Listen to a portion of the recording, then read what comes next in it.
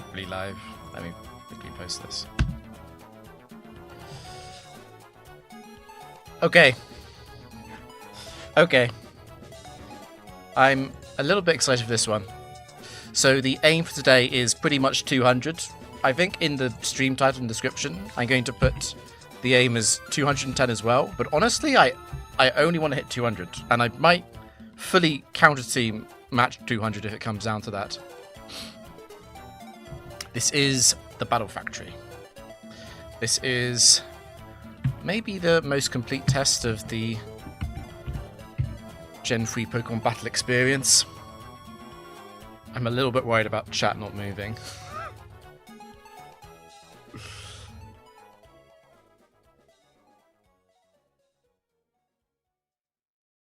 Guys, press 1. Am I live? I do not want to enter without knowing.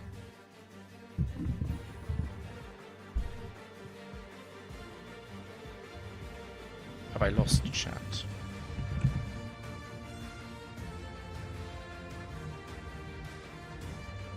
Okay, we're live. Is the Battle Factory.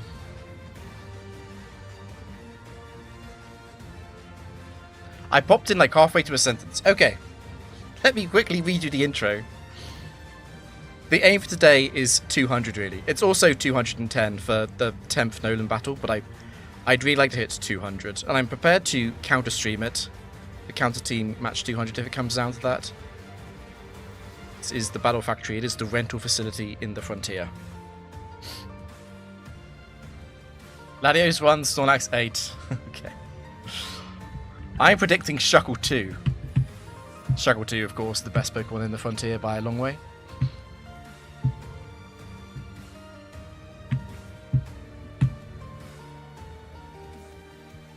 I do feel more awake than I did last week.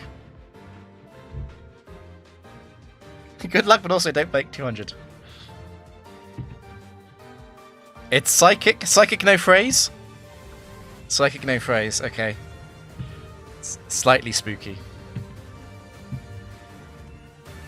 Exploud. Is it Exploud 2? No, it's Exploud 1. Exploud 2, the set seed. Ugh. Okay, two very similar Pokemon, but Kangaskhan is just better. It is Early Bird. It is Gen 3. Double Rest Talk. Okay, we are continuing with the not great Pokemon. I really don't want to take Doug Trio.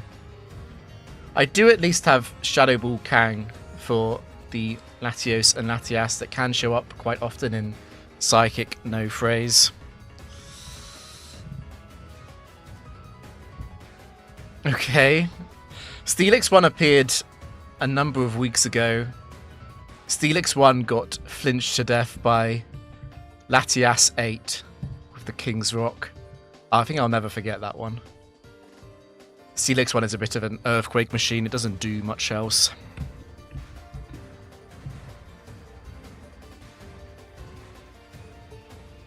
Why are you impish? Okay, it's choice band slacking. We might be saved. Choice band sacking lead. Finally. We could. Okay. Okay.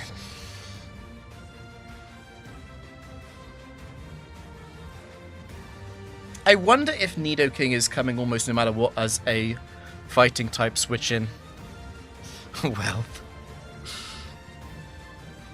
The streak is now officially long enough that it is polite to root against it.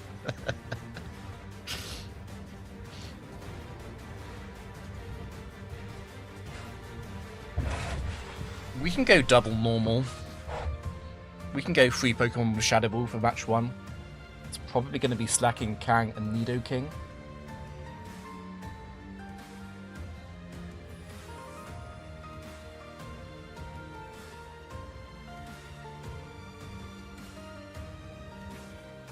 I'm a bit nervous about taking the Steelix or Doug Trio simply due to how many Psychic Pokemon do embarrass them quite badly. Made me think about the levitators like Claydol and the Latties.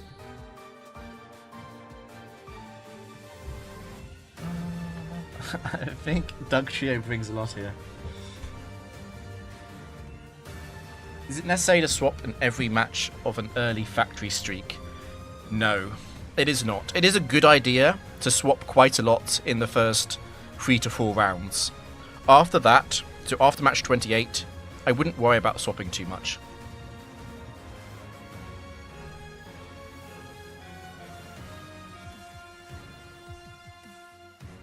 The Crusader Kings. I think it is going to be the 2 Kings and Mama Kangaskhan.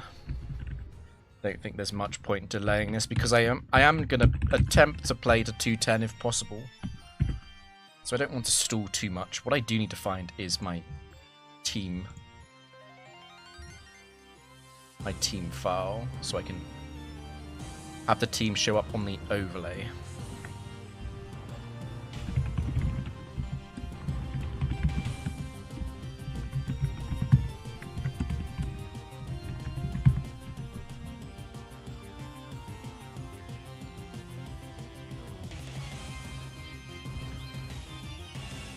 Optimal is a strong word. Is this team optimal? You could definitely make an argument that Steelix should be coming.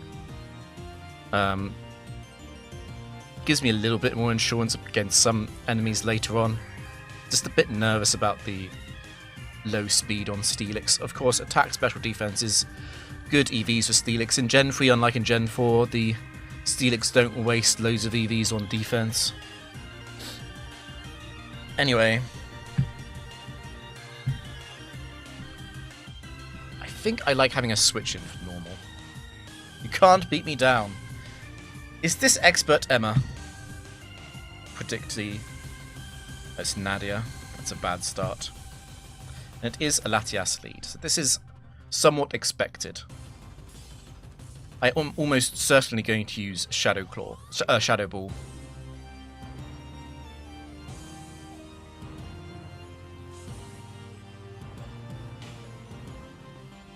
Just thinking, the worst thing that could happen here is probably Latias 8. Latias 8, critting Psychic or something. There is, of course, also... actually, the worst thing that could happen is Latias 5, Bright Powder, into T-Wave. And then I have to decide whether or not I'm staying in. Focus Band would also be a bit ugly.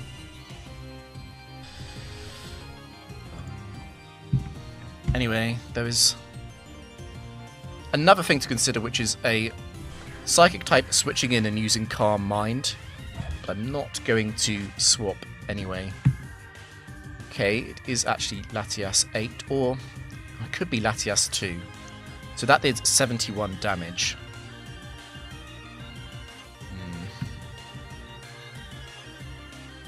It is Starmie. So we are on a truant turn.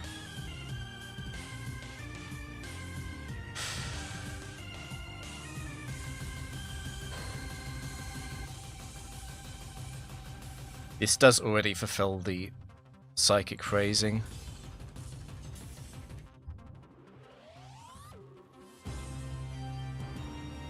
Normally I would talk more about the style phrase. I guess it's a bit less likely to be Starmie 1 and 6, right? Like the slow and steady moves, which are moves like Thunder Wave and Confuse Ray. And then also the endurance moves. So moves like Recover are slightly less likely here. But it could easily be them. I wonder if I stay in and get hit on purpose. It's either that or I go Kangaskhan. Kangaskhan isn't a great idea if it is a bulkier Starmie set. Even if it's like Starmie 3 or 4, I'm not guaranteed to kill with Shadow Ball. Kangaskhan can also switch in and get a Spadef drop from something like Psychic and then feint to the next Psychic. It might be worth losing Slacking, even if it is one of the more offensive sets here. Might also be worth putting Nidoking in. Nidoking is very likely to die, but then Kangaskhan gets in for free. Got to consider, if I swap to Kang here, I've got to think about a crit or a Spadef drop potential into Kang fainting, and then Slacking also has to get crit, and then Starmie will beat Nidoking.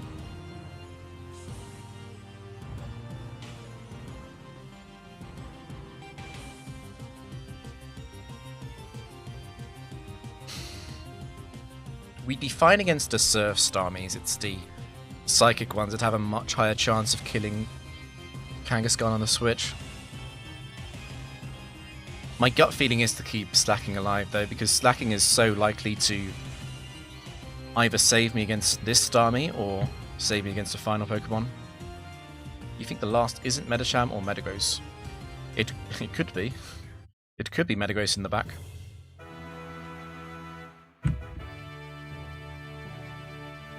It can't be a Pokemon with a fighting move, actually. Have to remember the Gen 3 switch in logic there.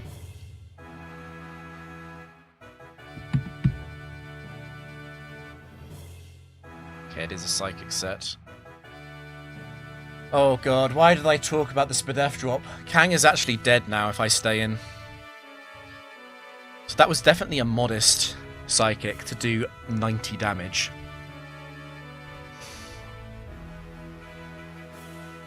Starmie 1, decently likely to go for one of the slow and steady moves. Obviously, Starmie 4 goes for Psychic always. And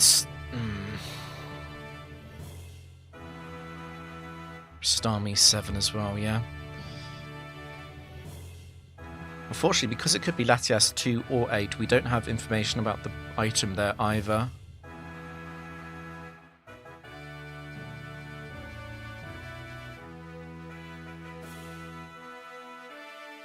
I am very worried about Starmie 7. It's not very likely to be Starmie 7 because it would want a Cosmic Power fairly often.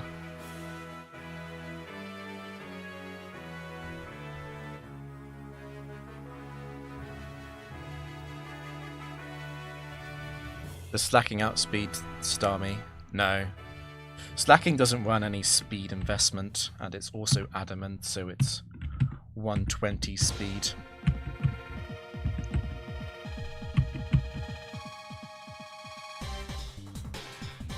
And if it's Starmie 1, which doesn't run speed, Starmie 1 is 121 as well, because of the free IVs boosting it over. 120 from base, 115.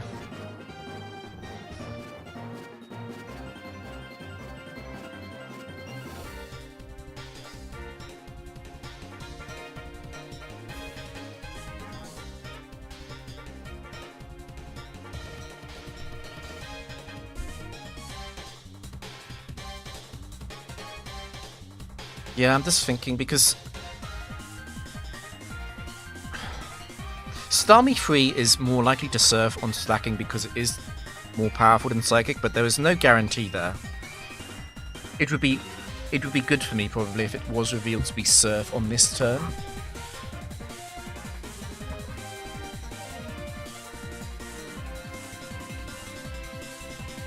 I'm considering putting Nidoking in.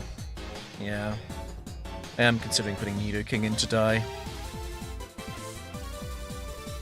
This is all spreadsheets and player knowledge, right? Honestly, at this point, it's not really spreadsheets anymore. While I do not perfectly know every set in the game, I have a pretty good idea about all of the important ones. So it's mostly just player knowledge and checking the AI behaviors, I would say.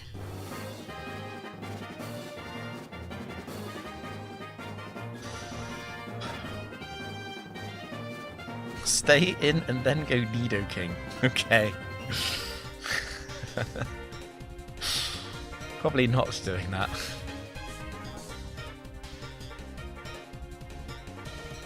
I think I am sacking Kang.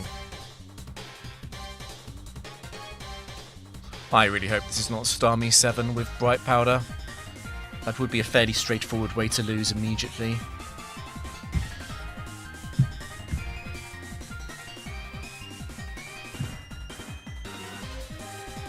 You always die there.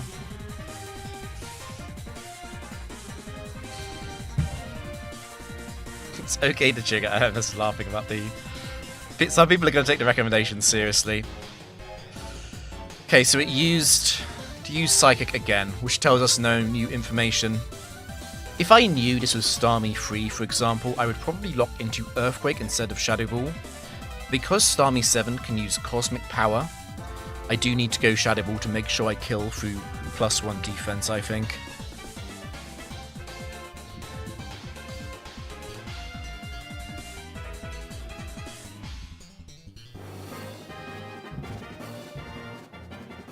Just don't get crit. Crit here is lights out if it chooses the attack and crits. Okay. I mean, this is a dodgy situation still. So you Psych again. It is very likely to not be Starmie 7, to be honest. It's also very unlikely to be Starmie 1. It is probably 3 or 4. It is probably actually 4, to not use Surf at all.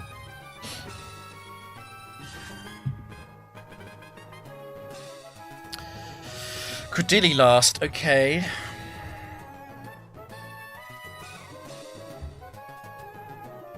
It can be any of them, right? Because we don't have any information on Starmie, it can be any of them.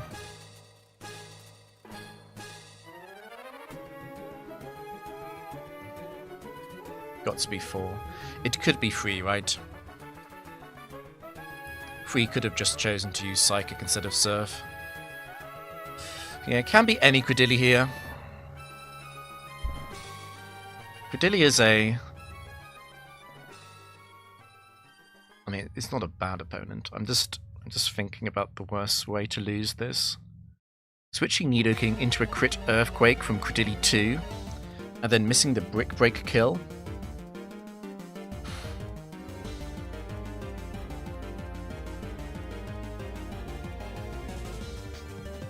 I guess there's also the potential of Credilli 1 getting Confuse Ray luck as well, right? I wonder if I stay in.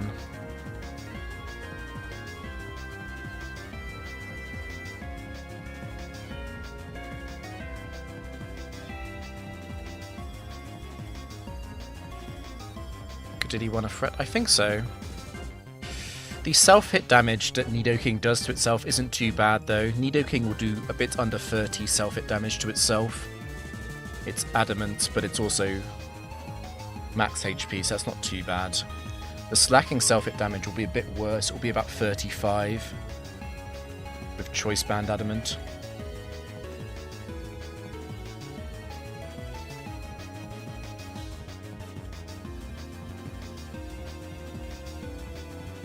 I think I want to stay in because of Credilli 2.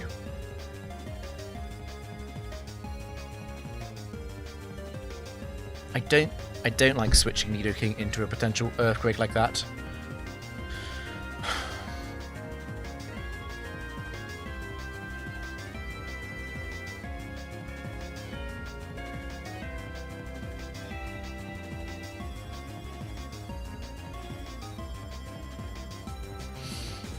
What I might end up doing is staying in and then switching. That doesn't seem unlikely either.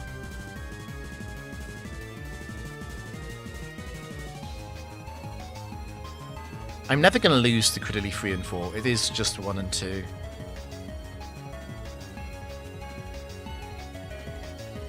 It's alright. The Swagger AI is broken on Credilli 2 because it's Swagger Psych Up. Let's stay in. Okay, it is actually Credilli 1. So do we want to get out of here? Probably do, but we probably want to do damage first. Don't think I really want to switch into a Confuse Ray, for example. It's gone for double. That's a bit of a pain, because we do not have Sludge Bomb.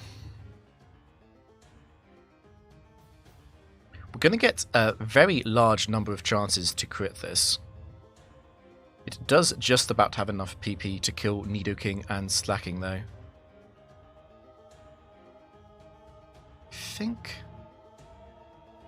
I think I like going Nidoking now. Losing to Gradilli 1 would be legendary. This is the problem with using Slacking, is the way that you give up potential free turns for setup after killing something.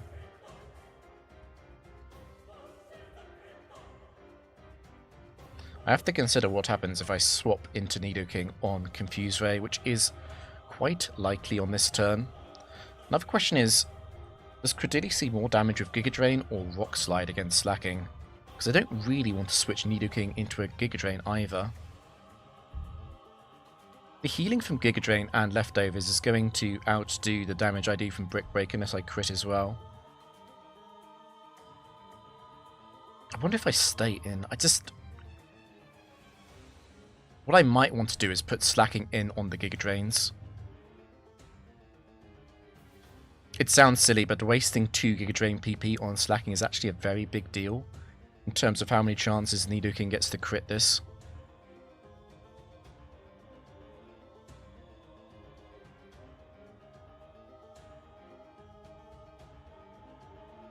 Credilli 1 is relaxed.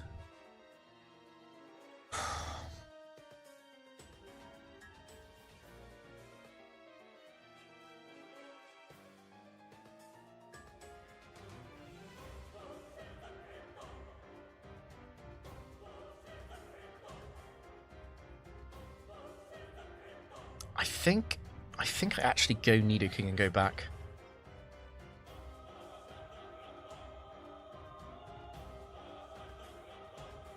I could actually waste 3 Giga Drains. The downside of doing that is that it means Slacking dies.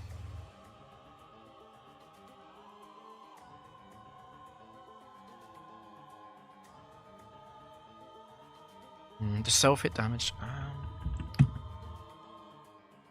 So let's say I get a normal number of self-hit turns. That would be 2 or 3. That will give me... It would give me 3 or 4 chances to crit, which is not great. If it's out of Giga Drains, that will be potentially 4. Still bad. Just trying to see a better line than this, because right now I'm probably about 50% to win with finding the crit, which is not very good.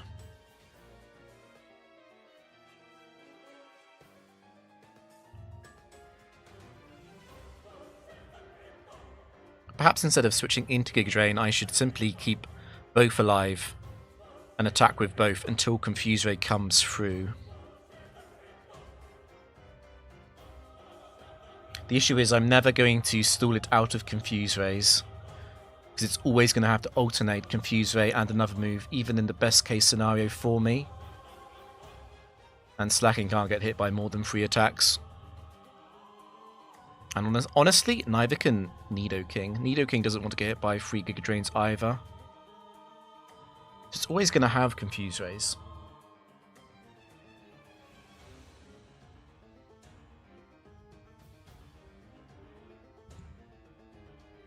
Check the AI on this barrier. Barrier has another bonus at full health, right?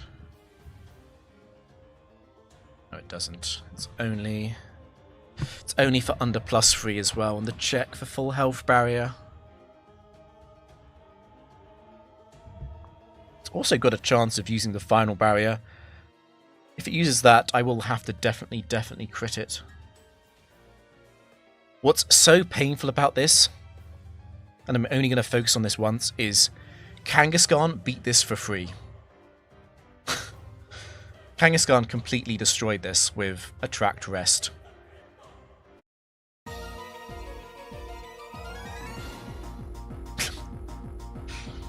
That Spadef drop from Starmie might be the death of the streak.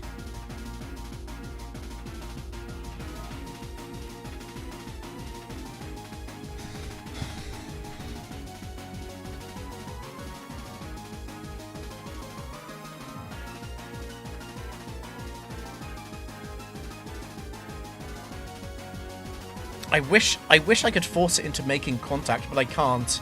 I'm never getting this down to struggle. And Giga Drain and Rock Slide are obviously both not contact moves, so I can't leverage Poison Point from Nidoking here.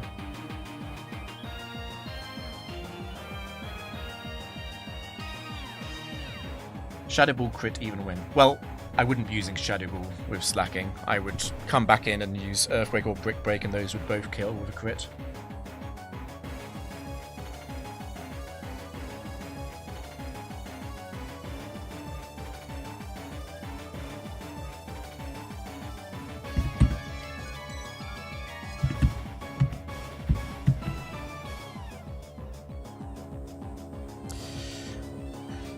Oh no. Okay. That's a very big deal. That's a very, very big deal in terms of potentially surviving in long enough. I do have Shell Bell. Honestly, the Shell Bell is kind of irrelevant though, because if I crit this, I'm going to win anyway.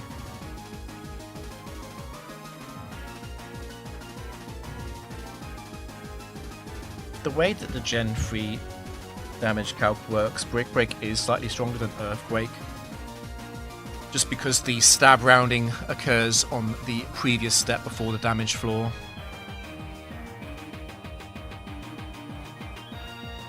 Credilli 1. This is scary. I do not want to get hit by another Giga Drain. At the same time, it can't be correct to switch, right? If I switch Slacking into a Confuse Ray and I self-hit, I will be dead on the following turn.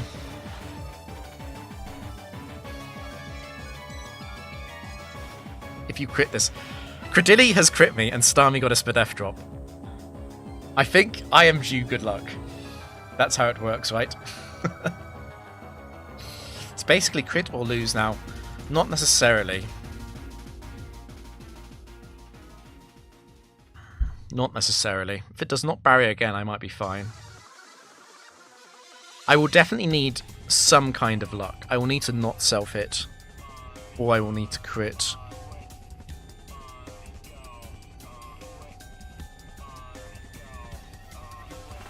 Don't think switching is a good idea because of Giga Drain having only 5 PP in Gen 3. But because that Giga Drain crit Nidoking, it is no longer a great idea. It is also bad luck because I know that Rock Slide was also very likely to be used against Slacking.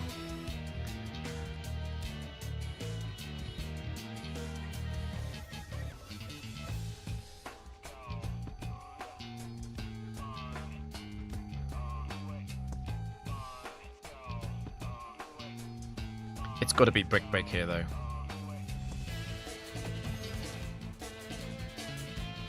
No crit. The Shell Bell healing is not that important. There is the Confuse Ray. So Slacking is very, very likely to be coming into a Giga Drain. Small chance of barrier.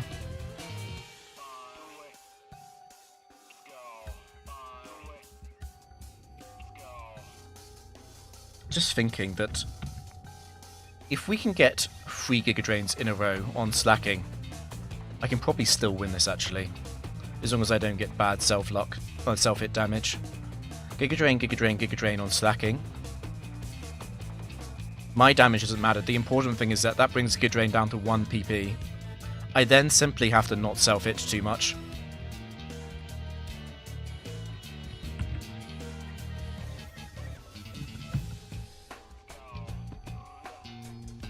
Don't crit.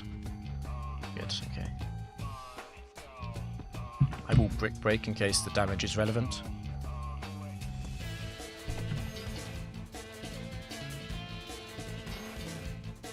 Okay, gives me another turn. That's another Brick Break. What would suck here is Confuse Ray. Confuse Ray would put me in a very difficult position. It can no longer use Barrier. Would I stay in if it Confuse Rayed here? If it goes down to 1 Giga Drain PP, I'm so pissed off at the crit on Nidoking. If Nidoking was at like 156 here, I think I'd be very likely to win. Because it would run out of Giga Drains.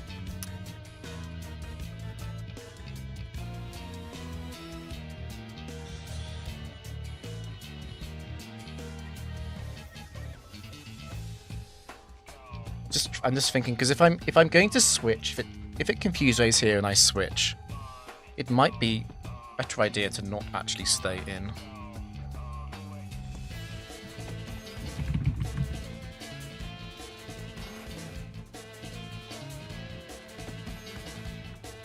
Oh no, it's not a confuse ray, it's Gen 3's confusion, okay.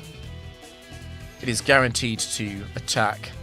The worst thing it can do then is use Rock Slide now. If I stay in. It would then have 2 Giga Drains left for Nidoking. That would be enough to kill Nidoking. How much more likely is Giga Drain than Rock Slide, I guess is the next question. Because Rock Slide is 25% more powerful than Giga Drain. But Slacking has about 27% less SPDF than physical defense. So Giga Drain is probably about 60% to be used on Slacking.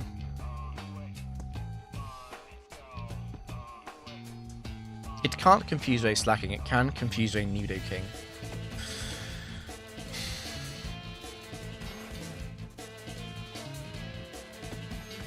Do I have to switch into a Rock Slide right now of Nidoking to win? Because if I do that and I switch back into another Giga Drain and I Brick Break,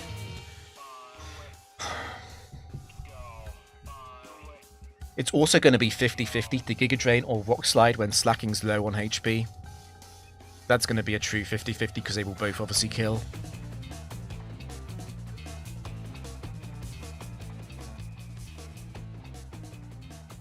I'm going to have to take a risk. It's very complicated because I'm not sure what the best risk to take is. If Credilli Giga Drains Slacking twice, I'm going to claim that I'm probably favoured. Because what's going to happen against Nidoking is that Credilli is going to start Giga Draining, Nidoking's going to go low, and then Credilli's going to start using Rock Slide. Rock Slide doesn't do much damage against Nidoking, and it won't be able to confuse ray Nidoking, because Nidoking will be too low on HP.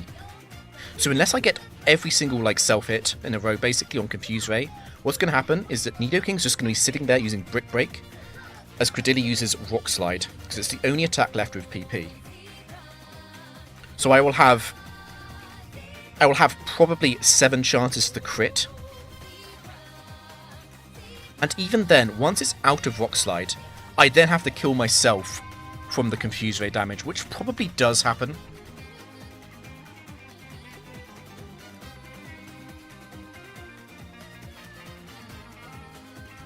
Check the Confuse Ray RNG. So the Confuse Ray, I'd be under 70%. So there's 50% chance of -1, and then another 50%, and then it would be -1 again.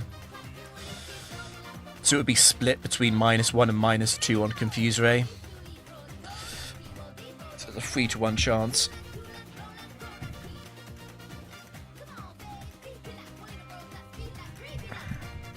I'm going to get a lot of chances to crit, most likely. The complicating factor is, if Credilli kills Slacking using Rock Slide instead of Giga Drain, I think Nidoking is just going to faint. I would have 2 chances to crit, probably. Can we do champion music? I'm just going to leave the autoplay on. Anyway, so that's one way. The other method is bring Nidoking in now. Nidoking getting hit by Giga Drain right now isn't a bad thing. I would go beneath 50%. And then I'd obviously be then going back to Slacking. It would be a guaranteed Giga Drain. I think that always saves Nidoking. That always saves Nidoking if I switch now. The issue is, I don't think using Slacking like that is... Well, I guess I could go back. So I could switch. The hope would be I switch into Rock Slide, then Giga Drain, and then another Rock Slide. And then I have Slacking alive to fix Confuse Ray later.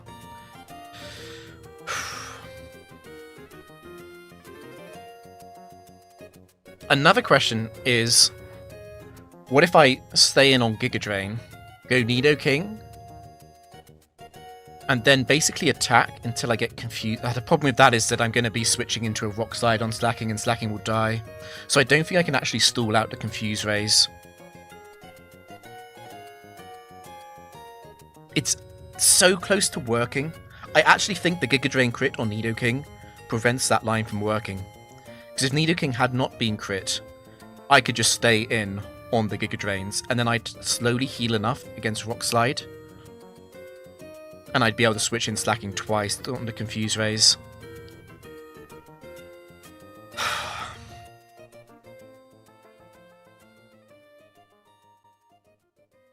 Gosh, that sucks. Yeah, that crit on Nidoking might be it.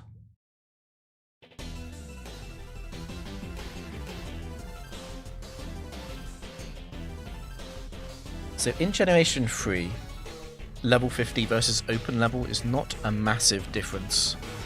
Level 50 is slightly easier because you don't have to face enemy Tyranitar and Dragonite, and you also don't have to face Pokemon like Suicune 6. But there isn't a massive gap. In Generation 4, if you're playing a factory, you should just play level 50. It is easier.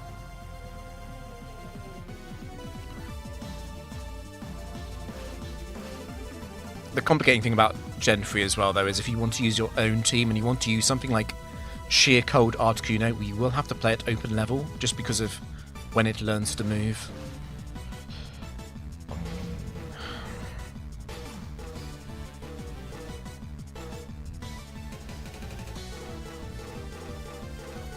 Well, I'm going to have to take some kind of risk here. I'm just really not sure what I should be doing. What's the difference with level 50 and level 100? It's basically the Pokemon available. So in Gen 4 Factory, you start off with weaker Pokemon, basically, and you know what the enemies are going to use for much longer. Gen 4 Open Level essentially jumps the first 3 rounds instantly. You start at round 4 of level 50, basically. And then in Gen 3, it's purely down to what Pokemon can show up, and in level 100 more Pokemon can show up, basically.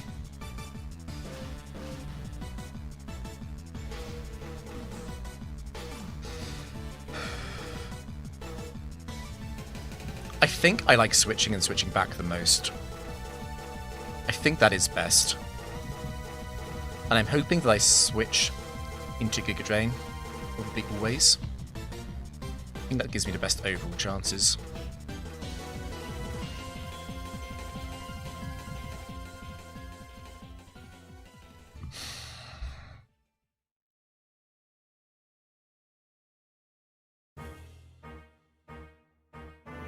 If you're after the gold print, I would say level 50 in Gen 3 is easier though, because you don't have to worry about what you're facing for as long there.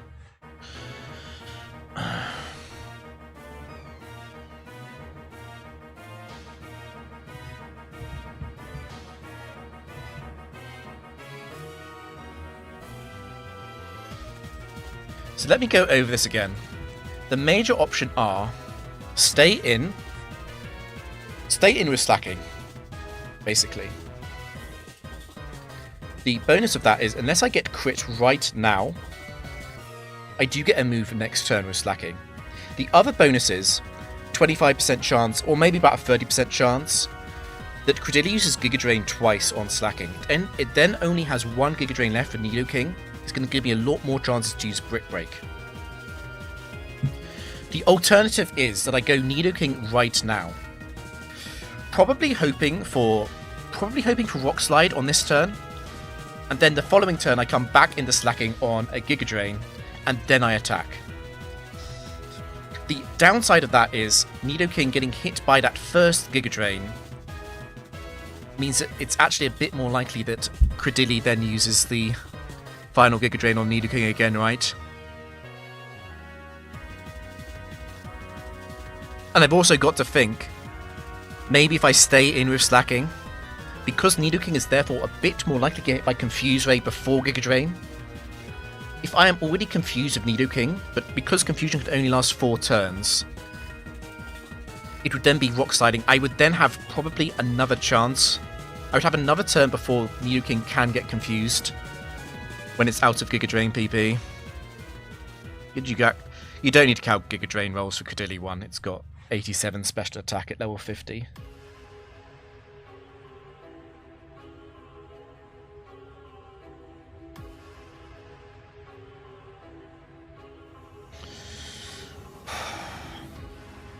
I think all lines are identical, right?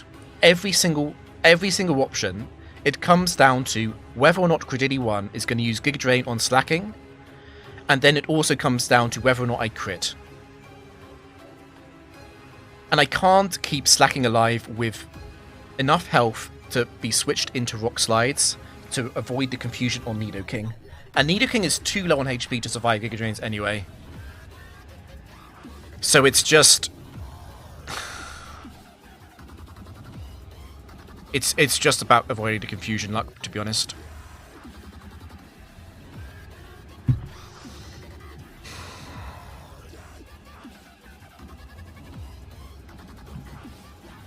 In which case I should look at something else then. Gotta think, what if Credilli crits Giga Drain on this turn? It's already done that as I switched out to Nidoking. If Nidoking gets hit by a crit Giga Drain, it's actually over, isn't it? It's over. Unless I immediately crit. I would have 2 chances. Of course, slacking, staying in and getting hit by a crit Giga Drain is also bad. But at least that way, it would have 2 Giga Drain PP left for Nidoking. It would have to crit one to stop me having more than 2 chances to crit it back. I think I stay in. I think the crit is what tips the scale. And I also think it might be identical to stay in and switch anyway on all of the Giga Drain options. I really, really, really need this to be Giga Drain. And I also need the next turn to be Giga Drain, to be honest.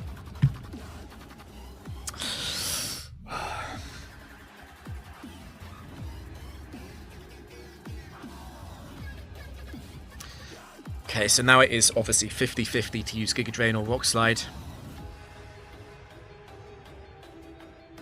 I think if it Rock Slides this turn, I lose. It's going to have 3 Giga Drains for Nidoking. Nidoking is simply going to faint.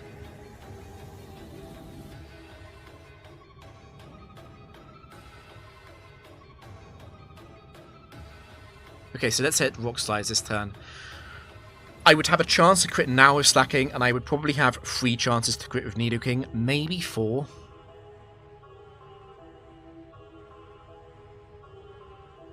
Yeah, no, I understand, Alexia. I'm not actually upset, do I? If I swap into Giga Drain, the problem is I would then have to swap again to waste the last Giga Drain, and then it would still have 1 left for Nidoking, and then it would start Rock Sliding. So, and if I do that, slacking doesn't get an attack in. So I would swap back, swap again. I would then get 2 chances to crit. So I kind of have to stay in, actually. It's basically 5 chances to crit versus 2. It might even be 4 chances to crit versus 2. There's also a chance that Credilli chokes versus Nidoking and doesn't immediately kill it and wastes time on Confuse Ray. And Credilli is more likely to Confuse Ray once I'm above 50% HP. So I have to stay in. It's my best chance. There's no way I switch now. Unfortunately, the Rock Slide last turn might be it.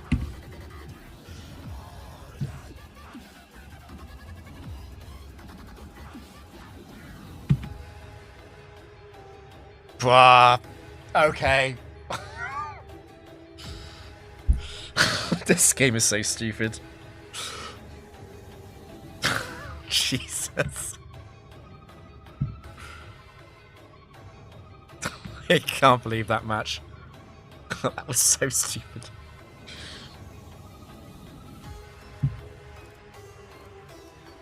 There's a lot to say about that. There is a lot to say about that between Latias 2 potentially quick clawing on turn 1. It might have been Latias 8, I guess. That did enough damage to Slacking where I had to switch out of Starmie. Starmie got the special defense drop on Kang, which meant that Kang died the following turn.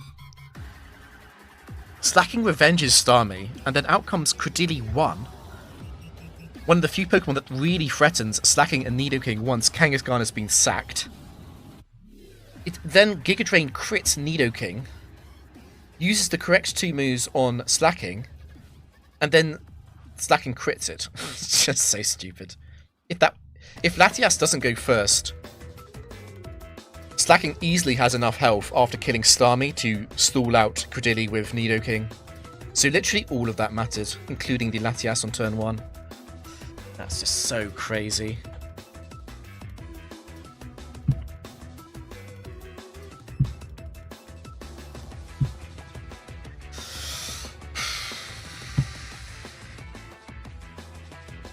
I have to take the Latias, I think.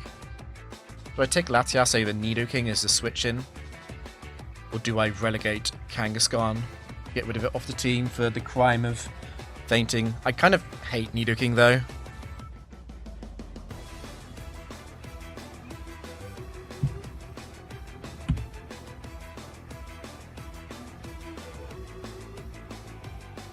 I think sacking Nidoking and then revenging with Slacking was better. And have 2 Pokemon the same type? Yeah, maybe.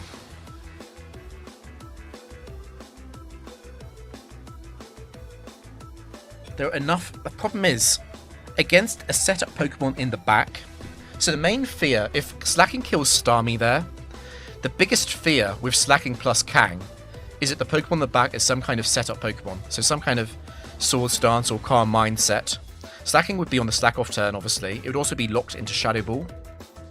They would be very likely to use their setup move. Kang is worse than Nidoking is in those scenarios, because Kang is just more passive. Nidoking does more immediate damage. The irony there, of course, is that it was a setup Pokemon, but it was a defensive setup Pokemon. It was not an offensive one.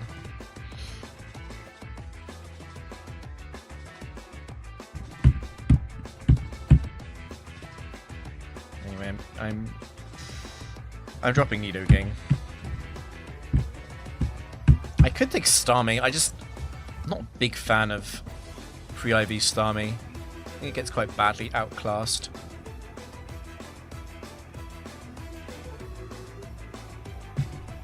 I also like having the fighting and the Earthquake switch in. Check what the Latias set is.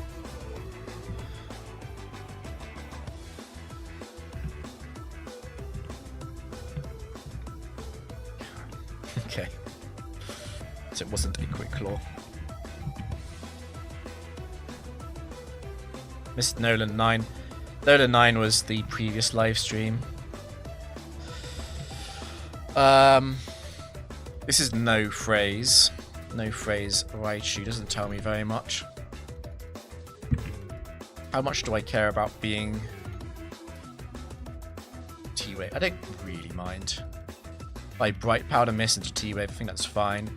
Raichu 3 is faster than me, and therefore is going to use Rain Dance. No, the worst thing is Raichu 1 with Double Team into Earthquake Miss.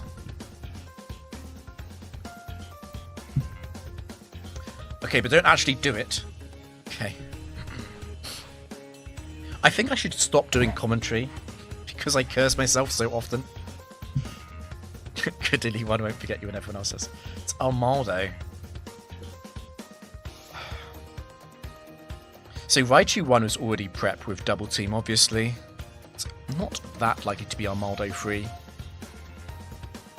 I don't really want to go Latias on a potential double edge from Armaldo 4 with Choice Band.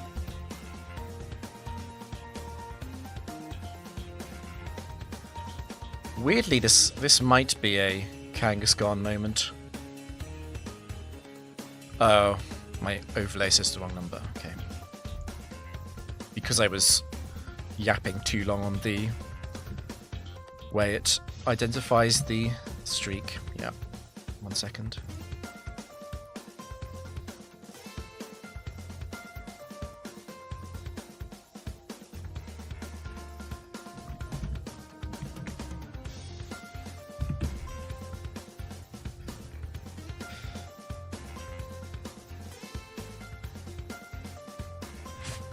Brick Break ones are more likely.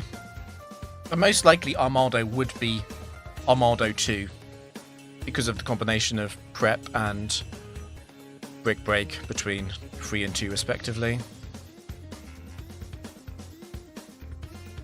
It might also be a good idea to just stay in, actually. I think against Armaldo... Against the worst case scenarios on Armaldo, I think I'd rather stay in. And Armaldo one's going to use Protect anyway.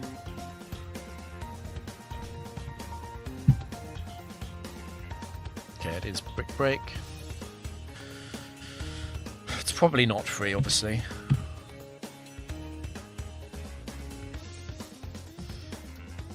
Okay, that's fine.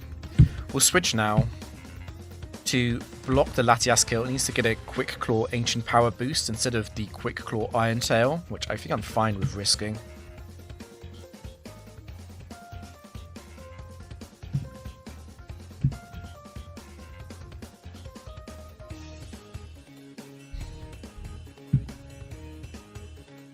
And Tentacle last. So Tentacle can Mirror Coat me, I just don't think it matters. I guess if it's Tentacle free... Tentacle free is a little bit annoying, right? Because... I could Shadow Ball. Even though it's faster, I could Shadow Ball. An underrated thing on slacking is just how incredibly bulky it is on the physical side. Let's just Earthquake. Let's just Earthquake.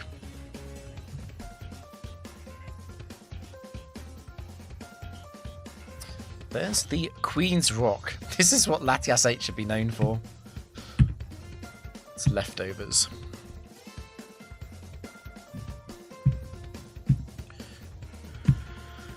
So what was that? It was Raichu 1. And I restarted the overlay, so it's not going to show Raichu 1 in the bottom right, where the enemy team from last match is. Fire type. If there was ever an opportunity to take Armaldo, it might be for that.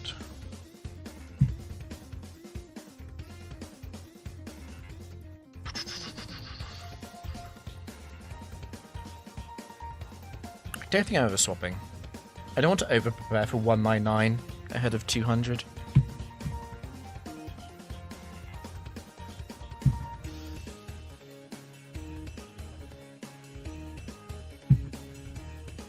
The Birthkeeper sending out Moltres on a fire spec. Nice. Moltres is unfortunately a little bit of a problem. Moltres 4 can actually quite badly threaten Latias. It can't be Moltres 4 though, because that's high risk. It's quite likely to be Moltres 1. I do want to just hit it, I think. I do just want to hit it and probably go Kang. Since Kang doesn't mind being burned as much. The Lumberry.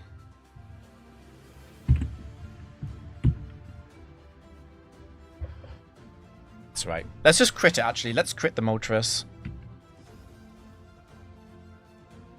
Didn't work. No burn. I don't fancy staying in. While slacking is still above around 80 HP, it's still quite useful in terms of being able to switch in as a reasonably fast Pokemon and also take a hit from a stronger Pokemon in the end game anyway.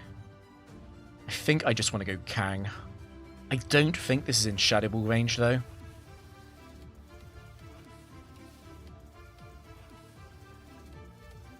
Just wondering about the Crush Claw miss. Could also go Latias. Latias being burned isn't that bad. I'm going to go Latias. The burn on Latias, it would be fine. It would take Earthquake and Aerial Ace out of being useful, but Latias 8 just using Psychic is also fine. I don't want to rely on Crush Claw, and I don't want to have Slacking stay in for a potential burn.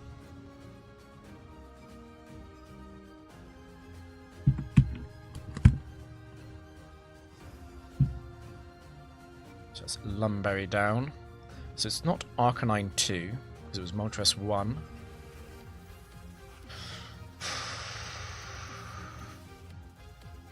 And it's not Arcanine 4 because of high risk. It's not high risk, therefore it can't be Arcanine 4. It's also a bit as like to be Arcanine 3 because of high risk. But Arcanine 3 and Arcanine 1 are crunch. There was no surprise about them coming in. It might be best to go... It might be best to go Kang. The issue with doing that is that Arcanine 1 is going to Body Slam.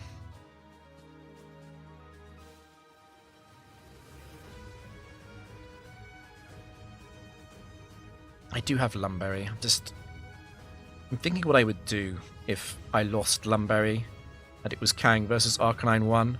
If it's Arcanine 3, that's fine. Because I can then just go either back to Latias or I can stay in. Losing Kang wouldn't be dreadful. If it E-speeds, though, I won't know if it's 1 or... No, 3 is modest. It's only 1 that would avoid using Crunch. Let's go Kang.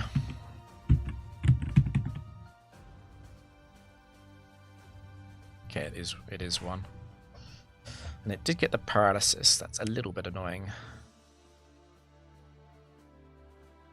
I might as well go for Crush Claw here.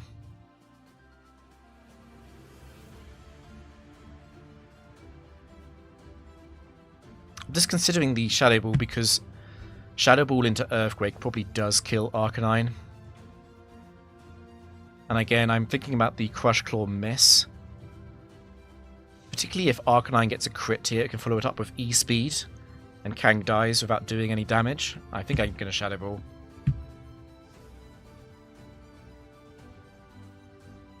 Okay.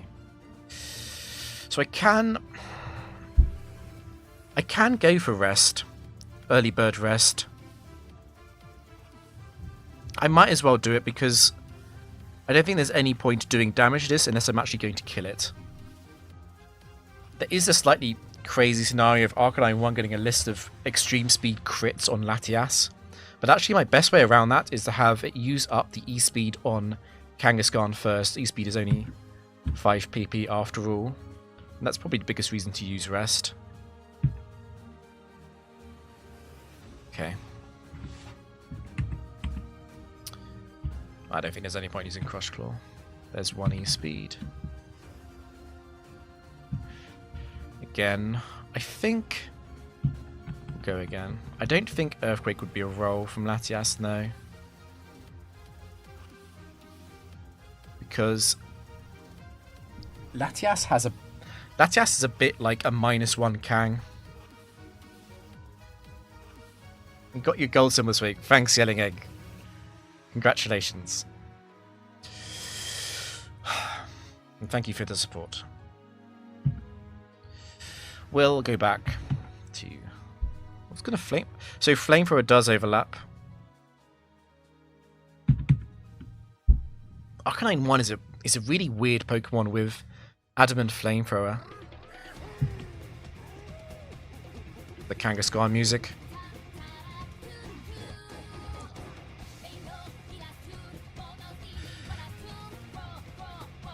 So again, Lumberry and King's Rock are out of action. It's also not high risk and it's not slow and steady.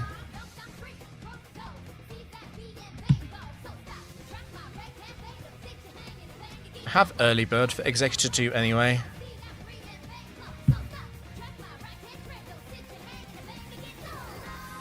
Okay.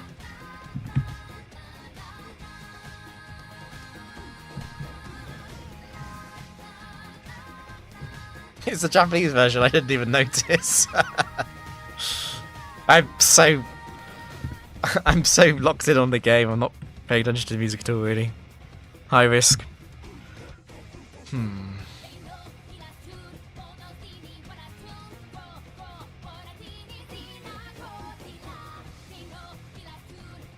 I'm much more of a fan of Arcanine 1 than most people, I think. I just don't think this team appreciates it too much. I'm a little bit worried about the set 4 waters and so on having coverage for Arcanine and Latias in the back, and then it's the same problem with Moltres.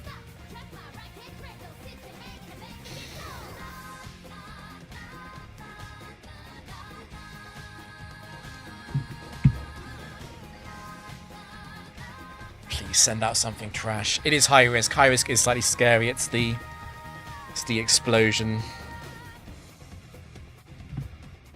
Okay, it's Quagsire. So, counter and double edge are the high risks moves on Quagsire.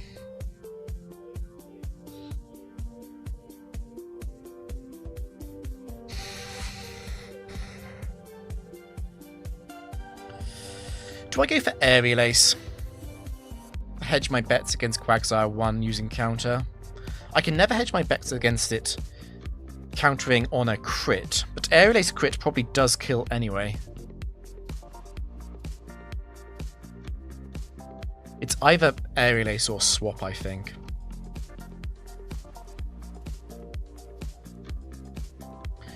I'm just a little bit nervous about swapping against Quagsire 3 using Curse.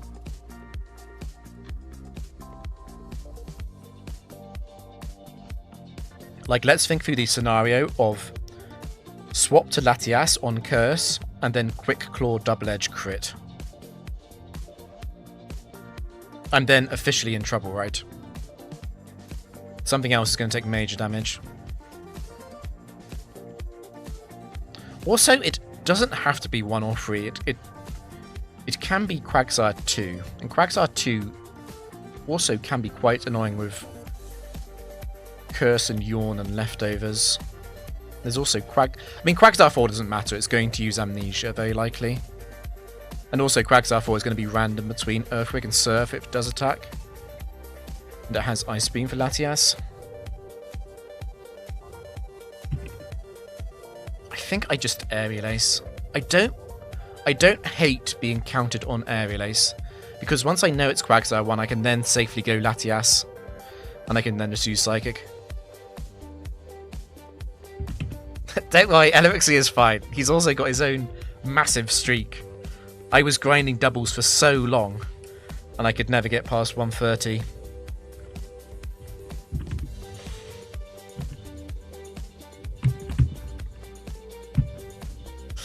Okay, it is free. That is bad, actually. The Quick Claw Curse is not something I really thought through fully, although there was no way around it, really.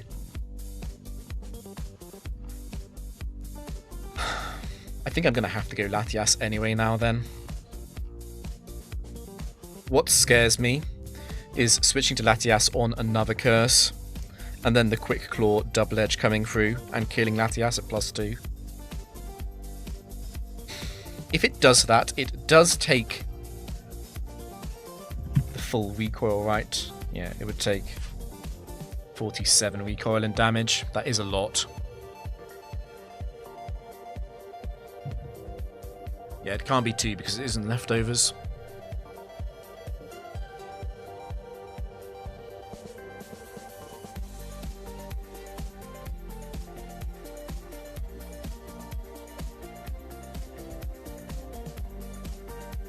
I could stay in.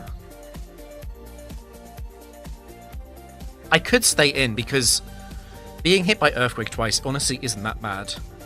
And Curse into Earthquake also isn't that bad. The issue is, if I stay in, I'm always going to try and finish it off with Latias, and Latias is always going to be vulnerable to the Quick Claw on that turn. Yeah, 47 recoil from here. It's going to be an Earthquake range, right? Even at +2 defense, it's going to be an Earthquake range. Choice Band Earthquake. It's weird. The slacking calcs are weird because slacking doesn't run any kind of attack investment.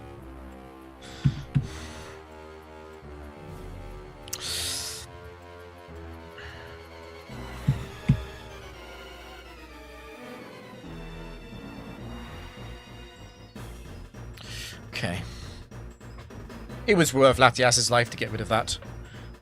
Quick Claw on a high-risk trainer is pretty damn scary. Locking into Aerial Ace is part of why I wanted to kind of switch out anyway, yeah.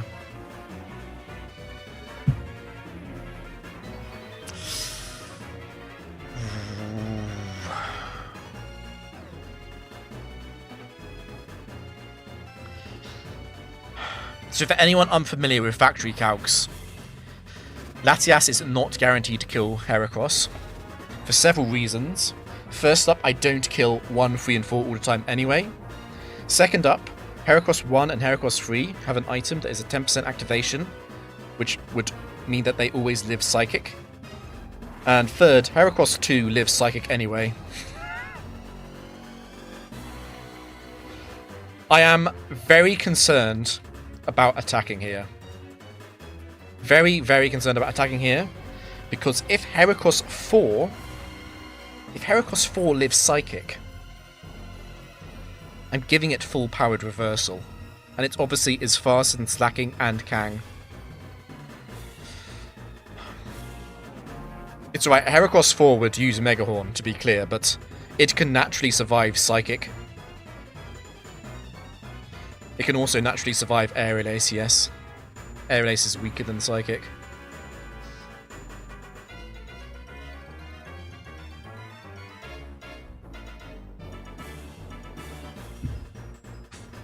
Aerial Ace doesn't kill, no. This is a problem with Latias 8. We just do not have high enough attack. Gotta remember, Aerial Ace is a base 60 power move. Even with 4 times super effective, that's only 240. It's not enough. No worries. Thanks, guys. I'm thinking about switching to Heracross. I mean, not...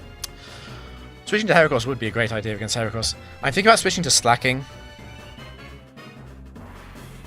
The downside of switching to Slacking is that Heracross 3 can use Brick Break here, because Brick Break does kill Latias, and Heracross 3 would be faster than Slacking, and Brick Break would be a roll to kill.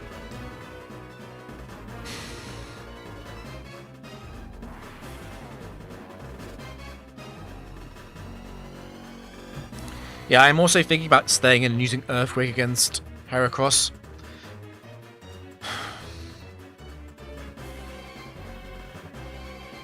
It would be Earthquake because of King's Rock.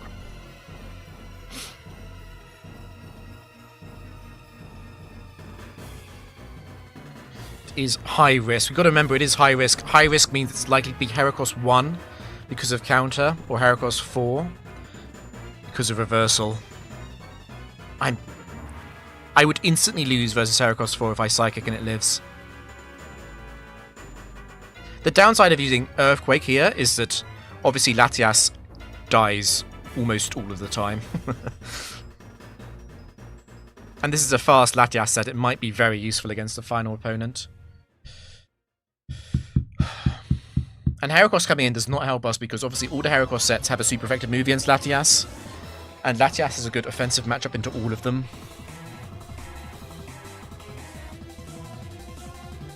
The highest upside play would be going Slacking. It's also the highest downside play though, because of Heracross 3. I wonder if I actually go Kang.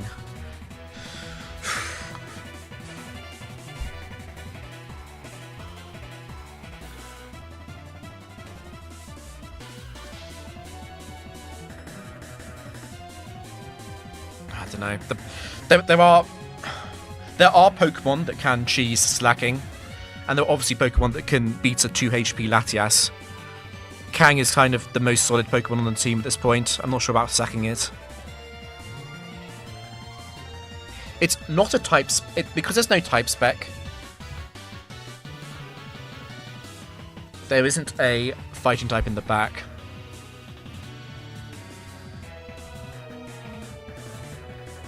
Does Heracross 1 Rock Tomb the Slacking into a Brick Break kill? Heracross 1 is very, very likely to use Rock Tomb on this turn, yes, because it both lowers the speed of Latias and kills it. So yeah, Heracross 1 getting the Rock Tomb on Slacking and then also following up with a crit Brick Break, or a Focus Band counter on Aerial Ace is bad. Unfortunately against Heracross 1, I cannot do anything against the potential Focus Band counter. Oh.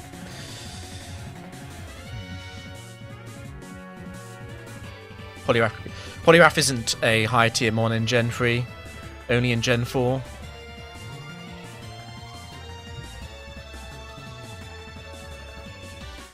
I'm leaning towards Earthquake.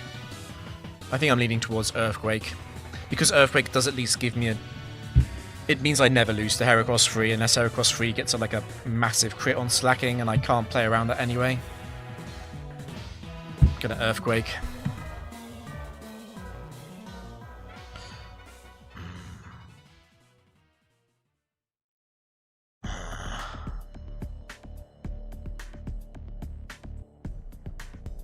I'm wondering if that's Heracross 2. I'm also wondering if it's Heracross 1. I think Heracross 1 would take less damage than that. Heracross 1 is max defense. Heracross 2 is max HP. And the other two don't run bulk. Yeah, I think we will always go for the Aerial Ace here. It might be Heracross 1, but I would... Even if I know it's Heracross 1, I'm still going to use Aerial Ace, I think.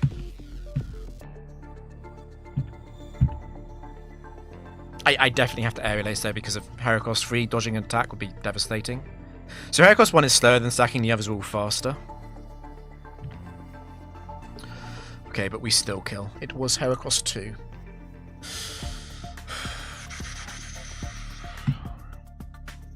We only kill there because of the choice band. So Heracross 2 was not high risk, and Quagsire 3 was at the start, which is also high risk. So this has to be a high risk Glalie, which means this has to be Glalie 2 or Glalie 3. It has to be Explosion or Double Edge. Now, Glalie 2 will not explode when it's a final Pokemon like this. And I still have another Pokemon alive in the back, which is Kang.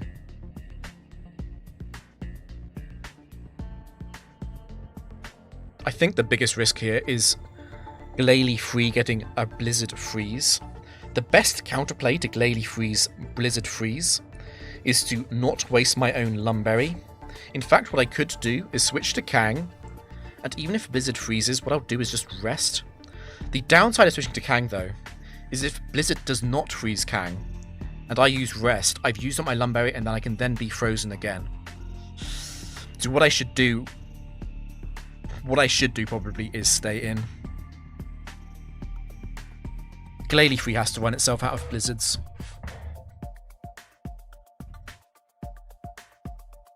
Can the Battle Frontier cure my depression? No, I'm sorry. I'm sorry. I don't think that's something the Battle Frontier can do. If you take delight in watching others get haxed, you can watch other people play the Battle Frontier. So if it's their final Pokemon and it's your final Pokemon, Explosion goes to -1, which means it can be used. But Glalie 2 would be using Body Slam on Kang. What about Attract if that's possible? We could Attract. That's not terrible. Okay, it's Glalie 2. Okay.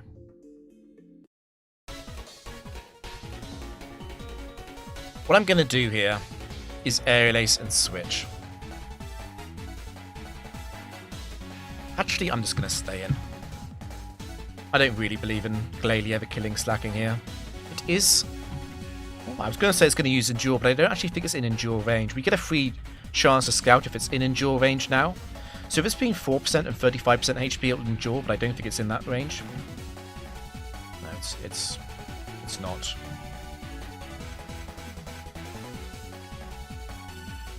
Simply eat the choice band and click Brick Break. That'd be fantastic. Oh, thank God, that's 200. I'm actually quite happy about that. No types. The pressure is off now. I don't mind if I lose anymore. I really wanted to hit 200 for a reason that will become obvious in the close future. Okay. Okay, but we refocus. We refocus. Are we swapping? No. It was Heracross 2. Heracross 2 is a funny Pokemon with max HP, max speed. But we don't need it.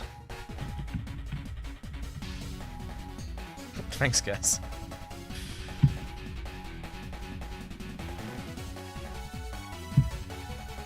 Taurus. Fortunately, with Intimidate, we do not kill.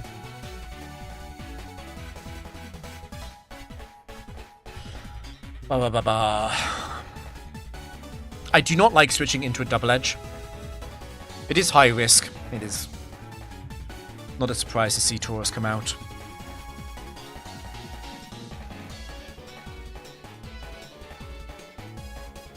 $280.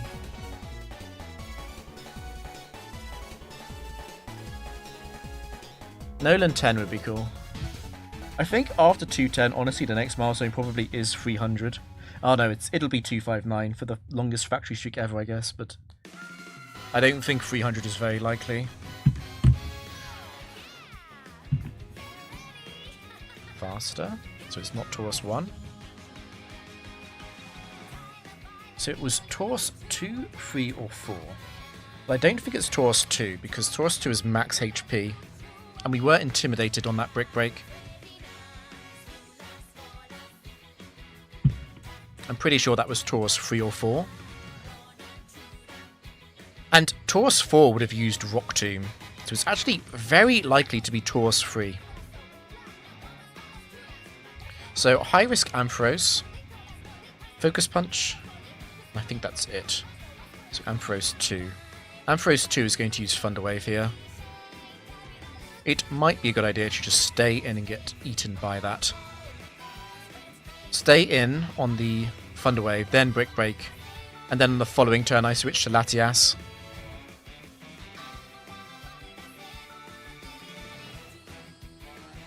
A specific site. There are sites. So the Battle Factory Buddy does it, and also the official Damage Calc website does it. There's also spreadsheets that list out everything. The overlay I've got on my stream is just something I wrote myself in JavaScript though. Yeah, I don't think I want Latias to be paralyzed, and I also don't like going Kang, because Kang is going to heal the Thunder Wave, yes, but then it's just going to Thunder Wave again.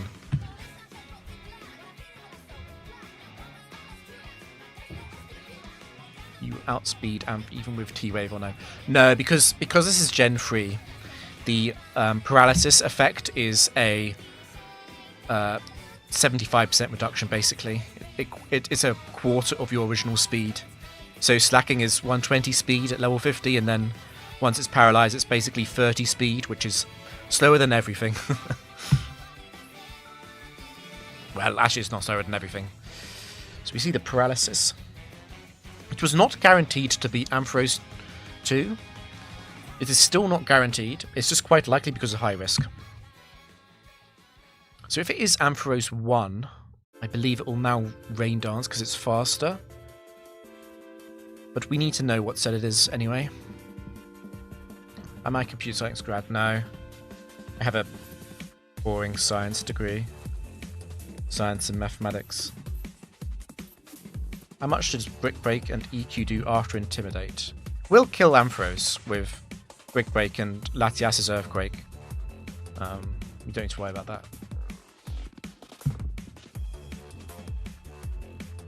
Okay, so Thunder Punch is Ampharos 2. So Ampharos 2 does have Bright Powder, which is a potential downside of trying to go Latias and using Earthquake. Having said that, I think I'm still doing it.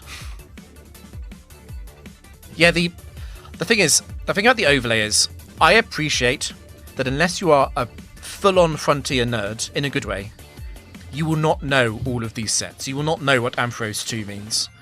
And I just think it makes you appreciate the stream more to understand and follow what's going on, I think. Whereas like if I was playing like the main game, you wouldn't be so concerned about what moves like the enemy Steelix has in like a gym or something. I do need to make the detection part of the overlay public. This is an ongoing thing I keep saying I have to do, I know. Bright Powder is fiction, again, exactly. Just don't get paralyzed.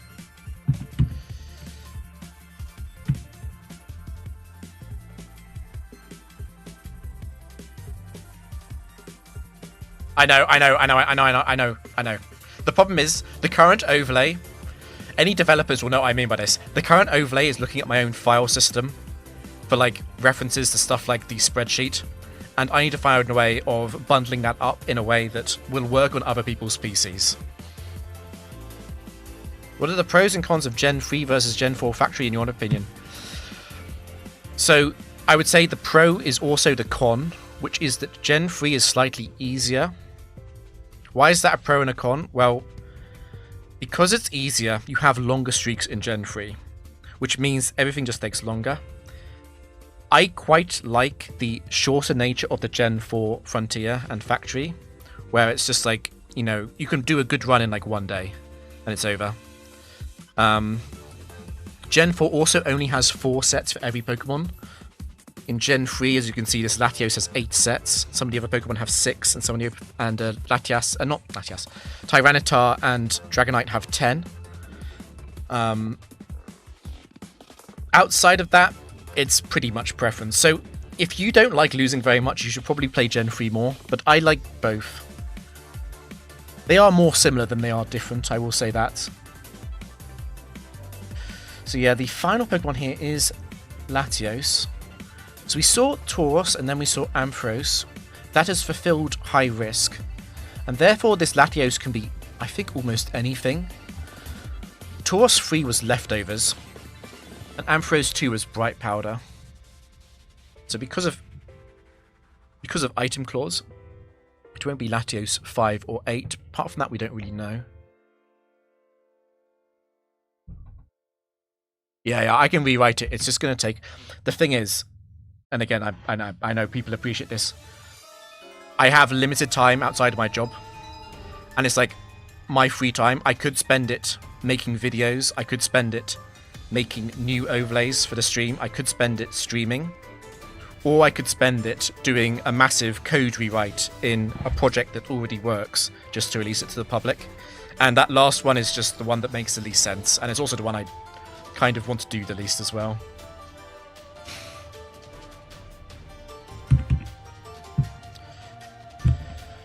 Yeah.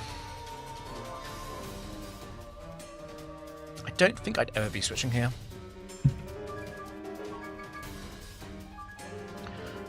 Okay, we crit and kill. That doesn't tell us very much at all. Even the bulkiest Latios sets can faint to a crit. Actually, a little bit annoyed that I crit this, because I might want to have taken that. Like, if that was Latios 1, I want it.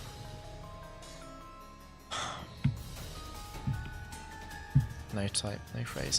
There's only 2 matches left. Maybe I shouldn't have used Shadow Ball.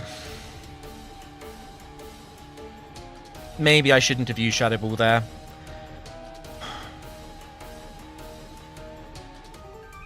Mystery box it.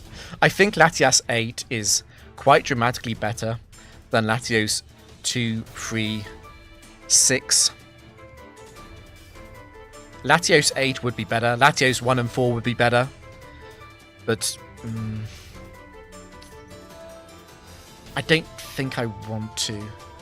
The other Pokemon was Tauros 3 and Ampharos 2. Tauros 3 is not a bad Pokemon. I just think I have a good team already. Fast. Could go double Lati. I mean, slacking Latias Latios is a real team. I just think we're disrespecting early bird Kangaskhan with that. 31 IV early bird Kangaskhan is a bit of a monster in terms of how hard it is to kill.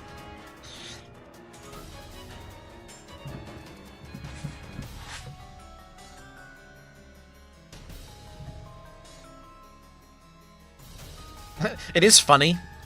The funny thing is, this is even true in like Gen 4 and even somewhat in Gen 5, is that Latias and Latios on the same team, particularly in doubles, is quite real. It's actually quite strong. It's the bro. Okay. Not much information on the bro. I do want to just Shadow Ball it, I think. So Slowbro 1 runs HP and therefore can live. But the others will all die to it, I think, because they're all special defense invested, and Shadow Ball is a physical move in Gen 3. When does Noland10 show up? Noland10 is at 210 wins.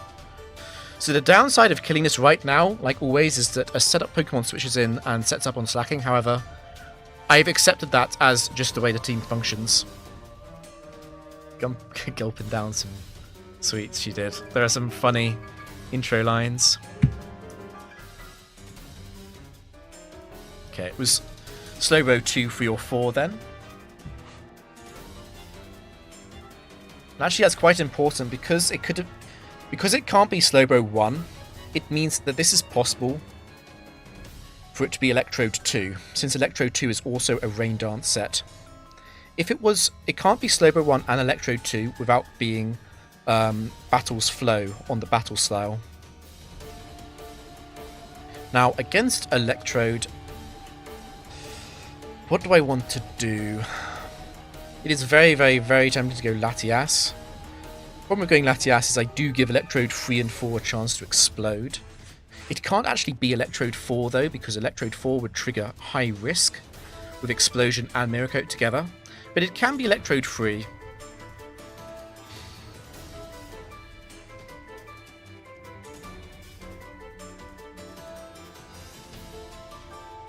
I like the Lexi, the Battle Frontier trainer Lexi says, "Do you want to see a scary Pokemon before she fights you?" I think that's a good one. Electrode 1, on the other hand, is just going to use Protect. I could stay in here. The worst Pokemon to stay in against would be Electrode 2. Just because I'm giving it a free turn. So, factory question, if a Pokemon has 10 sets, isn't it more likely to show up? Yes. The answer to that is yes. So, for example, Latios has 8 sets. It makes Latios more common than Espeon, which only has 4 sets. That is correct. Could it explode on turn 1? It could. There's about a 7% chance Electrode 3 explodes on turn 1. It's not actually 10% because of Thunder Wave also being a valid option. I'm going to go Latias, I think. It is Electrode 2.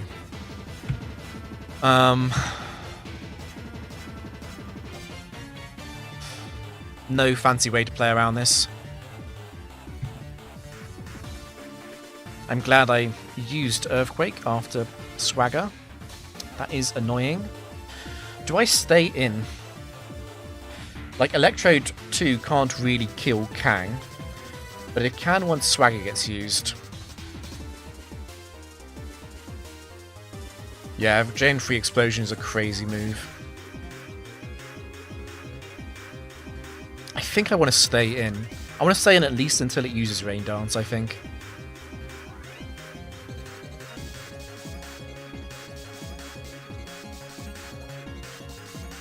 Okay. Yeah, once it Rain Dances, I think I would have to get out of there.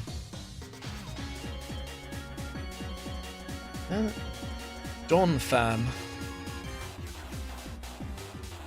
Can be any of them.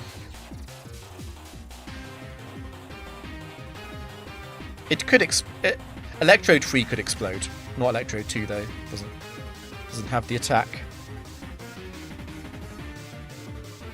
I really like staying in and just attacking this, to be honest. It feels very difficult to lose here. I am very aware of the Fisher sets though. Perhaps I should keep Latias alive so I can be swapping into Earthquake and Fisher from Donphan 3 and Donphan 4. The downside of that is I would then be swapping out of Rock Slide or Iron Tail, which do too much damage to Kang. Not too much damage to Slacking, but because it's Gen 3 and not Gen 4, it's not more likely to use Fisher than Earthquake. I don't think it's actually valid to do that for up to 10 turns.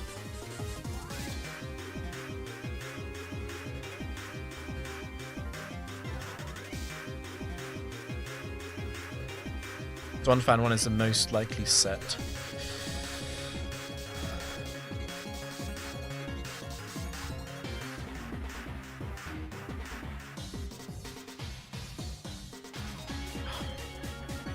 I don't think so, right? Because it can be Slow and Steady. Because that was Electrode 2, which is Slow and Steady with Swagger. And it could have been Slowbro 2 or 3, right? With Yawn or Attract. And then Donphan 1 would complete Slow and Steady. I don't know. It doesn't desperately matter though. The main question is whether or not I try and switch stall this. I think I like switching out no matter what. I think I'm going to go Kang. If this is Donphan 3 or 4, I might consider doing the full switch stall. Oh, there are 2 quick claw sets, so it's some kind of item clause thing. Understandable. So that was Rock Tomb, which is Donphan 2. Donphan 2 is never going to win this. Outside of, like, unbelievable flail luck, right? Like, Slacking hasn't taken damage. So actually, as long as I bring it down to 1 HP with Latias, I always win, because Flail crit won't kill Slacking.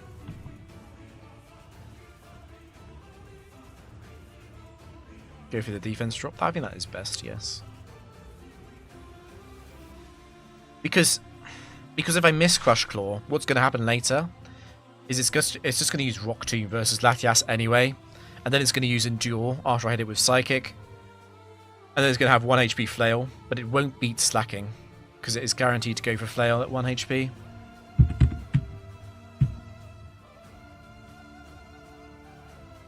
And we do hit it. So it will lose to Latias now. I actually want to die. Just want to get Latias in safely. Go Latias here. It has to go for Rock Tomb. And it dies.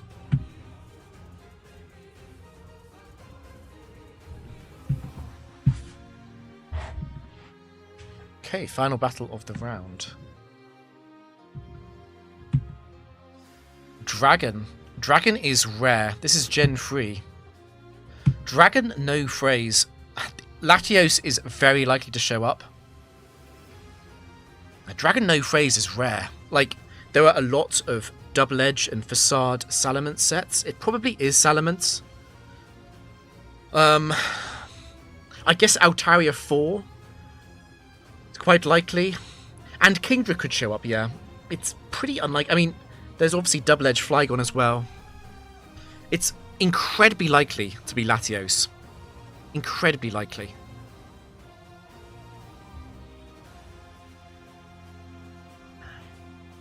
So actually, we know more. Because that was Donphan 2 with Quick Claw, we know it wasn't Quick Claw Slowbro, so it must have been Slowbro 2. It must have been. Slowbro 2 is actually not bad against Dragon. Slowbro 2 has Ice Beam, Leftovers, Yawn, and Calm Mind. I might actually take Slowbro 2, and I might take it over Slacking, just because I'm a bit worried about the Slacking versus Salamence lead if Salamence has Bright Powder.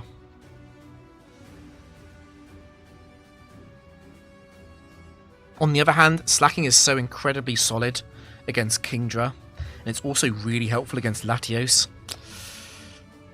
I could consider dropping Slowbro for Kangaskhan as well. I could also consider dropping Latias for Kangaskhan. Did overlay pick on the Dragon Hint? Yes, it does. It reads the text on the stream.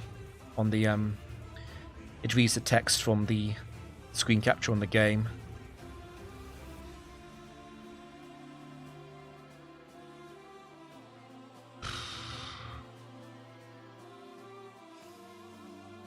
I might actually be most scared of Flygon because of the outspeed issue.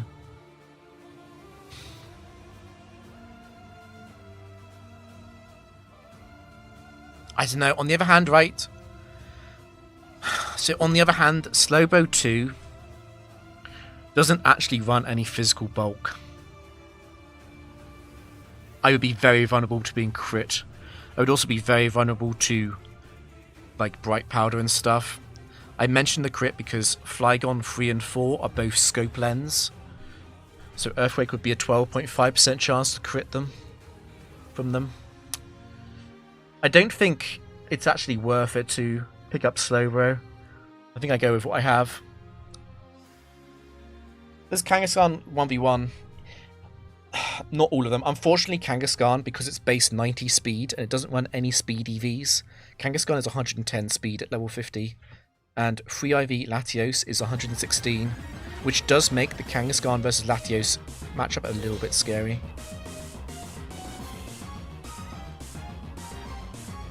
Do you only stream to one time at Twitch or YouTube? Yes, unfortunately my internet is not good enough to do a dual stream, and I'm not paying like 150 quid a month to pay a provider to do it for me.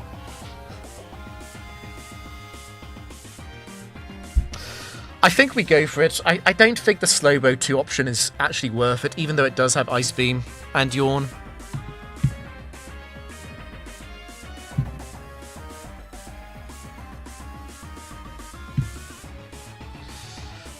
Okay, Dragon type Entei, yes.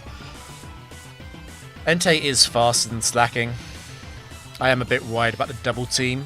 Double team to Earthquake Miss would be a very, very bad start to the game. I know both Pokemon on the back have to be dragons, obviously. The good news about Entei is that if it is Entei 1, 3, or 4, it does at least make total prep moves in the back less likely. This reduces the chance of something like a Dragon Dance Elements. It also reduces the chance of Dragon Dance Altaria. It also reduces the chance of Calm Mind Latios. It's Paradox Entei, that's also what I was thinking, yeah. Also reduces the chance of Dragon Dance Kingdra. I think I have to Earthquake here. The downside of Earthquake is because it's Dragon. Obviously, Flygon, Altaria, Salamence, Latios, these all avoid Earthquake if they switch in. I would be forced to switch if those came in. And those could also be setting up. So this is, like, actually not great. Tap for Burning Bulwark, yeah. At the same time, like, I can't switch, can I? Can I really go Latias? If I go Latias on Entei 4 and it bites, if I go Latias on Entei 3 and it starts using Double Edge, Latias on Entei 1... wouldn't be bad.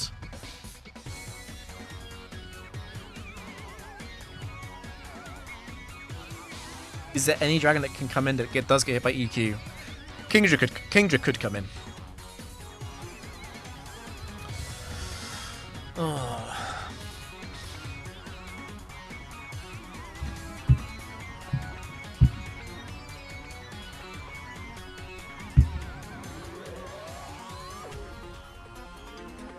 Kingdra is not very likely to come in, no.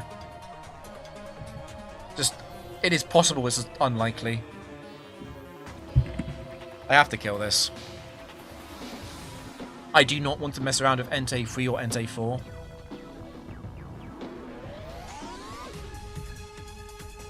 It's actually Entei 2.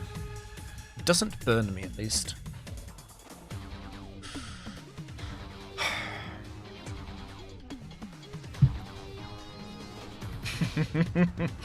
Yeah.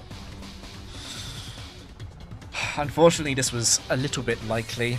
It is quite likely to be a Brick Break set as well, which is Salamence 7.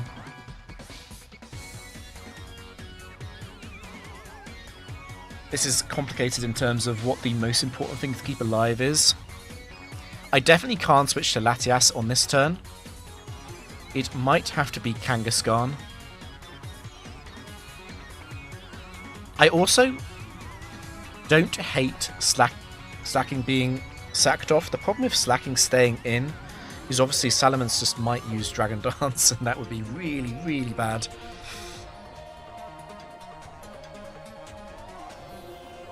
Yeah, it can't be 4 and 5 because there's no Bright Powder.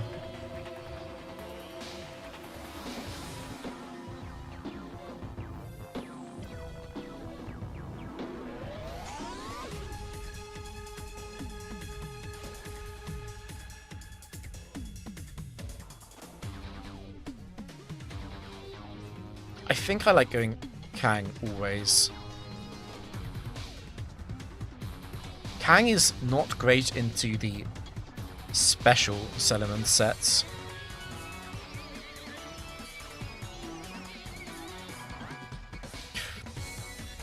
It's actually quite scary, right? It is most likely to be Salamence 7, I'm sure, because of super effective. on Brick Break. Would I come back to slacking if it was Element 7? Would I attract?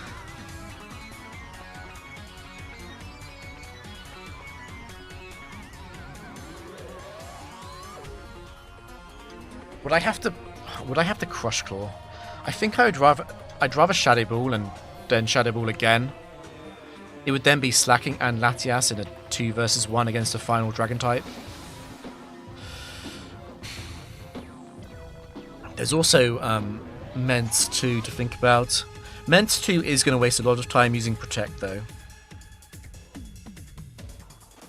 And the Tract is quite good against that. Yeah, can rest. The problem is the modest Salamence sets will free shot me with Dragon Claw.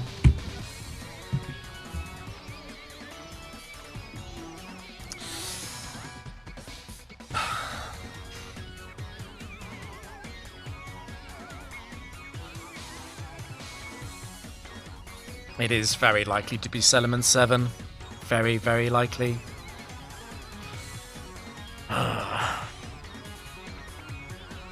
There's another wrinkle on this as well, isn't there?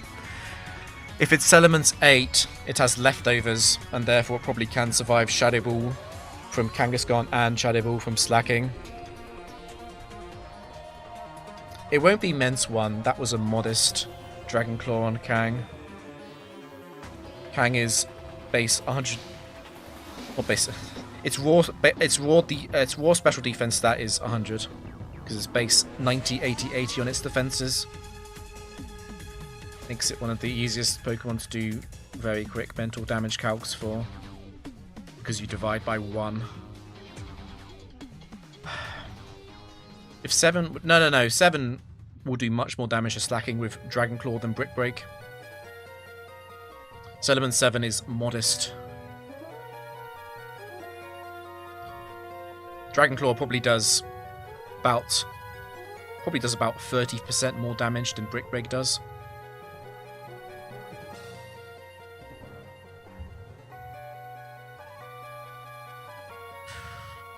Salamence 8 can also use Attract.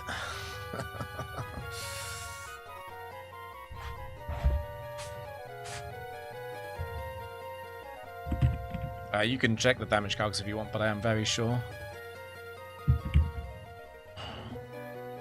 Do I Crush Claw? Missing Crush Claw would be devastating.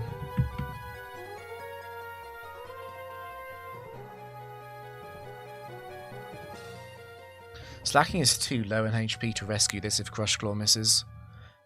At the same time, if this is Salamence 8, and I do not get a good Shadow Ball roll, I'm in trouble.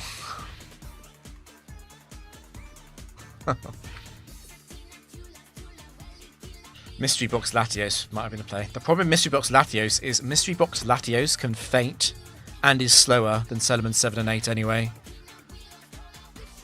At least Latias 8 survives the Dragon Claw.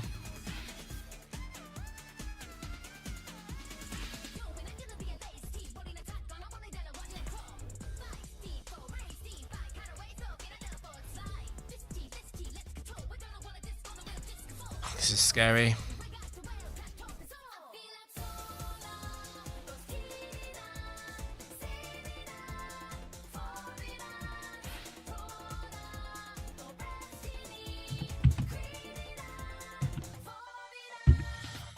I'm also very, very, very scared of Salamence 8 against Latias because of Attract. It can Attract instead of Dragon Claw, and then it can actually beat it. Oh my god, do I have to Crush Claw here?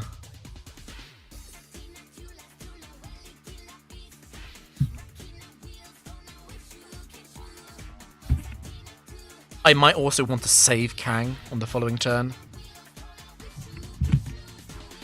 And 1-3-4 on slacking. It's not going to work out, is it? I'm slightly too low. I don't like Attract when I'm slower.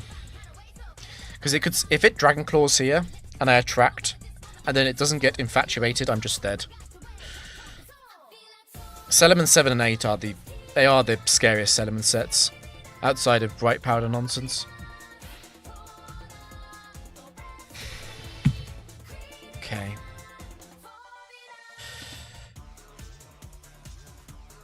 It's Elements 8. That's so scary. That's so scary. I'm so glad I hit.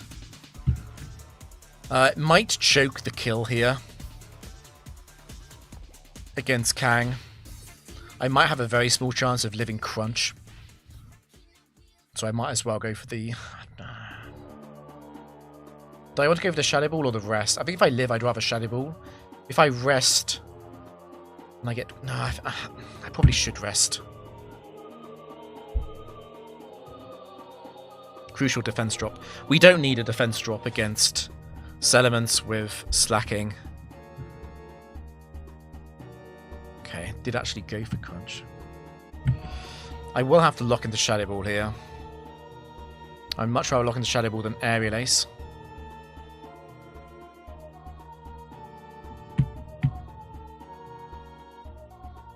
Yeah, I think rest in case it choked was good. I was a little bit worried about the leftovers healing if I did do that, but I think it would have been fine. Let's Shadow Ball.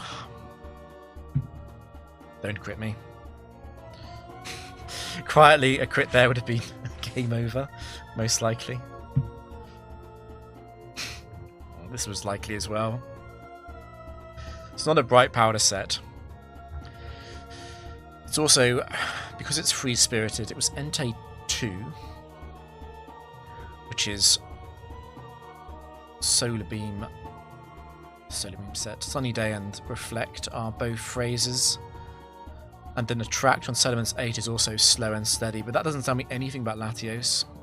It's just item clause.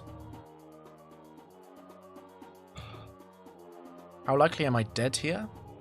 Incredibly likely, right? It would have to be a passive Latios set. So I might be able to live Latios 6 and 7. And that's it. Everything else has a strong special move. This would be very, very scary if it's Latios 1 or 4.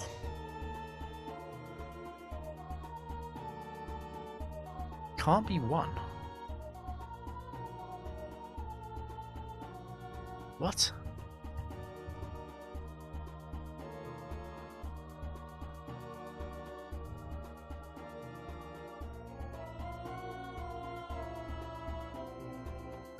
Can't be 1 or... Why can't it be 1 or 4?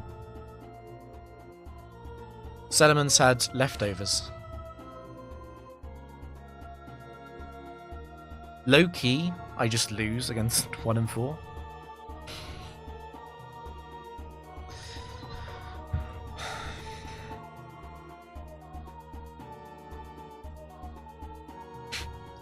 I'm actually in a really bad position here.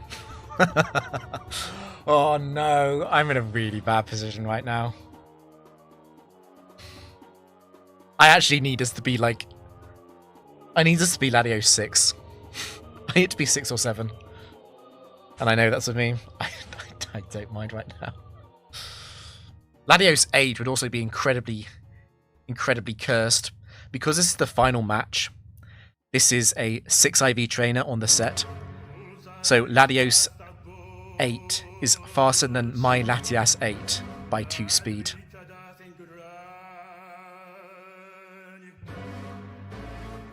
High key. I'm actually dead against 8. There's no chance. There's actually no chance against 8 unless I crit with Latias. Latios 6 I win.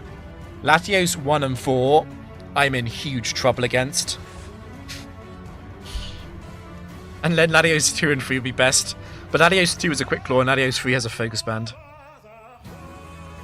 It can be 1 and 4 because item clause does not apply across your team and theirs. It only applies on their team in isolation.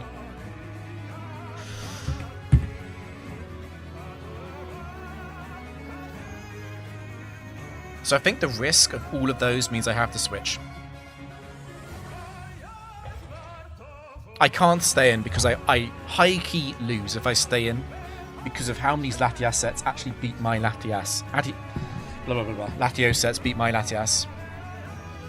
So we come out, and then we go back in. If I switch against Latios 8, I do lose. However, I lose to Latios 8 already. No, slacking is... I should have said this earlier. Slacking is faster than every Latios set, except Latios 8.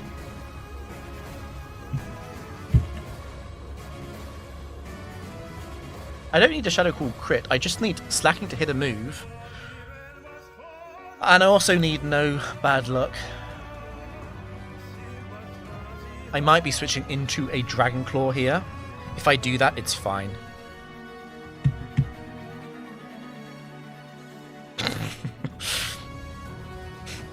Okay.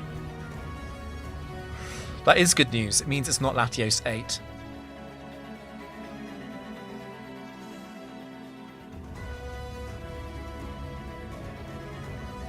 Change the speed of this.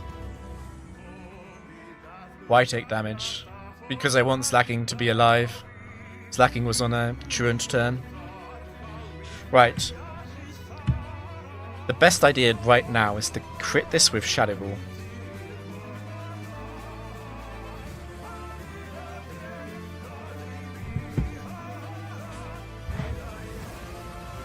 It can be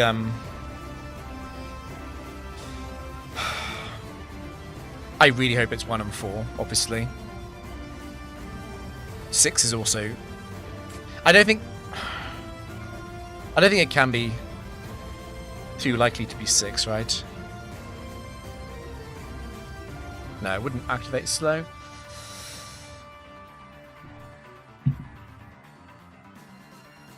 I don't need a crit to win, I just need to not get unlucky. Okay, that is tentatively really good news. I always beat Latios 1 and 4. And then Latios 3 has to get a focus band.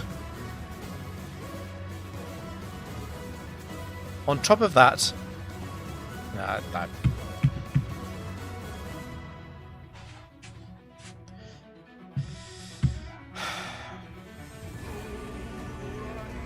It could be free.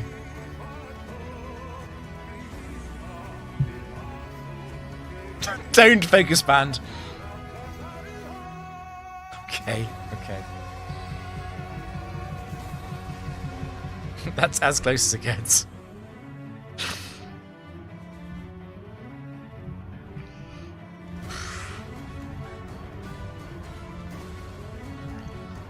Okay.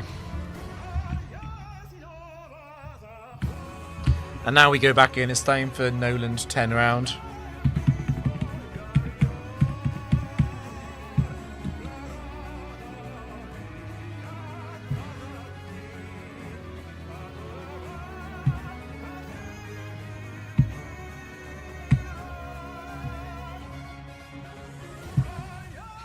Golem. No. No. I might end up taking this as the painful thing.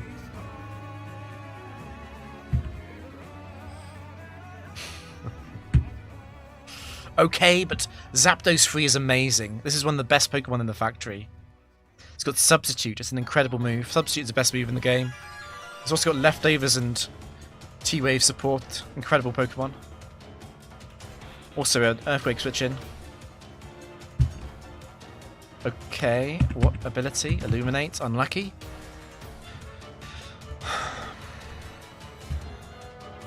Okay, we've got the Choice Band Armaldo. I hate this thing in Gen 4, but in Gen 3 it's totally usable. It's just about fast enough. The fact that I just about get the jump on the base 50s and 55s, I think it's worth it.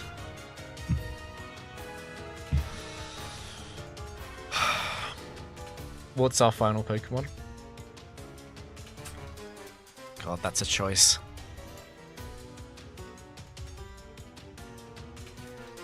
Thanks, Jack. Thanks, guys. Okay.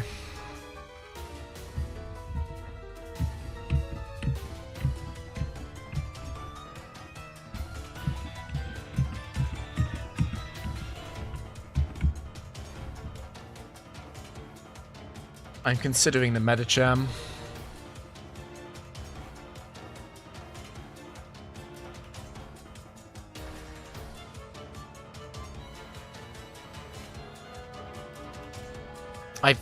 I can't remember the last time I used Medicham 4.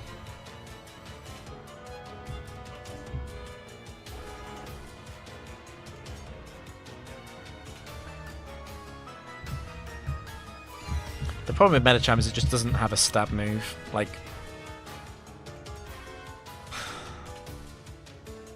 it's just not that reliable.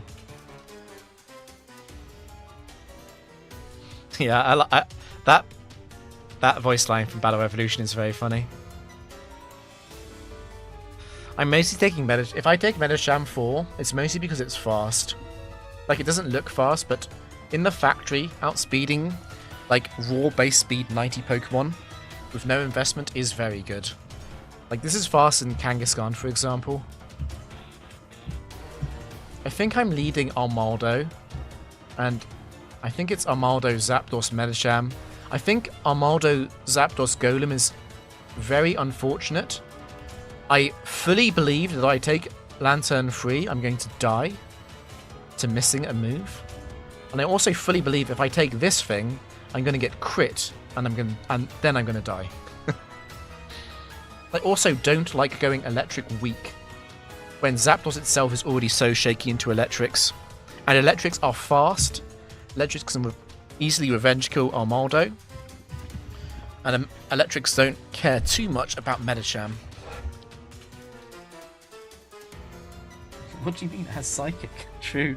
It has it has stab. It has the wrong stab basically.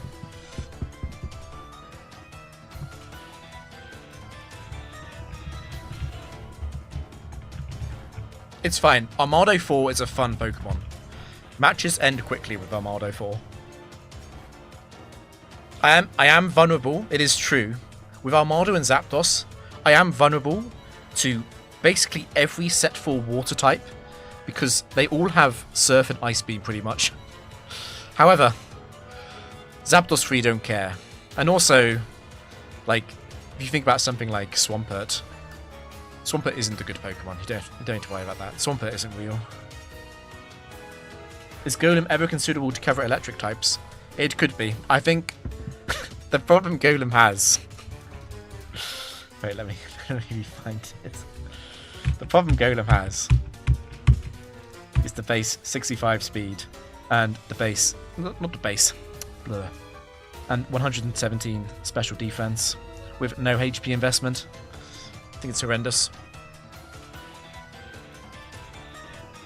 There are way too many Pokemon with Earthquake, Surf,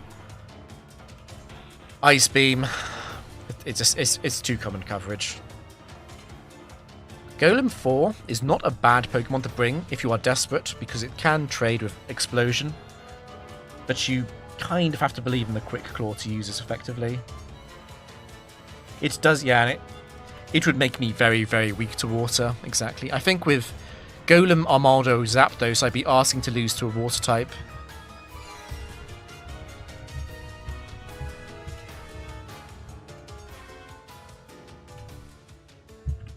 I mean, the one good thing that Golem has going for it is because it is Gen 3, the grass types aren't very real. The only real grass type is Sceptile, and no one say anything about Cridley 1.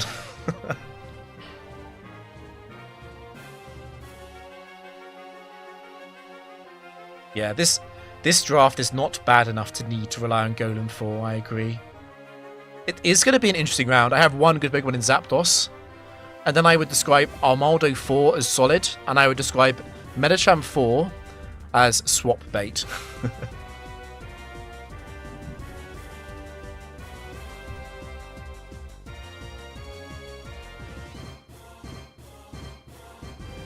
Flying Pokemon are above the rest. Is that Dirk? Birdkeeper Dirk. I'm starting to learn the frontier. Espeon, that's a little bit scary. With potential Bright Powder. I do have to stay in. And I do have to attack. I can't use Aerial Ace. I do have to just immediately Earthquake here, I think. Do I ever want to go Double Edge or Rock Slide simply because I don't want to have a flying Pokemon come in and force me out? I don't think so. I think the chance of Rock Slide missing and the recoil from Double Edge makes me want to take Earthquake damage. Makes me want to just Earthquake. On top of that, Espeon 1 could Charm. But Espeon 3 is not very likely to use Reflect, but it is possible. And against those Pokemon, I'd rather get the solid damage in from Earthquake.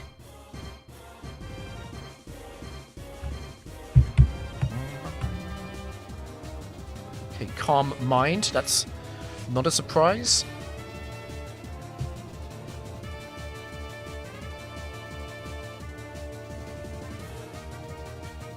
Armada use Exegol.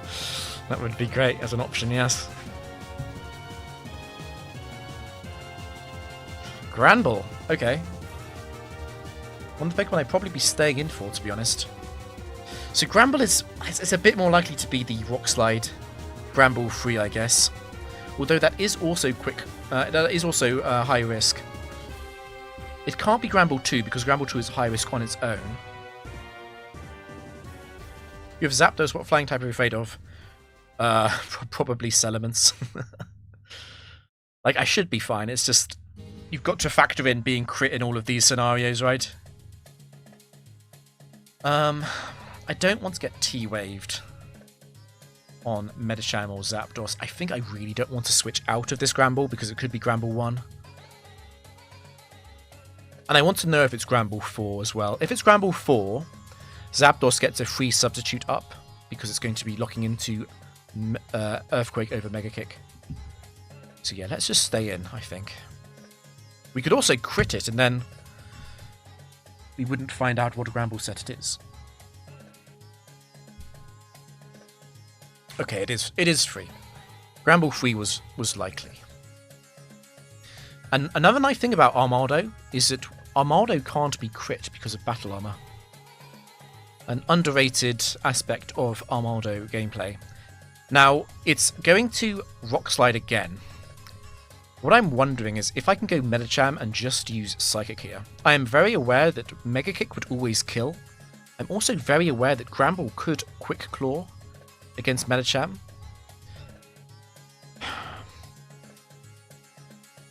I think I stay in. Yeah. It could also Quick Claw Armaldo here. But if that happens, it happens, right? I would then probably go Zapdos. Okay, you can Quick Claw and miss. That is also great.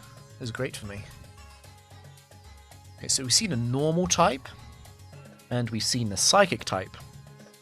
So the final Pokemon can't be either of those. Is Gengar last? So it's not Quick Claw Gengar 3. I'm wondering how worthwhile it is to keep Armaldo alive. Because Armaldo obviously kills Gengar in one shot, but I do have to rely on Rock Slide to do that.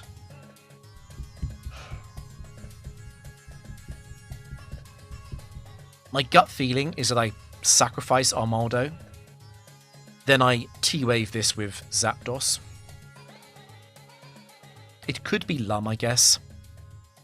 Like it's a bit less likely to be the Lumberry sets because of Espeon, but there are 3 Lumberry sets on Gengar. So it's still decently likely. I need to be prepared for Gengar 4 Ice Punching, I guess. Against all of these lines, of course, I always have Medicham using Shadow Ball at the end. So I am very likely to win. So the logic behind switching to Zapdos here would be the fact that if it is Gengar 4, it's not going to Ice Punch this time, it's going to use Psychic. The downside there is that Psychic Ice Punch probably can kill Zapdos even through Leftovers healing, right? Like base 90 special defense going to 110. I'm 165, right? Because of base 90 on HP as well. Yes. Gengar 4 is modest. Probably does kill. It's got a cursed body, just the Earthquake.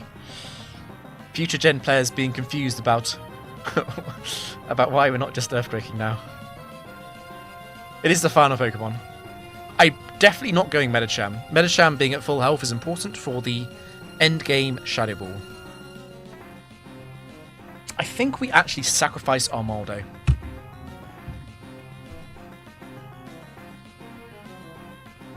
The reason I'm pausing is because I do have Battle Armor. Armaldo is guaranteed to get an attack in later.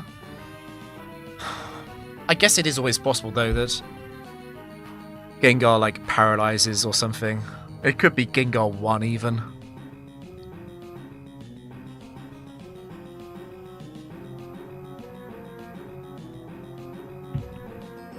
Gengar losing it. It is a Thunderbolt set, okay. It's not Gengar free because of item clause, we know that. Unfortunately, it's either Bright Powder or Lumberry then, which is a problem for the Thunder Wave into Shadow Ball plan. There is a issue with all of those lines now.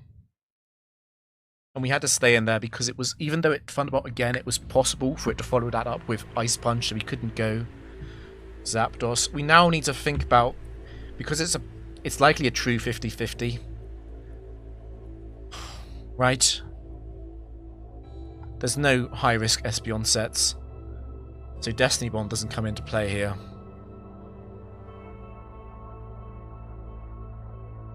Do I go for Thunder Wave and potentially choke against Lumberry? Or do I just go for the immediate Thunderbolt kill? It'll be a range.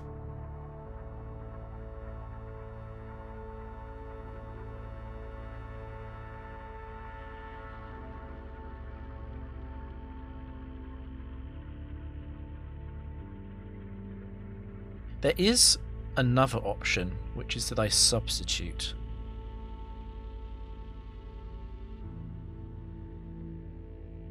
Like the ice, specifically it's Gengar 6 and 8, which are the problems, right, because of Ice Punch. Substitute is a bad idea if it's not 6 or 8, because I'm just giving Gengar the 2-shot effectively, while I ignore one of my own turns. I shouldn't ignore the threat of Gengar 5 and 7 here. The thing is, right, if I'm not going to Thunder Wave, don't I go Medicham first? Because going Medicham first gives me more information. And if Medicham dies to a crit or to Bright Powder or something, I will then at least know, I will be more informed on what to do in terms of the Zapdos-Gengar matchup, which could be a desperate scenario. So I think I actually go Medicham first, right? Because Medicham is always using Shadow Ball no matter what. And I don't think I'm ever going to go Thunder Wave into a potential Lumberry on Gengar 8 and then let Zapdos faint. I guess the upside of going for Thunderbolt first is that even if I don't kill with Thunderbolt, I can get a paralysis. And then it would be better to go Medicham second, because it could be a paralyzed Gengar 5 or 6.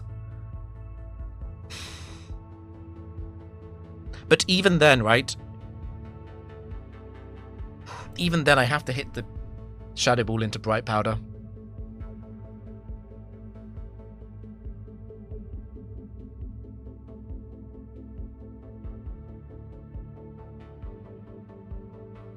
Oh shoot, I was not paying attention. Did it?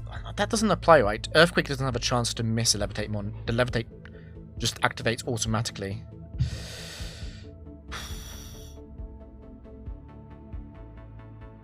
The previous world record was 155. The world record at the bottom stream is just the one I last forgot to update it for. High risk triggers with 2 attacks. Oh, you're right. It's not... Oh, it's not Destiny Bond. Because Granbull 3 has it has double edge. I forgot because it was using Rock Slide. Yeah, actually, no, that's huge. This is Bright Powder Gengar. This is Bright Powder Gengar. In which case, I always Thunder Wave, right? Okay. So we just hope it's Gengar 5 and not Gengar 6. Oh, I'm so pissed off at myself. I even thought about the high risk thing with Destiny Bond and I got it wrong. I can miss Thunderwave, but Thunderwave is better than Thunderbolt. I am sure about that. It is 6.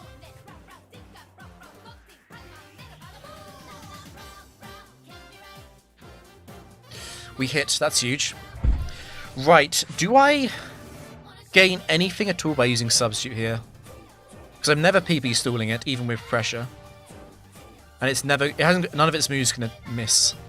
I guess if I Substitute, it might have a chance to use Shadow Ball on the following turn.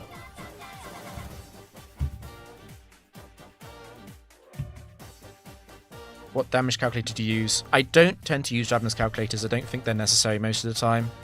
You can just go off mental calcs. And then if something's close, we'll get out damage calculator. Okay, so we heal up to 36, which is probably outside of Shadow Ball range anyway, but it was worth going for this, I think. Right, let's kill it and not worry about Bright Powder on the next Pokemon.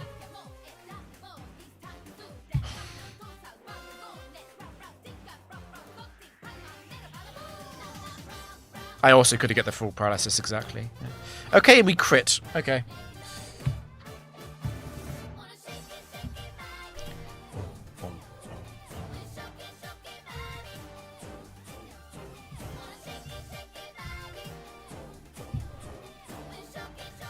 No type. No phrase. I'm so pissed off I got that logic wrong on Gramble. Whatever.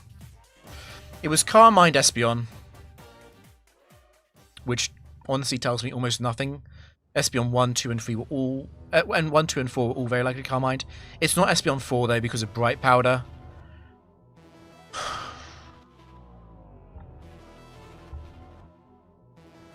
That's it. It's nothing else.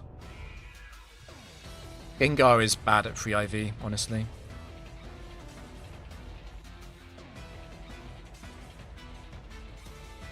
Is Gengar better than Medicham, though? Like, it is a Thunderbolt Gengar set. It's a decent hedge into enemy water types, which I'm slightly concerned about, even with Zapdos on the team. It's also fast. It's faster than almost all of the electric types in the factory.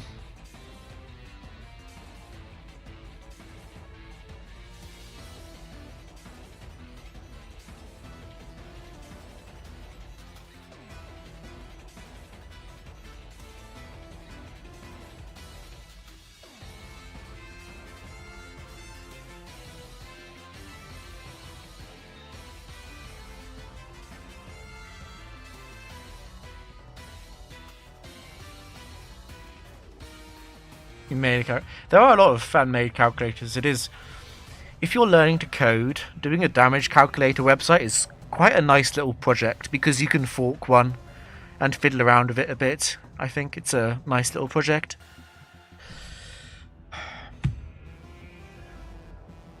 I think I don't trust this Medicham, you know. I know it's Slumberry. I think I would rather go with the Gengar. So we know it was Gengar 6.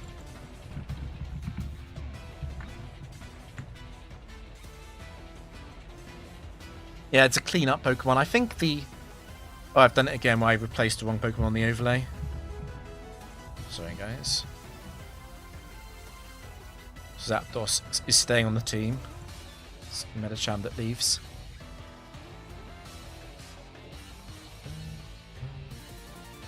Yeah, I think the...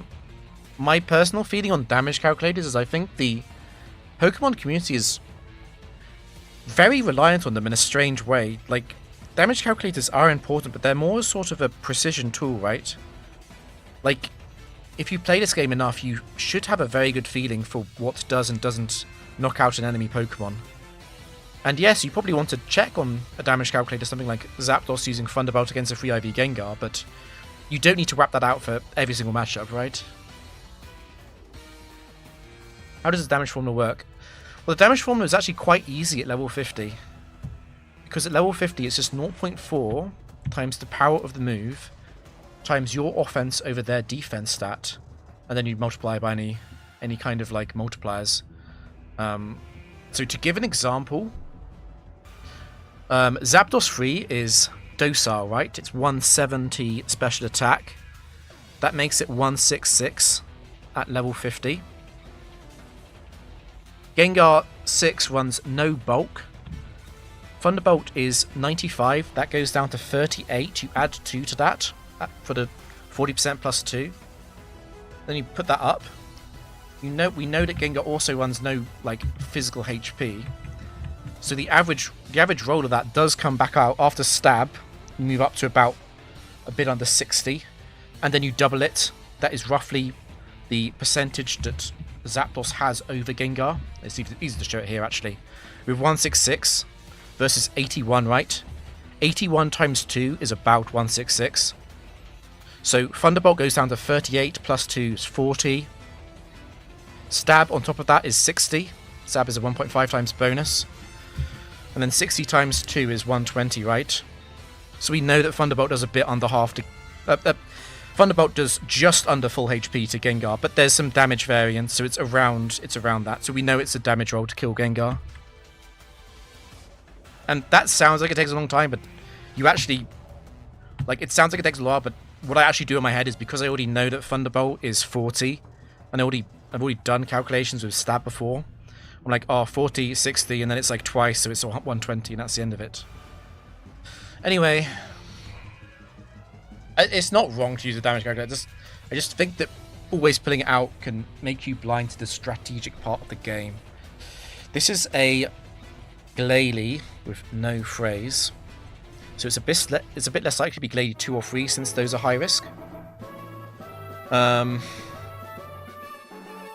do just want to attack this, I think. What I'm weighing up is whether or not I want to use Double Edge or Rock Slide.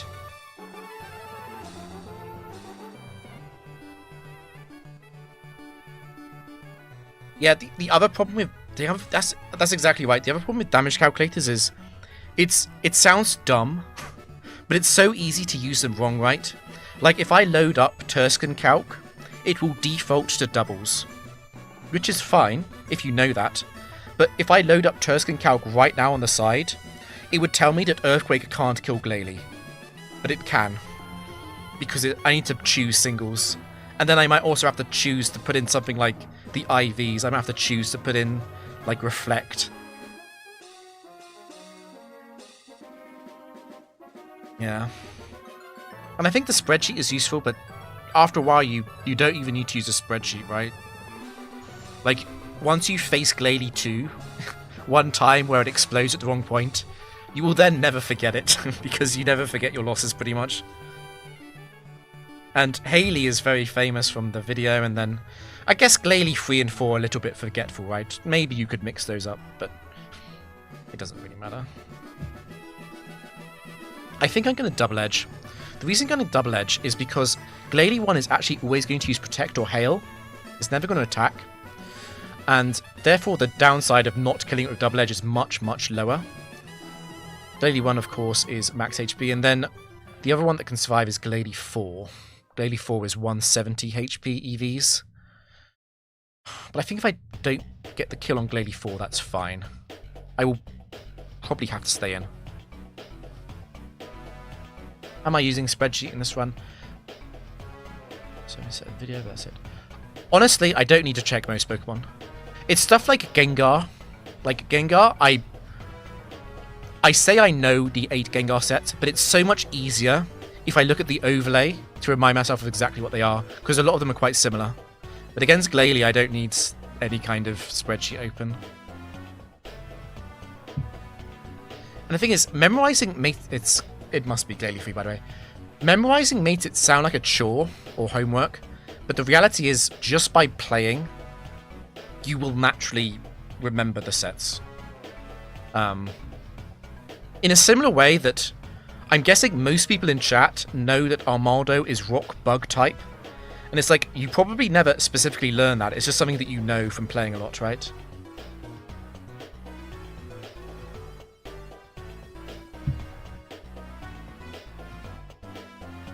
Yeah, damn it. I'll be honest. Gen 1 and Gen 2, I do not play a lot of, and they do confuse me.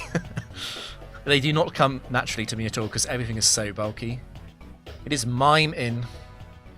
So Glalie 3 is actually high risk because of Double Edge. We know that the final Pokemon can't be high risk as well then. And Mime switching into Armado is a little bit strange. There's no super effective move possible here, right? No.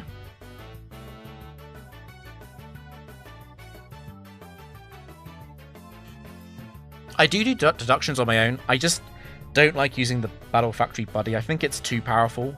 I think even the weak version of it, where it doesn't tell you the percentages, it's doing all of this exclusion logic in the background. And I really think players should do that themselves. I'm not going to force anyone else to do it, but my opinion is that players should do that themselves. Oh yeah, sorry, Mr. Mime breaks the overlay. Because of the dot in its name. Sorry. This is proof that I use screen reading technology instead of using like the live RAM. Do we stay in for this? I do not want to switch Gengar into potential Psychic. Mr. Mime 3 can actually use Trick here. It doesn't know what my item is yet. And against Mime 2, I'm going to stay in anyway, right? Because it's not going to kill me. So Mr. Mime 2 doesn't run any special attack.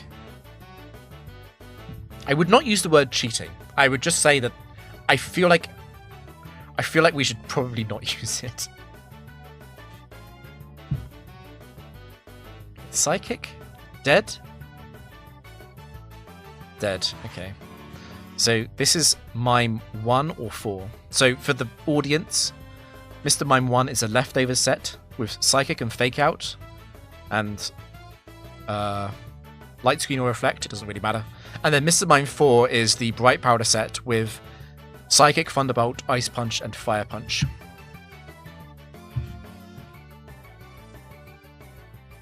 You seem to look at the sprites. Someone else said that early in the week as well. Technically, it's much easier to read the text, but I guess you could train it to read the sprites. What's your thoughts on the potential of a single-player mode being released in Champions via cutscene?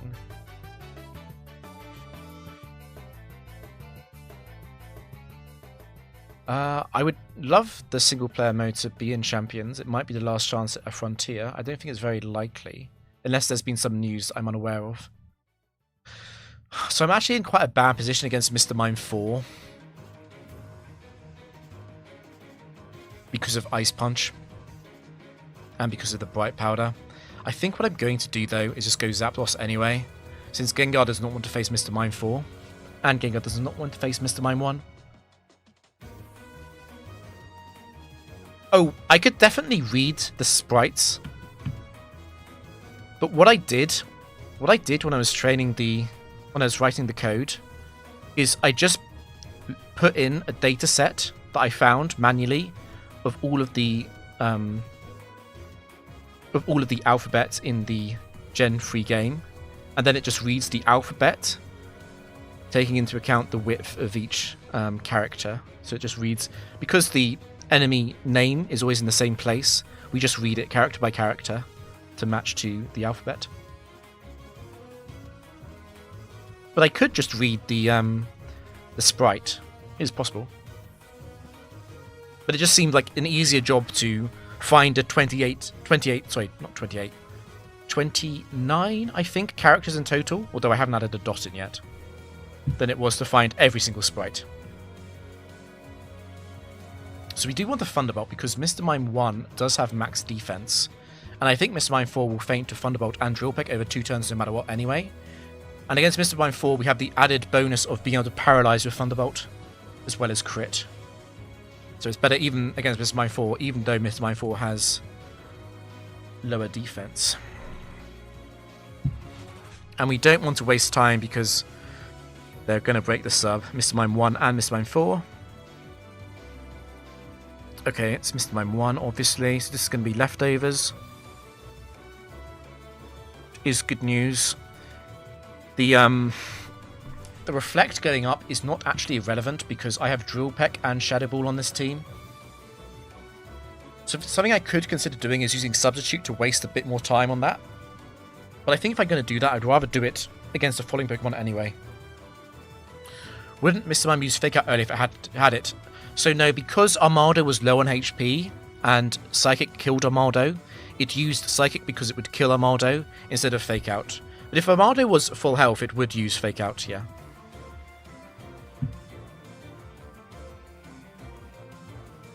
So we've seen Leftovers and Shell Bell, and the final Pokemon cannot be high risk. Okay, well I have Substitute, so this is actually a free win. Yeah.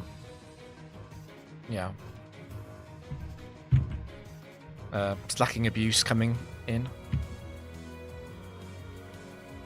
We get to find out what it is at least. Okay, so it has to be Choice Band Slacking. Slacking is back. Huh. Huh.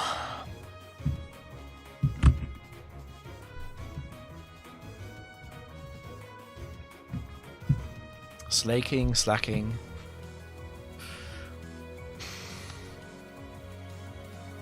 I'm thinking about swapping for Slacking over Gengar.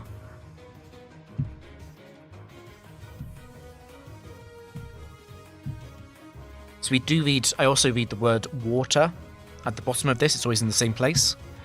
And Free Spirited Unrestrained, I just take a screenshot of that whole box and do text matching. So it should automatically update with that as well.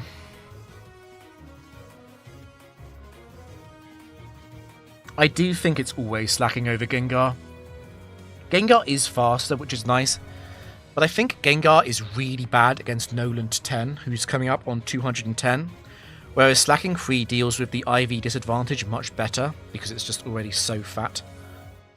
Thanks, Timothy.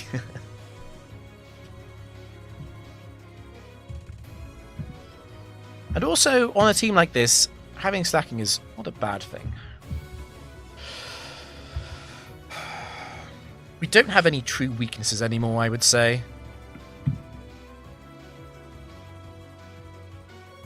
The thing about Slacking in Gen 3, for anyone who does not know, there is a bug with Truant in Gen 3, which means if you die to the end of turn residual damage effect, this can happen on a move like if something gets poisoned or perishonged and faints to that, and then Slacking comes in at the end of the turn. This can also happen on Sandstorm, by the way.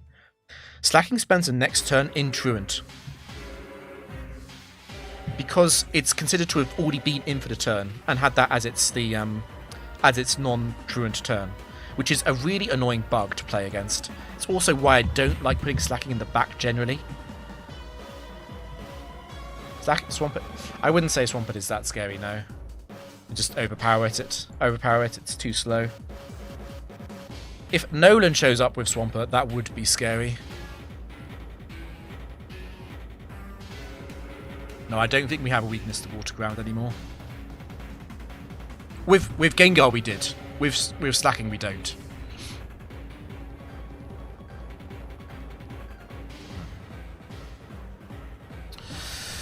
So the risk here would be Modest Surf. That's Starmie 3 and 5. And 8.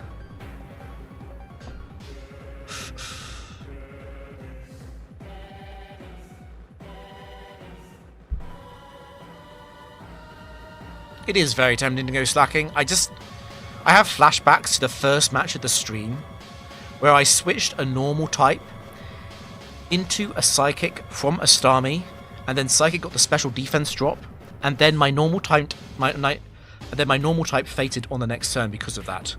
And that could happen again. I really do not want that to happen. I think I'd rather faint to Surf than that happen.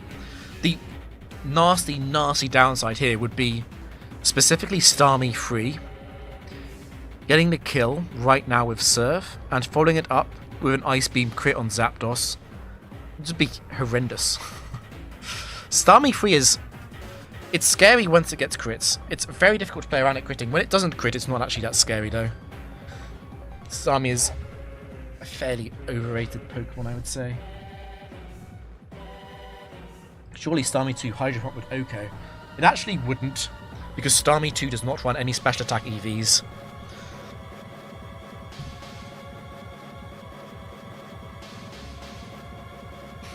I think I double edge. I think missing would be horrendous if I use Rock Slide.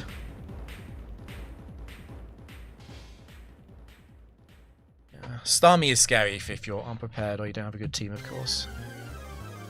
It's Cosmic Power. It's very likely to be Starmie 7.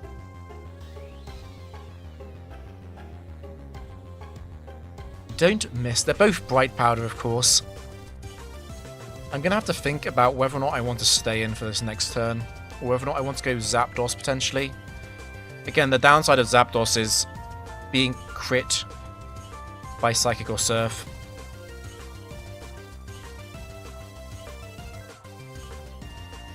Adapting EV Speds in the graphics. I decided not to put them in because there's not a huge amount of room in doubles. I could go Slacking now. If Slacking misses... Oh, I've got Aerial Ace, of course. I've got Aerial Ace. No, that's not a risk. The risk would be a crit, then. I think I'd rather lose Armal, though. It would have done Surf if it was 8. It's not guaranteed. So in Gen 4, it would always use Surf because it could kill. In Gen 3, if it does not randomly... If the random damage it rolls on its damage calc with Surf does not see a kill, it will not go for Surf.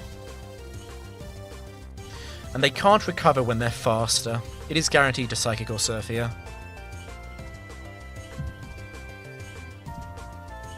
Yeah, it was more likely to be 7. And there's the Bright Powder.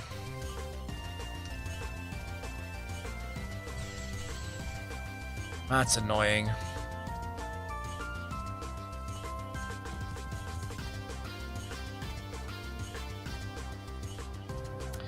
The problem with this is that obviously Armado's going to die. I'm just thinking about what to go to. Because Starmie has to come... if the Starmie would use Ice Beam on Zapdos, being frozen or crit would be potentially game over. It was more likely to be 7 because Starmie 8 had a chance to use Surf on the first turn. Because Surf would sometimes kill. So I don't like going Zapdos next because of Ice Beam, Freeze and Crit, but if I go Slacking next, obviously I'm on my Slack Off turn, my Truant turn, and this is not the final Pokemon, this is the first Pokemon.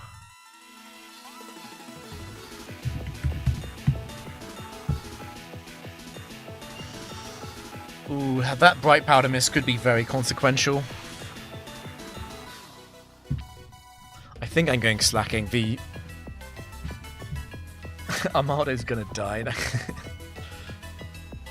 Slacking because of Aerial Ace being unable to miss, and also because Slacking can't be frozen because Starmie has to use Psychic against it, as Psychic is the stronger move. Crit would be really bad though. Yeah, I think I have to go for Aerial Ace. A Bright Powder miss would be, practically speaking, game over. Blissey. It's not... This is a bit weird, right? Because Prep and Endurance are both on Blissey 1 and 3 and 4. It's not that likely to be those. It's most likely to be Blissey 2.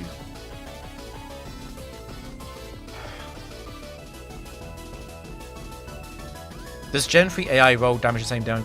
No, it doesn't. So Gen 4 always assumes a max roll.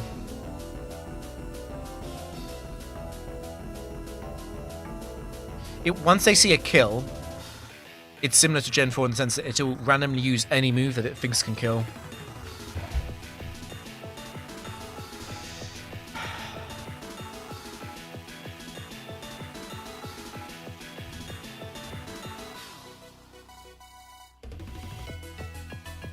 No. It can be Blissey 3 and 4, but it is most likely to be Blissey 2.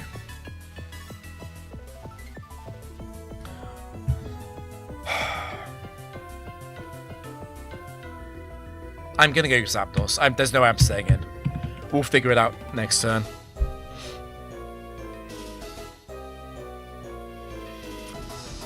Oh god, okay. So, I should be able to PP stall out Ice Beam, because Ice Beam is only 10 PP and I have pressure.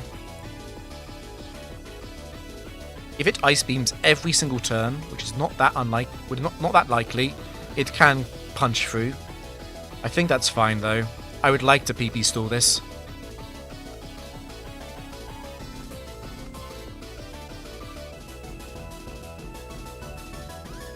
No, because the setup moves, which are total prep. So total prep is something like Carmine, for example. You need to have 3 of those moves on the enemy team for it to activate total prep. Yeah, we're going to go with Pressure Stall. If it Ice Beams every single time, it will deny me the 5th substitute, and Zapdos will faint. Otherwise, I do successfully do it, though. It is very likely to follow up with Carmine or Counter. Okay, so I am guaranteed to PP Stall this now. It is a massive mistake to use Drill Peck here, because it can use Counter and then that can count towards the substitute breaking. So what I'm just going to do instead is probably just T-Wave.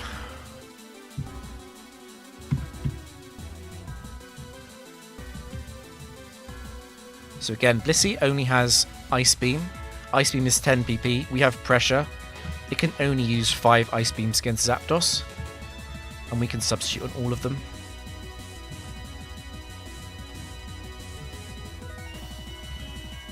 I think we definitely want to fully heal Zapdos.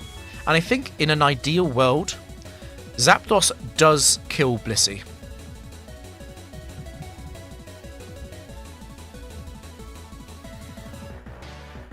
Because the Truant being active in the final Pokemon is just not good for me. It is going to take a while to PP stall it out of all of its counter PP though.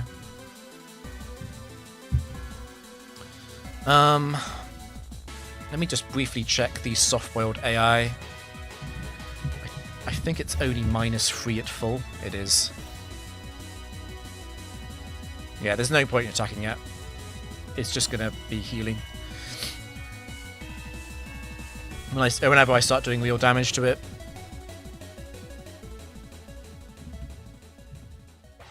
It's okay, we don't need to get paralysis hacks. No, guys, it only had 5 Ice Beams. So as soon as we saw a turn that was not Ice Beam, once it started attacking, we won.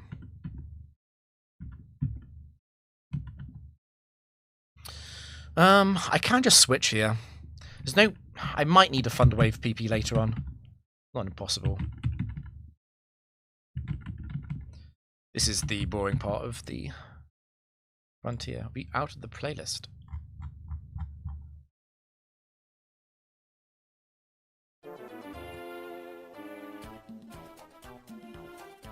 Anyway, we'll keep doing this until it starts using the Calm Mind, once it's failing anyway.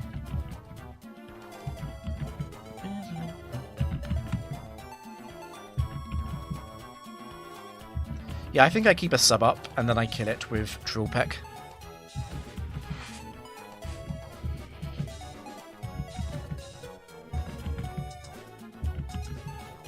Once it's out of counter, we could try attacking, but the Drill Peck PP is not necessarily irrelevant, right?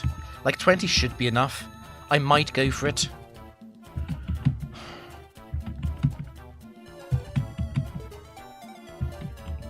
Yes, with sub up and with stacking in the back, I should be in a very good position against the final Pokemon.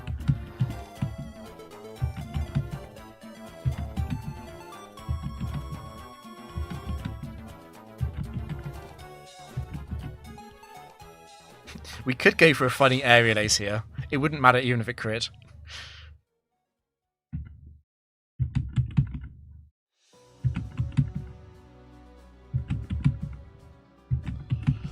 Okay, and then we go back again, and now we're ready.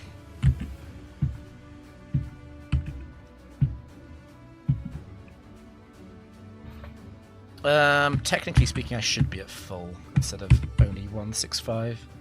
164 over 165.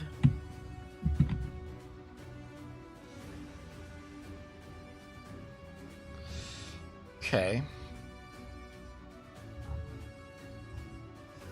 There's Bright Powder and Focus Band on the first two.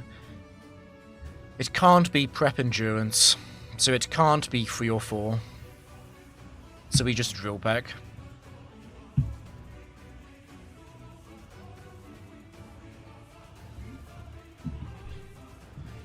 Okay, we did a lot. Obviously, Ludicolo too.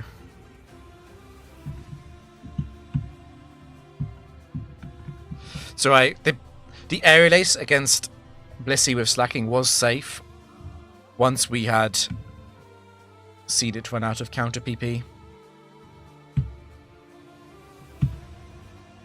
So yeah, in situations like those, it is very important to track the exact PP of the enemy Pokemon, but it's fairly easy to do that. This is a bit more annoying with the paralysis turns, right? I do think I'm taking Blissey, by the way. I'm weighing up taking Blissey over Armaldo. I just don't like it in the lead slot.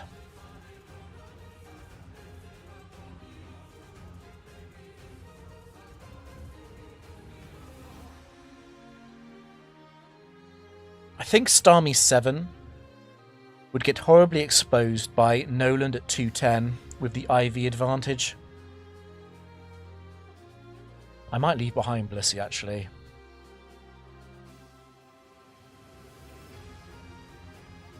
I really, really, really don't want to lead Blissey 4.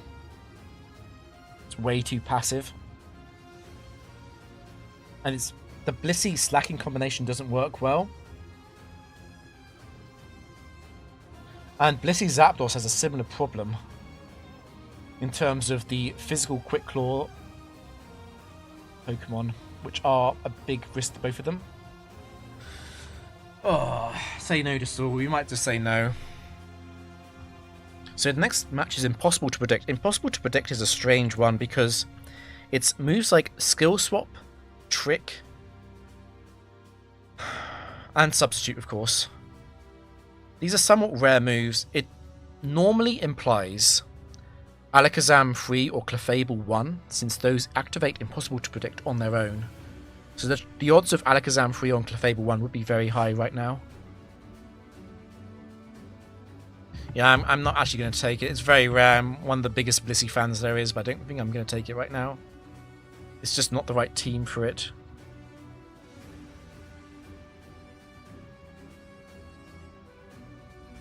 Marv. That's an annoying lead. It's a very annoying lead. I probably do have to stay in. Blissey would have been good here, most likely, but oh well.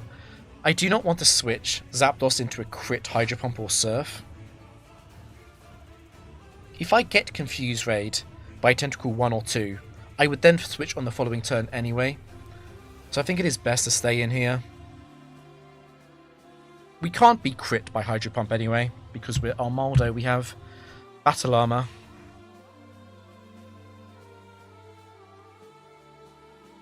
And if it uses Barrier, it uses Barrier. There's no way to play around that without knowing what it is. The fact that this is impossible to predict tells me nothing about Tentacle.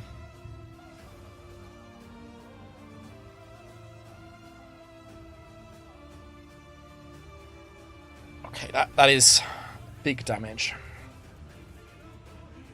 Double-edged should kill. Yeah, double-edged should kill.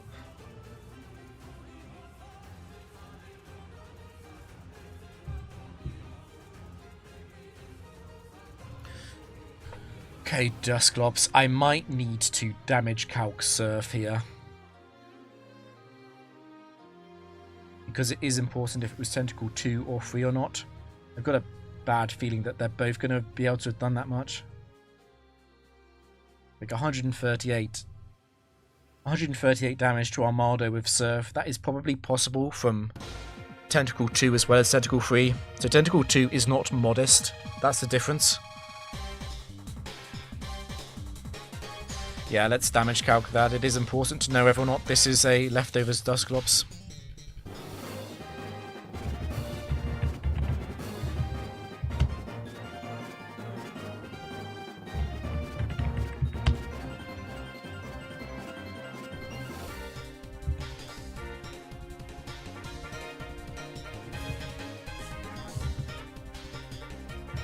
Okay.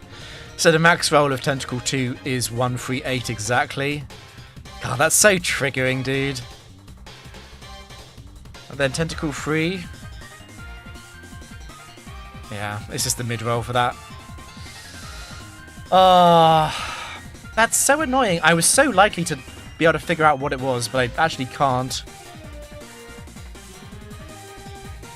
It's less likely to be a Leftovers Clops, I guess. It's a bit less likely than it otherwise would be.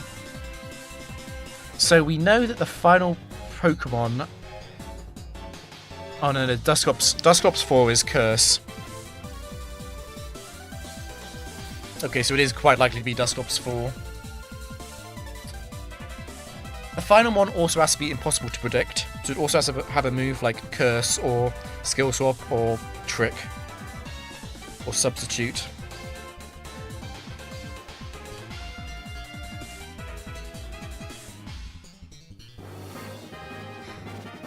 It is very good to swap the Slacking if it is Dusclops 4.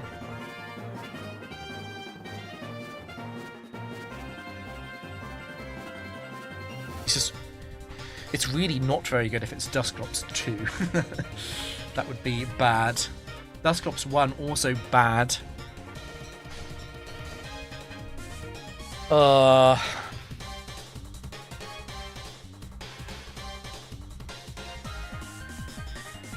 Let's stay in.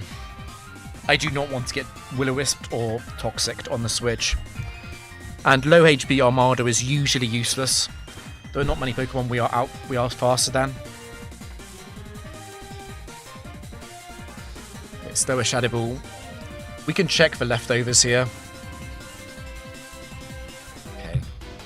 I think we just want to kill it with Zapdos so we don't have Truant active.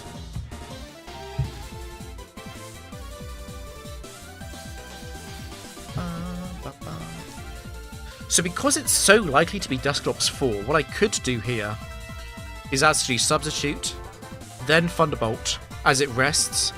It then rests again, and then I guarantee myself a Substitute at the end of that. In fact, I should probably lead off with that, right? I think having Zapdos with a Substitute up at lower HP is better than having a full HP Zapdos.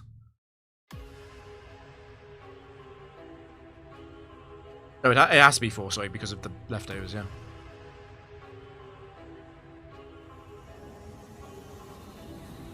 Dun, dun.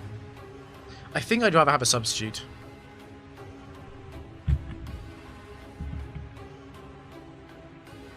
So we Thunderbolt here.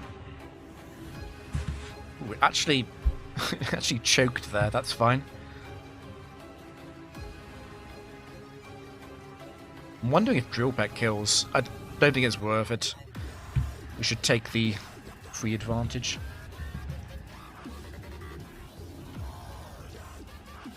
Flareon last. So this has to be Curse. It has to be Flareon too.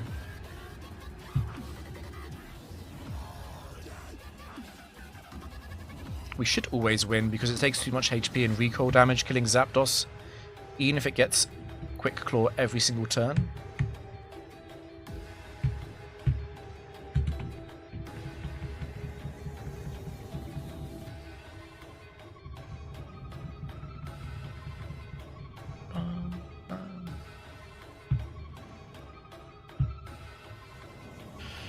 No type.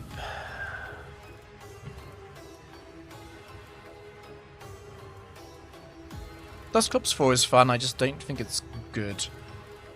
So we actually still have no idea what that tentacle set was. There's no flexibly adaptable possible scenario here, right? Because Dusclops 4 is also high risk and impossible. And Flareon 2 is high risk as well. So it's actually not Tentacle 2, because Tentacle 2 would activate flexibly adaptable to the situation. Because that would be slow and steady between Tentacle and Flareon. It would be high risk between Dusclops and Flareon, and then it would also be impossible to predict between Dusclops and Flareon. So yeah, the buddy would have instantly told you that for free. And I only just noticed that. So it actually is Tentacle 3. It's not Tentacle 2. Tentacle free is better.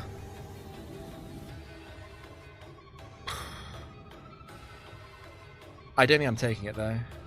What is the scariest opponent style? High risk. Probably is high risk, yeah. Explosion, double edge. Counter mirror coat. These are all scary moves. It's also the reversal sets are high risk as well. Yeah, let's not take those. Yeah, that is an example. The buddy, even without the percentages shown, the buddy would have told you that flexibly adaptable thing for free.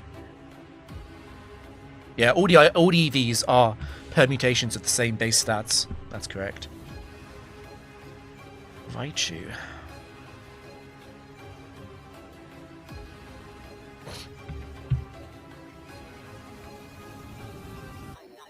Is most likely to be Raichu 2 because of reversal.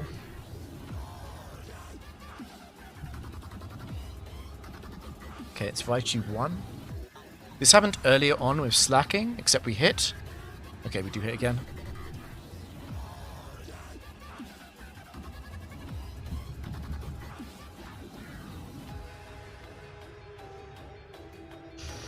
Oh. High risk Wolverine is a problem because that's the Fisher set, probably. It's one of the things in the factory that is the scariest thing. Quick Claw, Fisher Shear card. I've got no real counterplay against that. I do have Substitute on Zapdos, but it can just Quick Claw its way past that.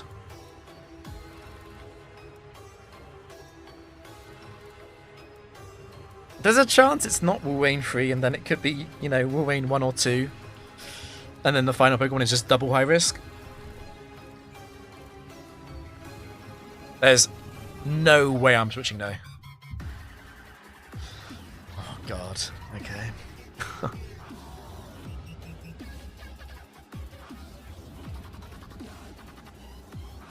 It would be a big deal to hit through this. It would have been a big deal because it would let Thunderbolt kill. Earthquake into Thunderbolt will always kill this.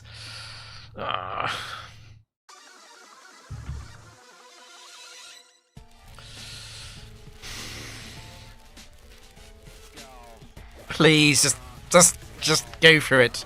Just go for it. Okay. So it's guaranteed to use Surf here, and I don't mind switching Zapdos into Surf. It can't use a no-go move because Surf is a regular attack that kills. On the other hand, is it worth keeping Armada alive at 53 HP? There's a high-risk Pokemon in the back. There are some Pokemon I do outspeed. You know, there's stuff like Golem I am actually naturally faster than.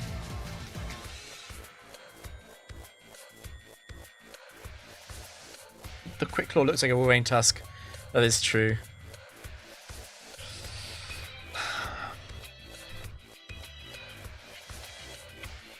My gut feeling is Armada is probably not useful for the final Pokemon. The likelihood of that is very low. We know we faint. Please, please, please. Is this actually female?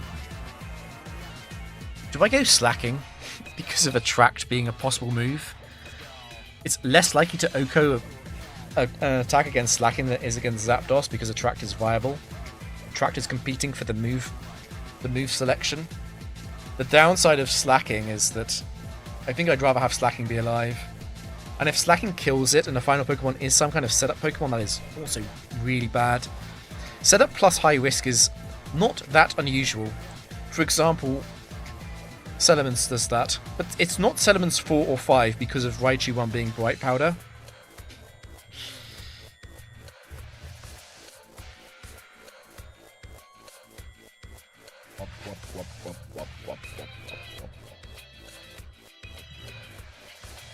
I'm seriously thinking about going slacking.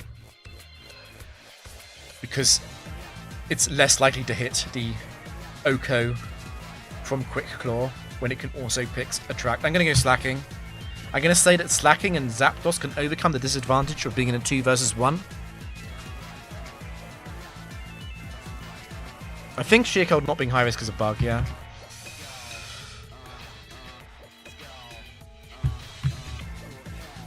Please, please, please. Yes, okay. Okay.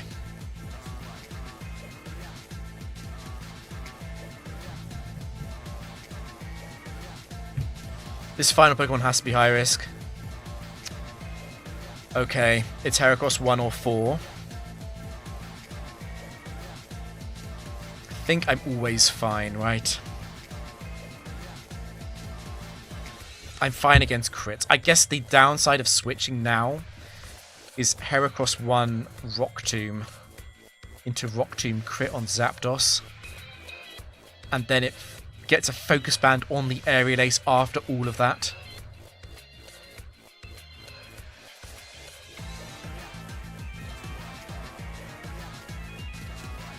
No, no, no. No, no, no, no. Heracross 1 is adamant. No, I actually always win here.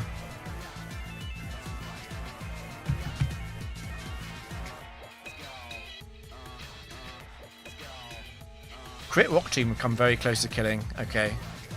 This is actually almost certainly Heracross 4 though.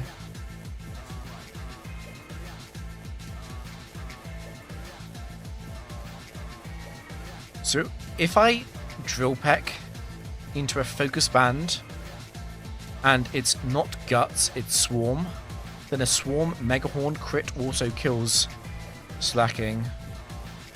There's no point playing around that because Brick Break crit is already a kill on Slacking.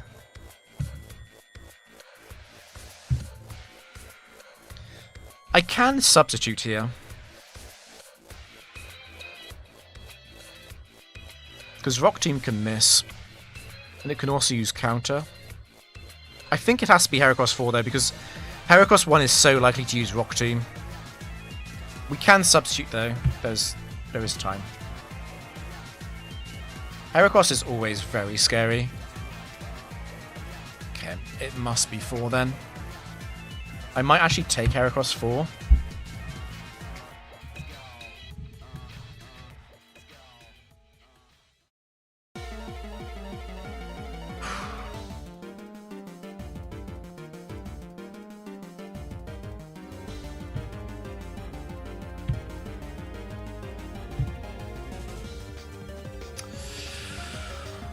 Do I take Heracross over Armaldo?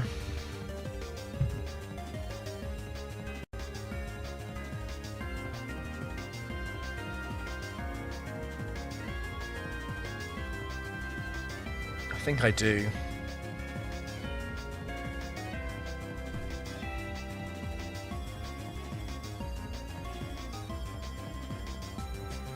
I'm a tiny bit worried about enemy Psychic types, I guess.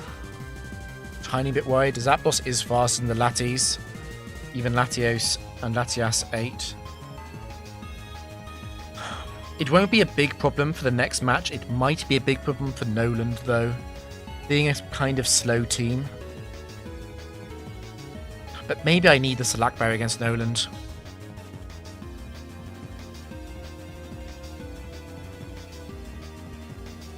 Wouldn't it have been bad if Heracross had used Endure on Drill Peck? So Heracross can't use Endure but unless it's between 4% and 35% HP. So at full health it won't use that.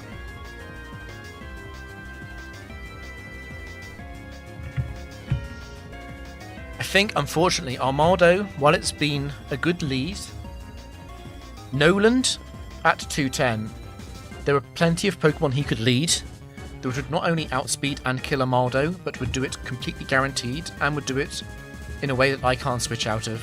I think I'm going to go Heracross instead.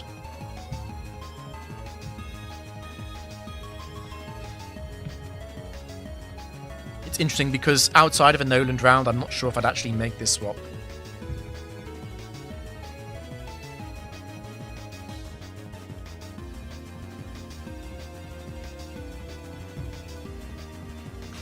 Gengar. Gengar is a horrendous lead for Heracross. Oh my god. It's also high risk. It's very likely to be a Destiny Bonder. We are indeed Heracross 4. Just double confirm that.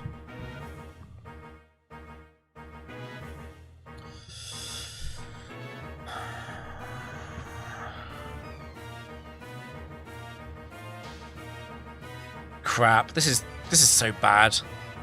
I really want to go slacking.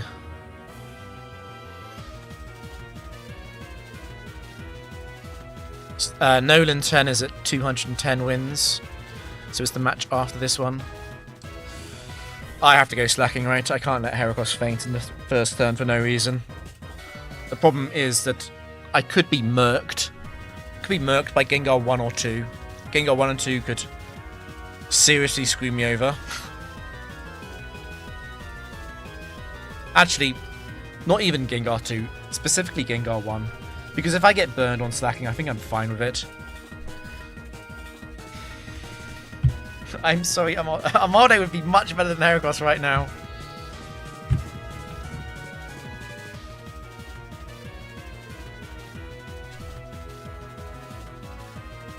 Okay. We got the drop as well.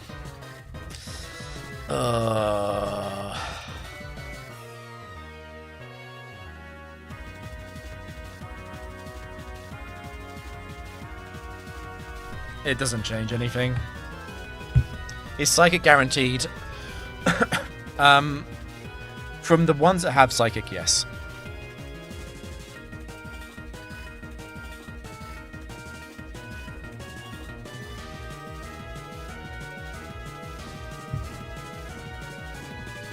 Please don't crit.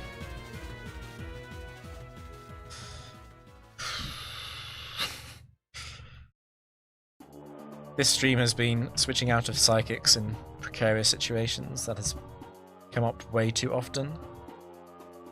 Golem. Okay, so that pretty much immediately takes care of high risk. Especially if that was a Destiny Bond Gengar. The good news is that there's very, very likely, I actually don't think it's possible for there to be a Ghost type in the back. Which means that Heracross should at least be useful in this match from now on. I also thought it might have crit for a second. So I don't know if I can actually switch here. Switching into a Rock Slide from Golem 4, and that Rock Slide critting Zapdos or Heracross would be really bad. And switching into a Focus Punch would also be bad.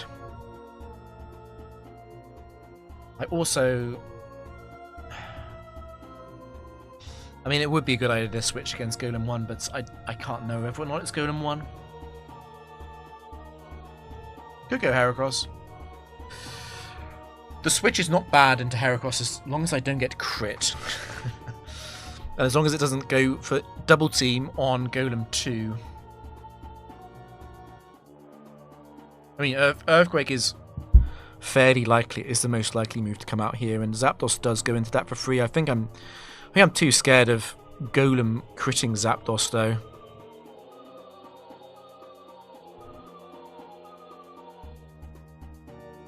Heracross would also feint to a crit double edge. Golem 1 is also adamant, right? So crit body slam from Golem 1.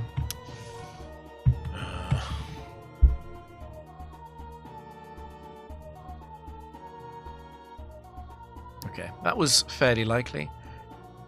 Oh, this is going to be tricky though, right? Do I go for Endure? Keeping in mind that all of them have Quick Claw. Endure would be a good idea if I don't get Quick Clawed next turn, because it lets me kill them with Reversal. I can't kill them with Earthquake. Endure would be a bad idea against Golem 1 and 3 though, because they're not actually going to kill me. And Earthquake is also a really bad idea. If I Earthquake, and then I get Quick Clawed next turn, on the following turn, Golem is going to explode. And Quick Claw Explosion would be devastating. Having said that, I think I can't really play around a double Quick Claw. Golem free to punish with a flamethrower. Actually, we need to check the Heracross ability. We are not Guts, we are Swarm, so yeah, the burn would be annoying. But Golem free should always go for Earthquake over Flamethrower against Heracross.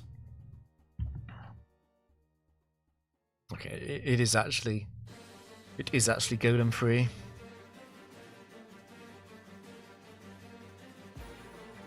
I might as well go down to 1. Oh, we crit, okay. Just EQ and crit it. Thanks, Megazard. You summoned the good RNG there. And we get our Select Berry as well. So in Swarm, we obviously kill all of them, even the very, very tanky Xatu too. And I have Thunderbolt, so I'm not scared of losing to this. We can battle Noland with in-game music, definitely.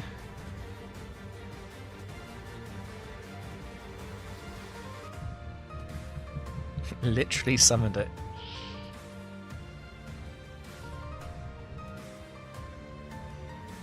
Also, the screen read will not recognize the Noland text at the end of the battle. So I'm going to have to manually update it to be 209 here.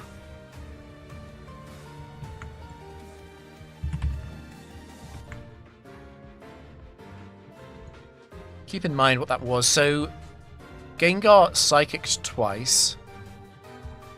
It was Quick Claw Golem free, and Xatu died, so we don't know anything. It's none of those Pokemon. None of those are going to be a swap.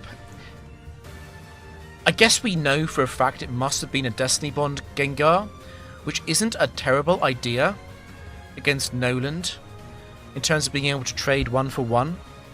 Trade down in an endgame using Destiny Bond.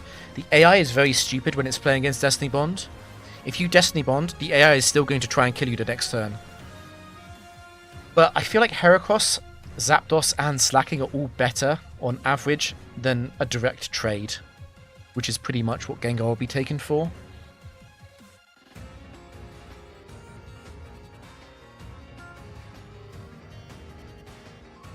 I'd rather not jinx it.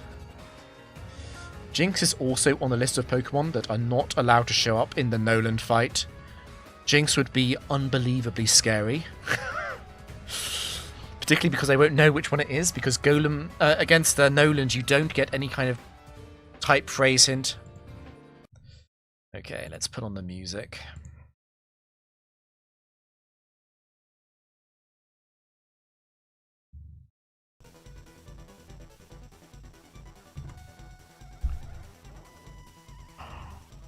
I don't think it's Destiny Bond.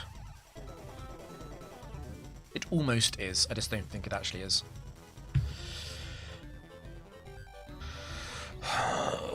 It is a good team. Unfortunately, Heracross and Slacking are free IV, but apart from that, it is a good team. Can't tell you anything about the factory head.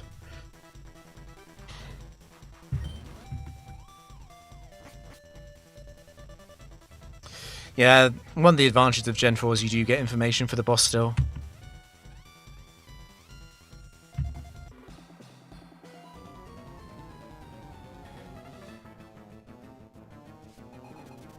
Please don't send anything out too scary. No, that's really scary. Oh my god. Double Edge is going to be a roll from Tauros 3 and 4 as well, isn't it?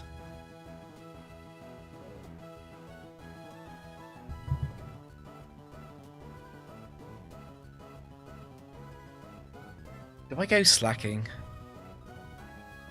Do I go Slacking, or do I go for the Soul Read on Endure?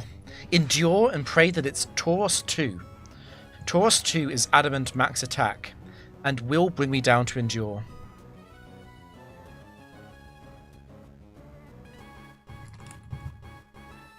It's quiet, is it? I turned up a bit. I might have turned up too much, actually, there's delay. It's gotta be Slacking, right?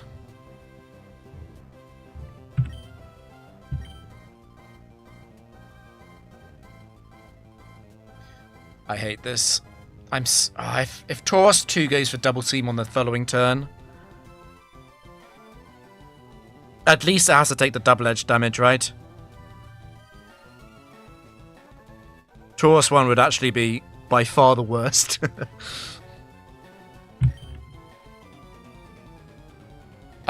I could actually go Zapdos. The problem with Zapdos is that Taurus 1 would be so scary against Zapdos because it is faster. I'm faster than the others, but not Taurus 1.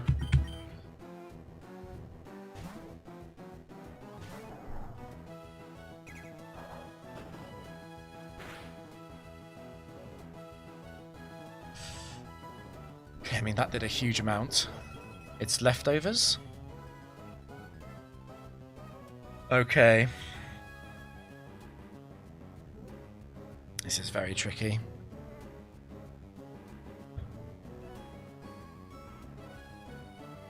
It might be slacking dead, but I think that's fine. I think I'll take anything except a crit.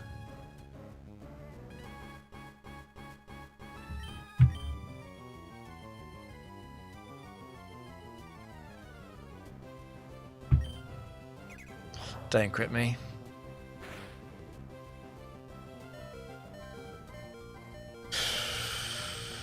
Okay.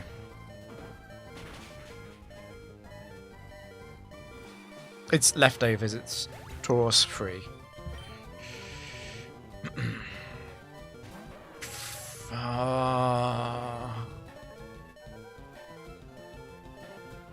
This is so scary because I'm in Ice Beam range, obviously.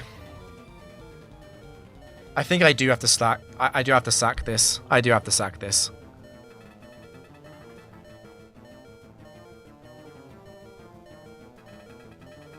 I could consider also going to Heracross.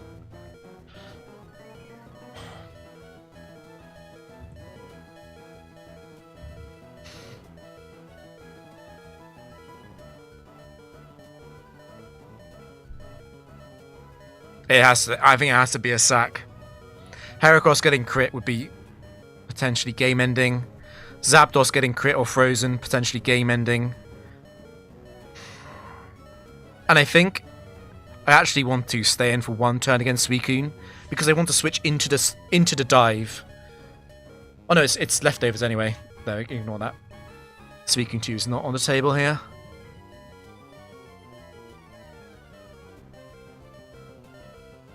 No, I can't risk the crit. I can't risk the crit. Unfortunately, Surf does not reveal any information.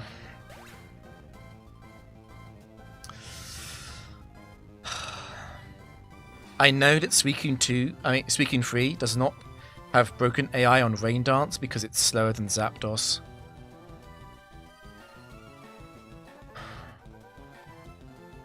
I'm quite seriously thinking about going Heracross. I just think that's overthinking it. I think grabbing the Endure Reversal is cute, but this could be Suicune 1.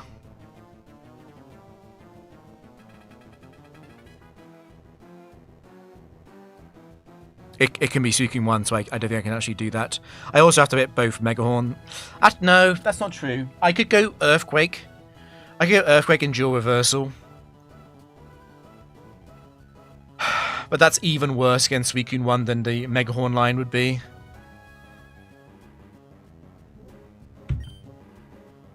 Suicune is a terrifying thing to face when you have an IV disadvantage.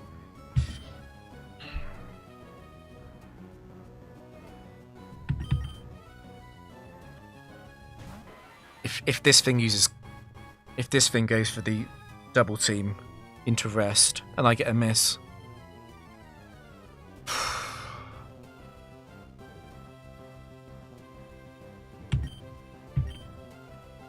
Crit it. Just crit it now. Crit it now. Kill it.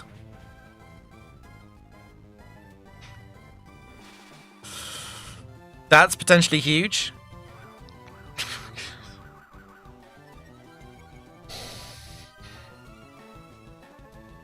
So I do Drill Peck to save a PP.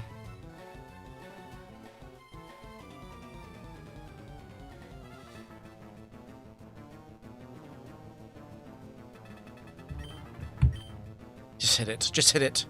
It should be game over if I hit this, because I'll have so much information for the final Pokemon before Heracross has to come out. Yes, okay. Okay. Okay.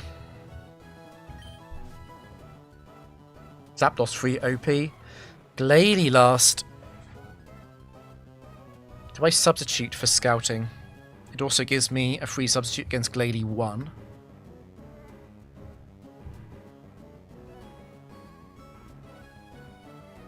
I also want a PP stall Glalie free out of Blizzard, right? Because Glalie free getting a freeze on Heracross pretty much the only way to lose this.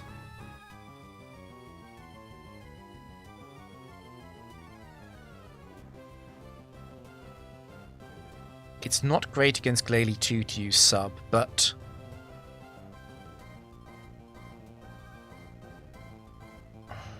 I can T-Wave it though. I can T-Wave it on the following turn and then go Heracross. Okay. The downside of that though is that if it is Glalie 2 and I substitute, Icy Wind crit can kill Zapdos. And if I T-Wave on that turn, it's going to have so many chances to Body Slam paralyze the Heracross, and I'm Swarm, I'm not Guts. I think it's still substitute though because of Glalie 1 and 3.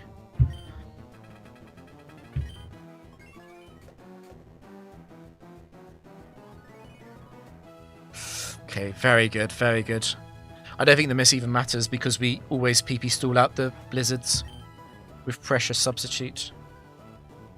No need to go for T-Wave. Ailey would have been fitting. It's not Haley, it's Glalie free. I forgot about the music.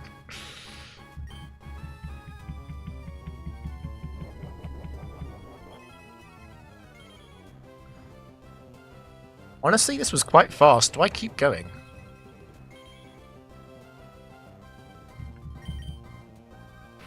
Like, if I stop streaming, I have to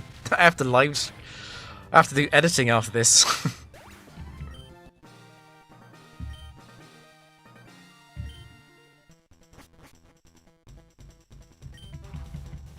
Man, that's crazy.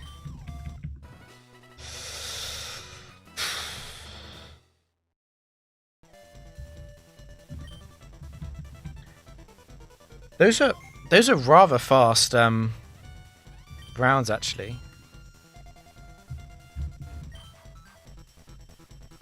Oh, actually, I wasn't thinking about this yet, but the swap count is actually getting 100 in swaps. So Guma in his 259 double streaks, he has 100 swaps, which is quite a cool benchmark. The thing is, going for swaps is actually in some ways riskier than going for a win streak. There is risk reward with doing that. Let's keep going. I will turn the music off again though. Where am I? Sound. This is going to be too loud probably. I'll put it down 2 notches. First one will be Starmie free. At some point, I'll get a terrible draft and lose. Or, I'll just get Bright Powder twice or something. It is a little bit inevitable. Yes, you do get 1 swap for the free. Like, the draft itself counts as 1 swap. Dragon. Dragon, no phrase. So that is the Latios Latias. It is also Modest Settlements. Okay, Heracross is back. Please, Heracross 4. It's jolly. It's Heracross 2, the weird one with no attack investment. Okay.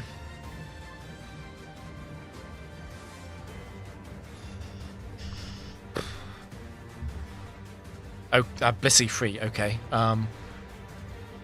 This is quite a good draft. I'm already quite likely to be fine on this round. Okay, it's Marowak as well. That is already a team. It is already a team. Entei.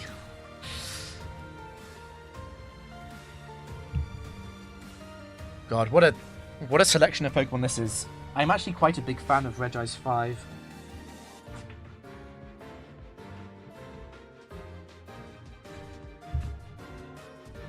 Okay. This is a very good draft. All of these are real contenders for selection in a typical factory draft, and having all of them offered right now is very tempting. I think Entei is out just because of its inaccurate baseline move. What is the ability on Blissey? Okay, so Serene Grace, but I don't think Serene Grace, even with Natural Cure, I don't think it was taking Blissey. We are Guts. I feel like Guts is probably the better ability on Heracross. Oh, but with Lumberry. No, never mind. That's not true.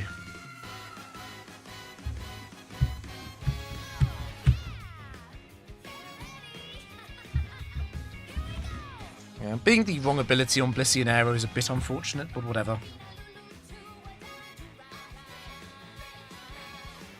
So the fun thing Lumberry plus speed is very nice in the frontier because of how many enemies will T-Wave you twice.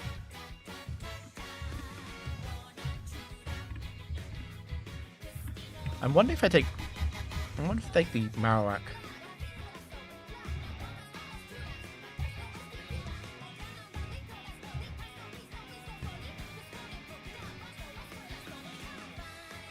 Well, I think Heracross is coming. I'm quite a big believer in Heracross too.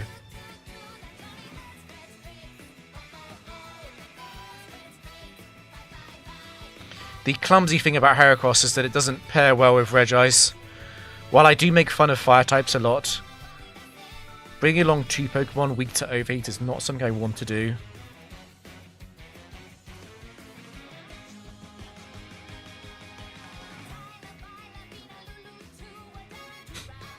It would be very funny to go Heracross, Regice, Blissey, and be unironically a bit scared of Magmar.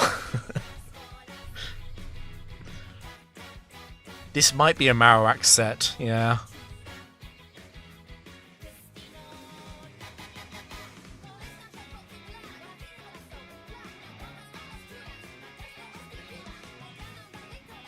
I'm a little bit worried about the weakness to Electric in the back if it is Heracross Aero. I do have Lum though. I do have Lum and I am Jolly. I get the jump on the 105s and 110s. In terms of the base speed from opponents.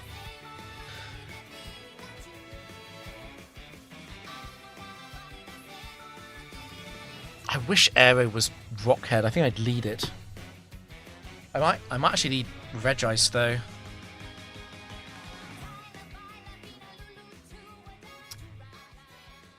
I don't know, I don't want to lead Heracross, I don't want to lead Blissey, I don't want to lead Marowak, and I don't want to lead Aerodactyl. But one of them has to lead. It is also a Dragon Spec. Dragon Spec with no phrase is actually spooky enough that I might want to prepare for it. So I might go Regice, Heracross, Marowak actually.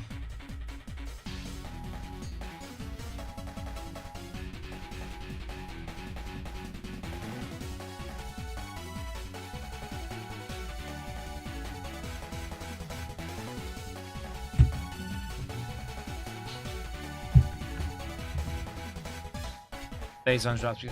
So there are base 100s with speed investments are very rare. Megazard. Most of them are just speed. So for example, like the Modest and Adamant Salamence, for example. I'm outspeeding all of these. It's fine. It's things like Starmie, which would suck slightly. I kind of want to not take Blissey. I am aware that Blissey would be very good against some of the special Lati sets, but a lot of the Lati sets do run mixed.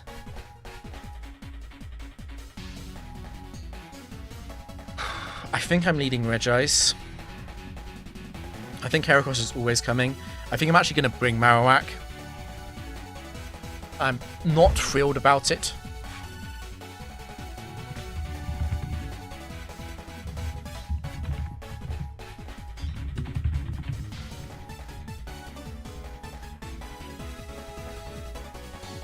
I really, really love Blissey. We did have Blissey 4 show up in the last round, and I turned it down.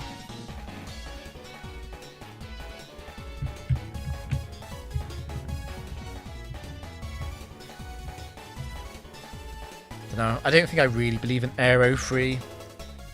I'm a bit worried about doing Blissey setups on potentially mixed attacking opponents that can crit.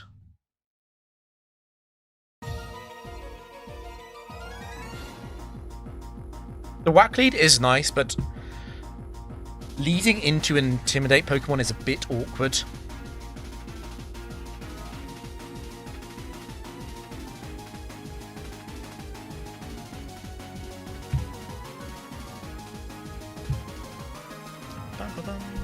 I'm not that sure about this, to be honest.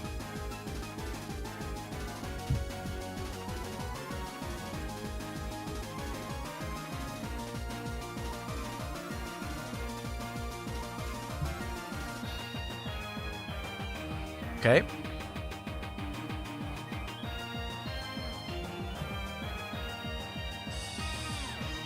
A long time ago, I did almost... Oh no, I actually did get swept by Altaria Free, doing perfect sings with perfect Dragon Dances. I think that's the only way that this could potentially go wrong. I am just going to Ice Beam, obviously.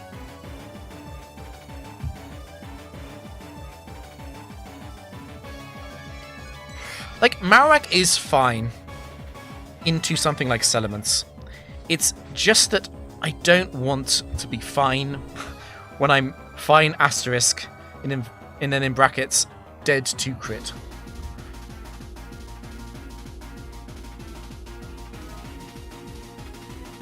I mean, I don't think I'm ever switching out of this either. So it was prep and slow from Altaria Free.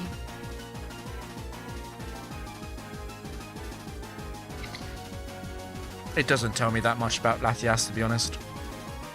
The Lumberry sets are off the table, but that's it.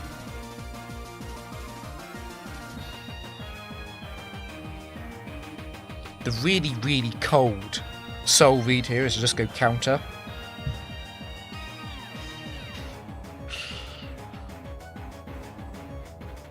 It's good damage.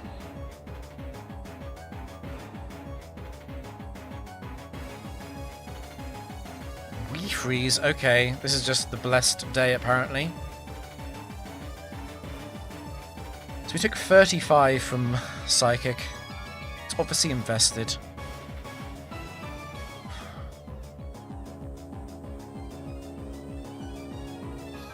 Do we bother doing the Latias 2 versus Latias 8 calc? I don't think it matters, right?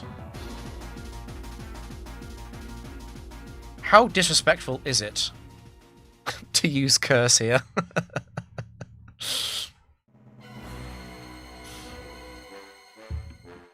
I'll do one. It can make a substantial difference sometimes, but I think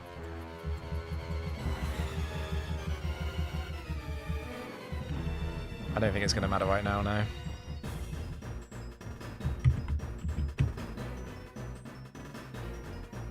I'm not going to fully set up curses when it could just...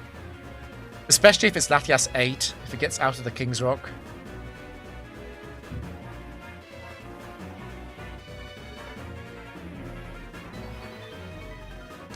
Okay, well, admittedly, this is a Dragon spec. It didn't lie to me.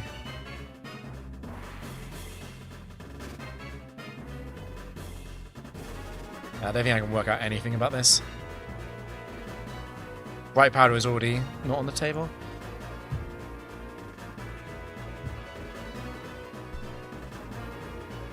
It's fine, we live a crit anyway.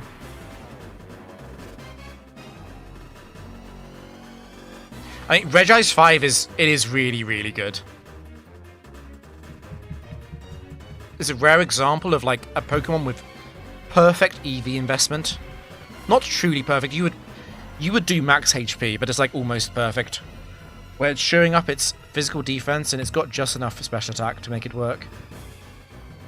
The only downside of Regice 5 is that it's brave.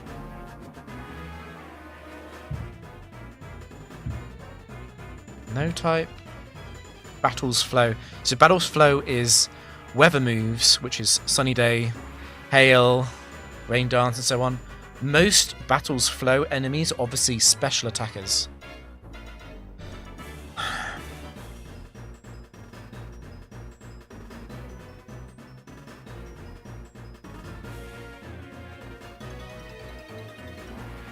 Who dies for Latias? I'm wondering if anything actually does die.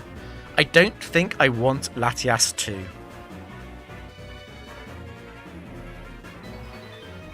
Right, Latias 2 is the Quick Claw set. It's got mixed coverage with Earthquake and stuff, but I think my current team is already better than it.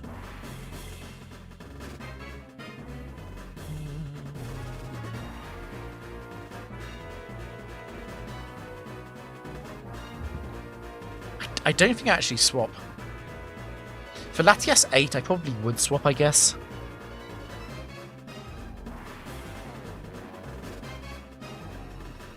Am I worried about being, like, badly crit by Overheat or something? I could go Latias. It would be Marowak that leaves.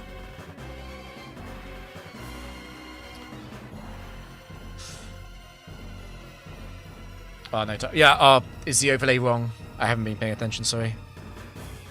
If the overlay read the text wrong, it won't update.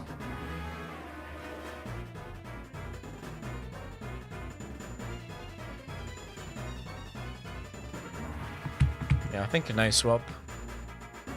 Latias 2 is max attack, max special attack on EV investment, so it's not fast or that bulky.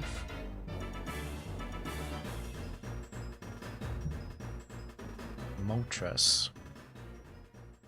Admittedly, that's not a great lead for Regice. I might want to stay in anyway, though, because what else am I doing? Like, Overheat and Fire Blast can one-shot Marowak.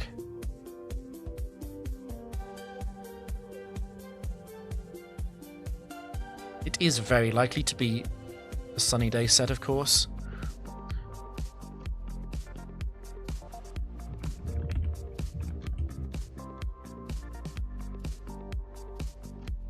This is weird.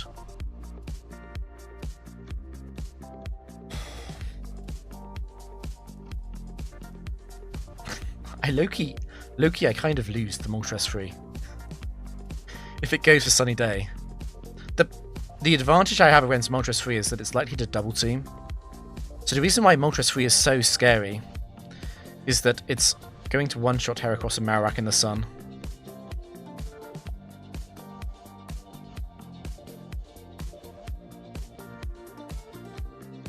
I guess it has to still hit all of the Fire Blasts, and it has to not be baited away onto double team. If I hit Ice Beam into it, it's got to rest. Yeah, we could wipe to this. Right after refusing to take a Latias to lose to Moltres free would be quite funny. I was more thinking, like, Rain Dance I feel like is a more common weather move.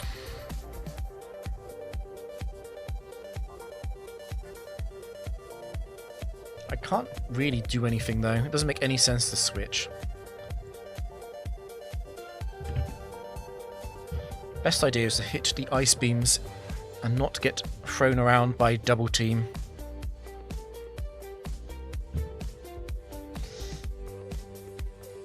In fact, the best thing to do now is to crit.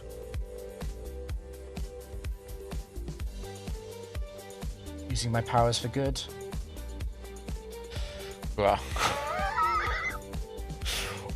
Apparently it's Serene Grace Regice. That wasn't even the list of things that I was thinking could happen. It's quite a big deal, obviously, because of the PP situation on Ice Beam. I'm actually wondering if I should go Marowak. It sounds funny, but Marowak being in when it's not sunny day might be my best chance at proactively ending this game early against Moltres. Because staying in and just trying to hit Ice Beams, if it does fall out, I'm not sure about that. I think it might genuinely be best to go Marowak.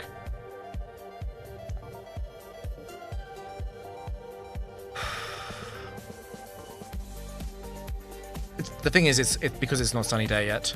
Once it's sunny day, there's no way Marowak wants to be in. But it's quite likely to want to double team and rest against Marowak as well. Yeah, after the evasion boost, we are 67.5% chance to hit.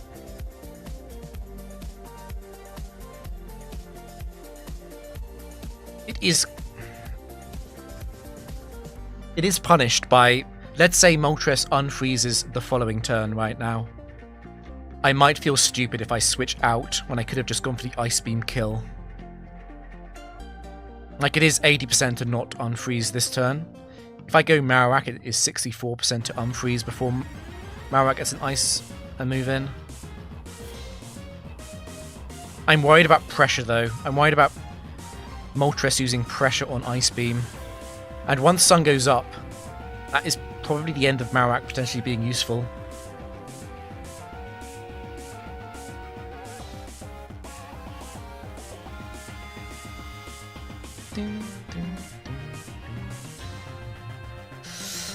I've got a strong feeling I should go Marowak here. A very strong feeling. It is true that Marowak is very good against a Rain Dance electric Pokemon, which could be in the back. However, Marowak is also very bad against the water Rain Dance sets in the back, and also if it's some kind of chlorophyll solar beam setup in the back, that is also bad for Marowak.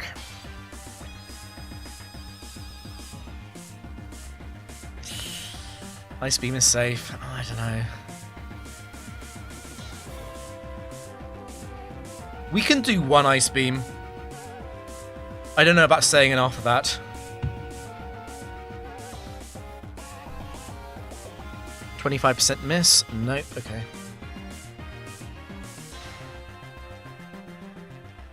That could have actually been Moltres 2 as well. Doesn't have to be Moltres 3.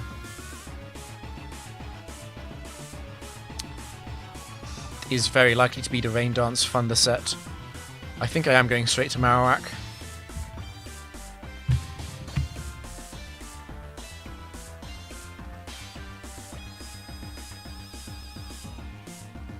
Okay. It's gonna Iron Tail. So Iron Tail defense drop into Iron Tail crit will kill Marowak.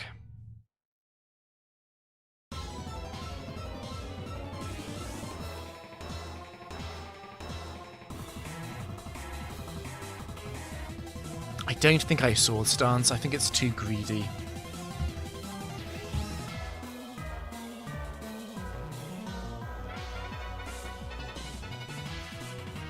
It might seem insane, but when you're 3 Pokemon up into the final Pokemon, just want to reduce the variance.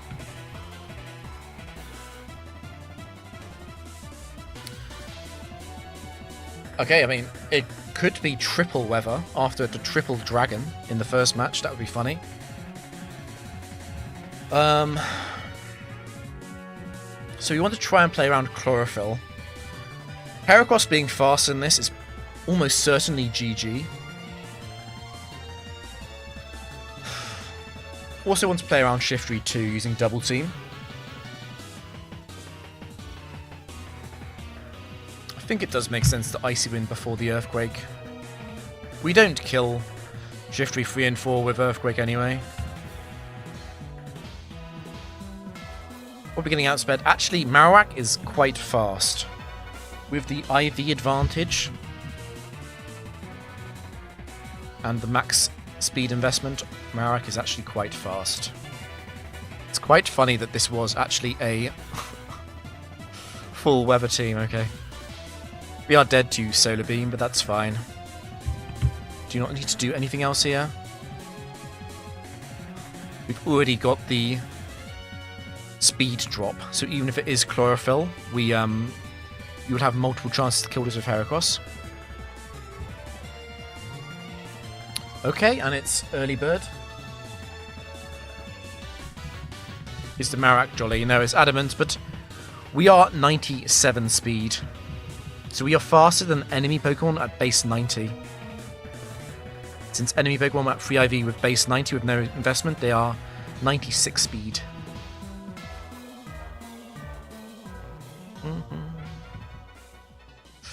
Yeah, I wouldn't say always, just because of Focus Ban activating 5 times in a row or something, but yeah.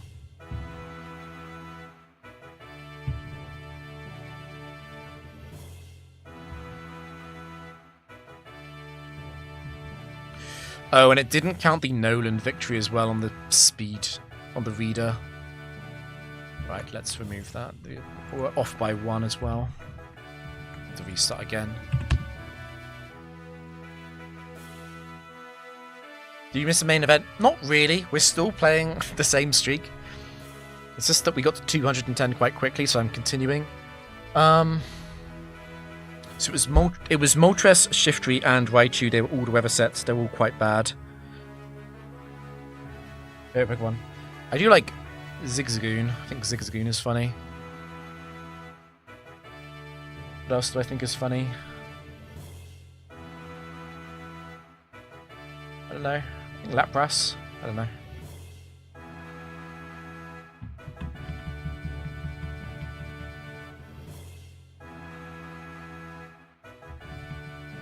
My foresight says I will win.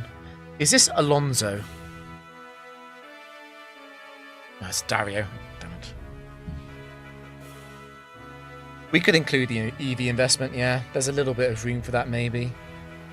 I just don't want to clutter it, but we can add that in if people want it. So it's high risk Snorlax, okay. With a Regice lead, we've got to be careful about the thick fat curse situation here. Oh. Do I just go Marowak and use Earthquake immediately? I'm just so scared of Curse into Quick Claw.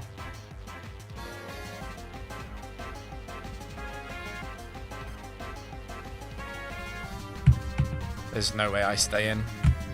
I do not want to be in a Curse War due to how crits ignore my defense boosts.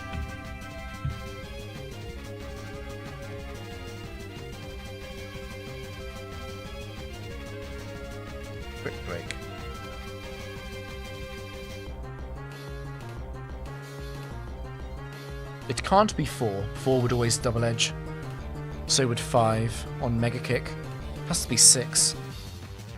So it has actually got counter.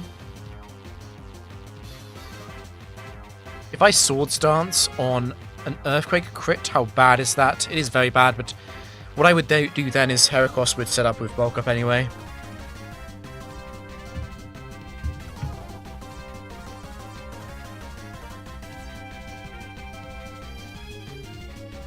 Don't actually crit me though.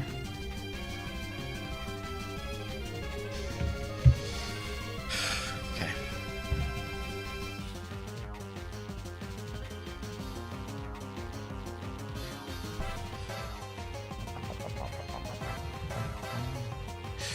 So counter is high risk. There is still a high risk Pokemon in the back though. Victory Bell. Well, we are fast in Victory Bell. The question is whether or not Bright Powder could activate from Victory Bell 3 or 4. I think we stay in though. We keep our boosts. Marowak is a very good Pokemon until it's not. That is quite high variance. It is not rare to do a sweep like this. And Fortress are obviously fastened Fortress as well.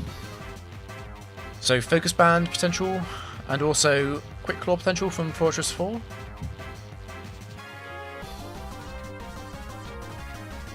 Focus Band.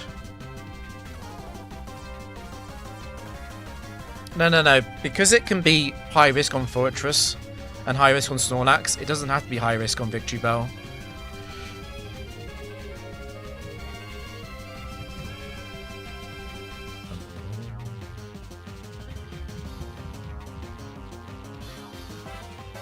Actually, let me change something else on the overlay.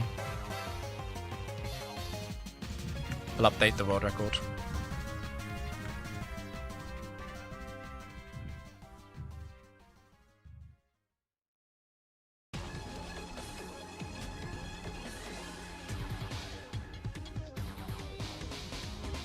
So because it was high risk on Snorlax, it can legitimately be anything in the back because all the Fortress sets activate high risk. We literally don't know anything.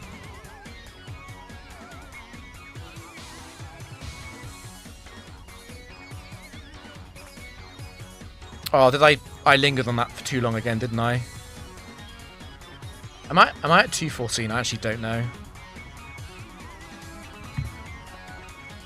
So slow and steady, that's moves like T-Wave, Swagger, Confuse Ray, Attract, Hypnosis, Sing, all of those fun moves. We're actually quite good into those though. A good way to counter slow and steady is to just murder them with a Pokemon like Marowak.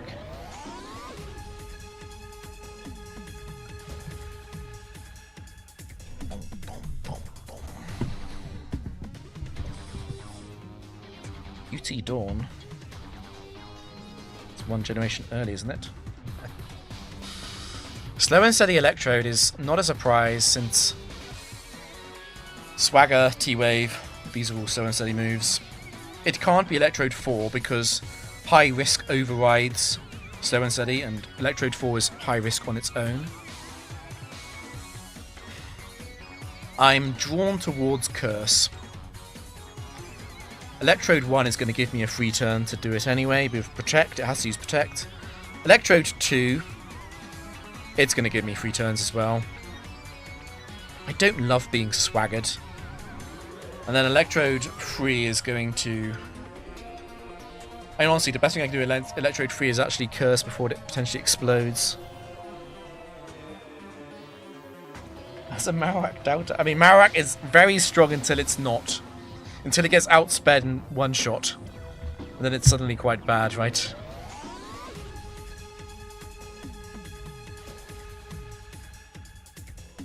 Okay. Has to be Electrode 3. Be one shot at +1.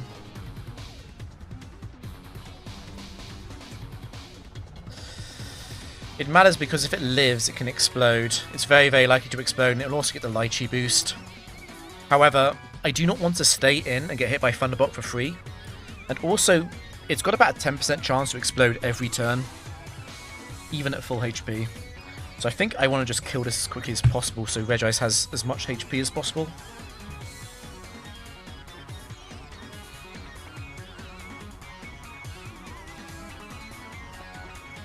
Unlucky.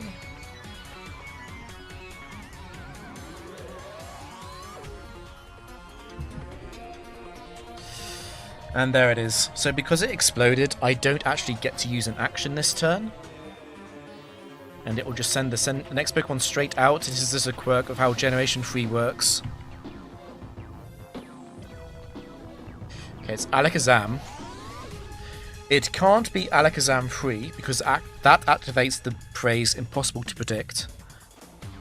And the slow and steady Alakazams are essentially the T-Wave one, so it's very likely to be Alakazam 1 or Alakazam 2.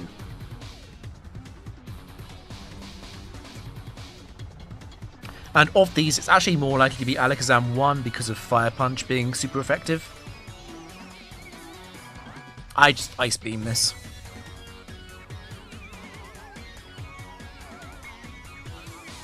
I just Ice Beam this. Regice is at low HP already.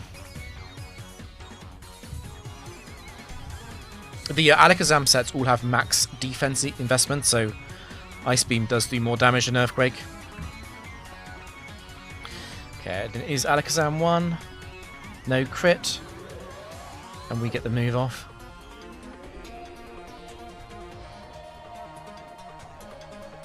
Bruh, what is this Regice? Like...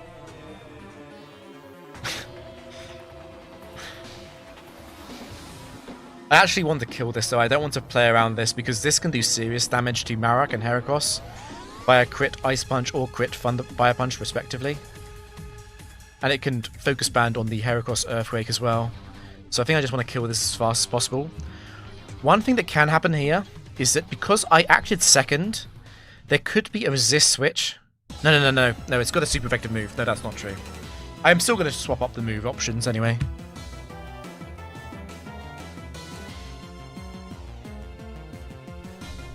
Reggie Christ. Just freeze everything.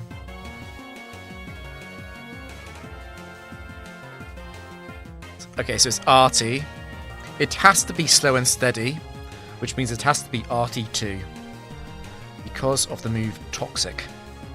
Now, because Regice is paralyzed and because Regice has the item leftovers, Regice actually does infinitely stall Articuno, especially once Blizzard is out of PP.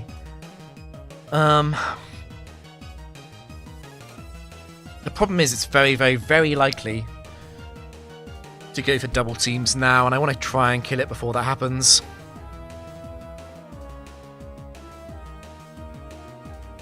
I'm wondering if I stay in though. Stay in and try and PP stall the Blizzard. And then once it's out of Blizzard PP, then I can go to Marowak and I get like a huge number of chances to hit it with Rock Slide, right?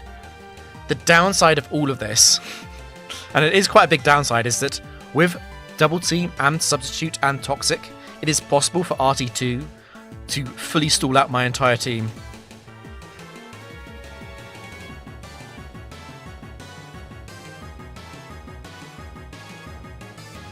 Rest? Not sure what you mean by rest.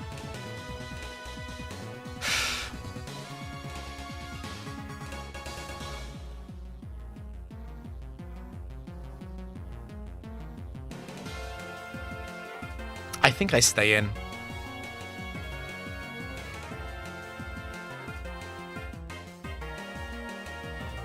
What scares me about this is specifically the combination of Substitute and Double Team.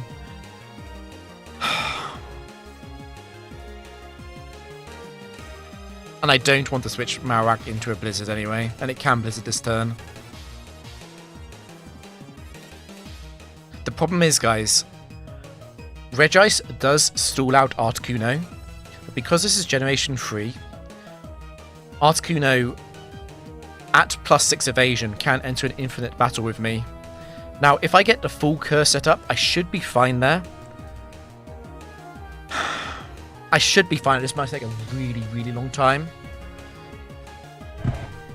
Is it better to stay in? I wonder if I should actually go Heracross. I do not need Heracross.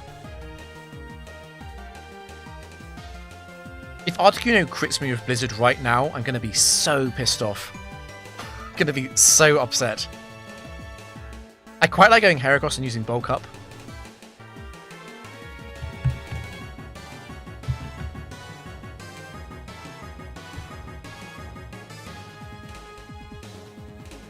Yeah, that was expected. I really want to stop it using Substitute if possible, in order to end this as fast as possible. I want it to use Blizzard before Toxic as well. They have not got direct control over that. We'll bulk up once, so at least then our Mega Horns do break the sub.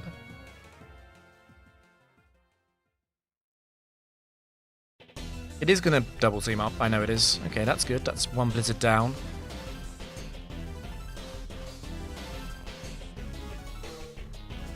We do have Lumberry for Blizzard, isn't it? Toxic as well.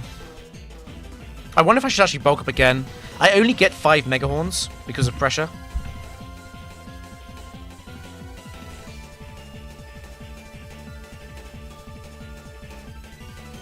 Like, if it gives me the Guts boost at +3, I think I'll kill it. That's not probably true, is it, though? It's probably going to be a range. I'll hit it now, though. Yeah. That's fine.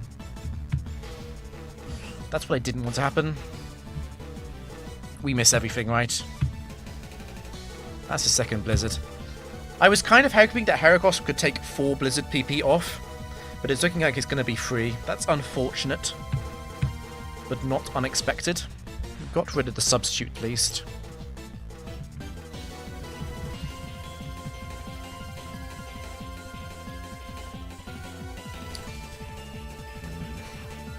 Didn't want that. Ideally, Blizzard would miss. I think if Blizzard misses, I actually do always win. Unfortunately, Heracross is now a sitting duck.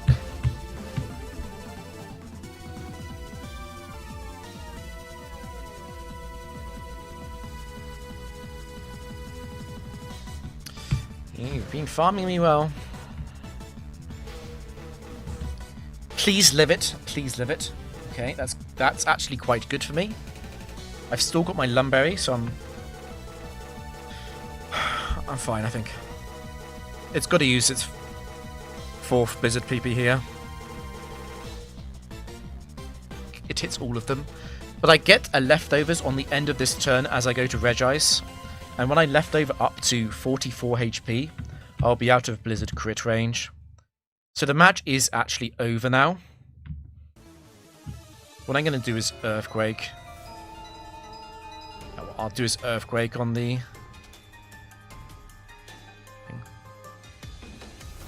Oh no, did it miss? Did it miss? Oh, it missed one. It missed one during the fast forward, you're right. Oh, so it's actually out, so we might as well go Marowak and try and end this earlier then.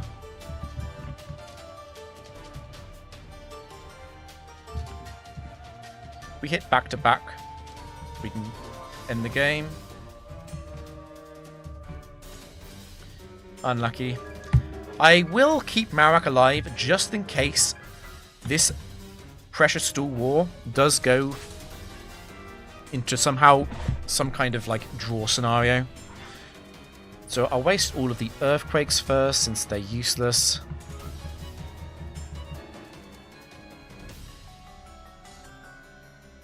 Bro, I totally forgot that Regice...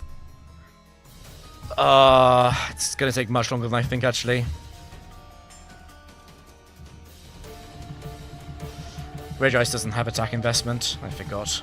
It's not a problem.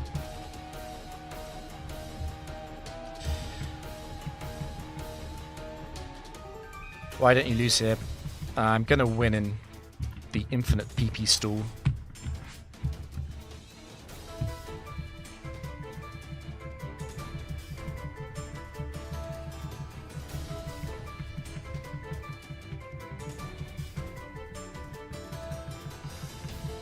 I don't think this could ever be a draw, but it's worth keeping Marowak alive just in case.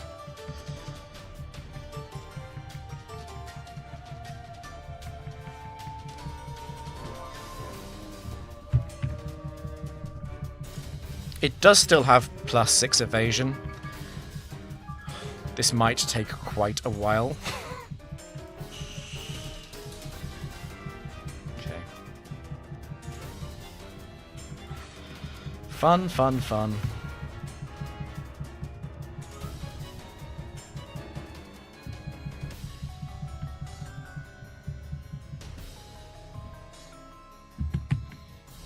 Oh, that was fun.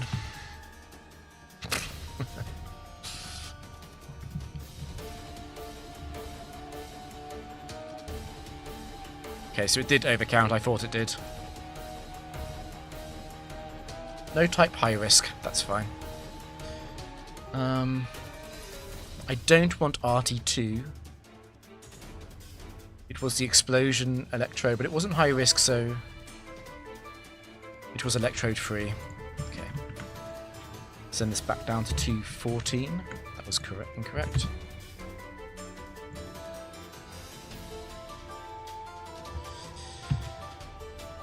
I don't think I want any of those.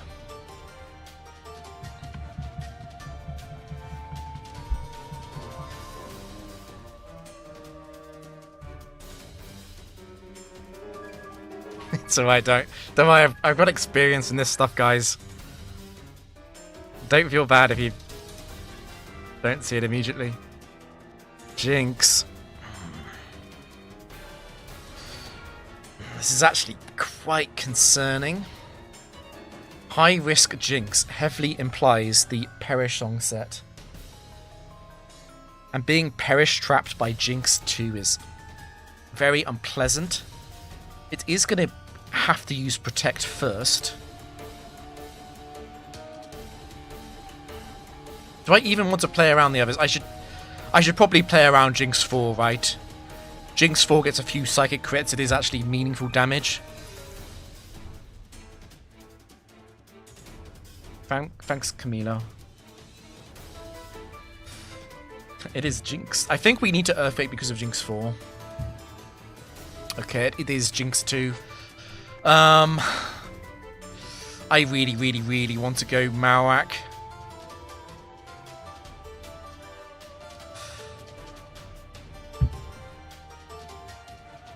Like, Heracross can miss the Mega Horns. I'm also not sure what I think about using up the Lumberry like that. Lovely Kiss, Perishong, Mean Look, Protect, Protect. That would be one hell of a combination of moves to use in that exact order with a long sleep. Of course, Marowak can also miss, right? It is high risk, no phrase.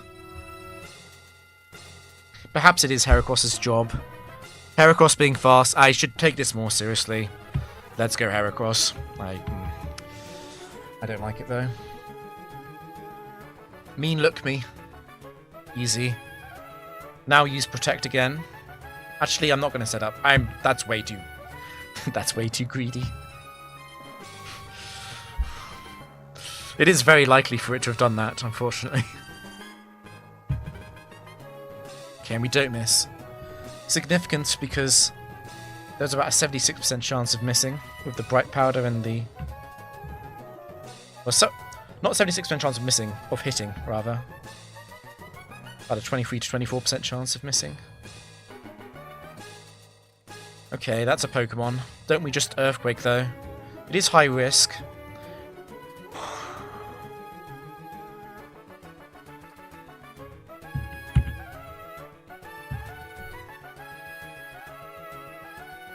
Streamer luck.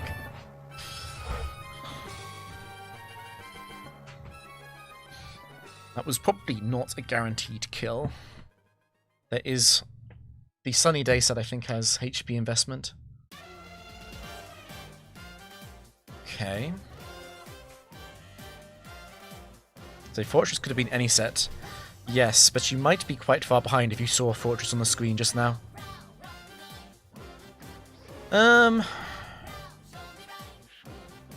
I might as well go for the Attract, right?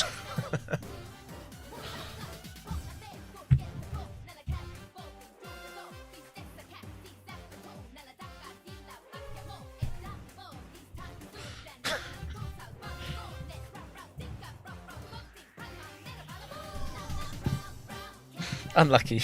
Okay. So the safest way to possibly play this out is in trying to avoid a loss to Dodrio 1, getting a Tri-Attack Paralysis on Regice, or Dodrio 3, getting a double-edge crit twice. And against both of those scenarios, I win most directly by going for Icy Wind first, I think.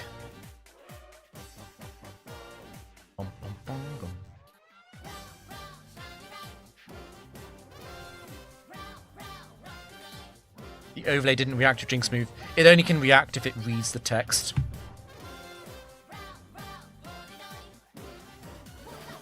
What is the disadvantage of doing any of this?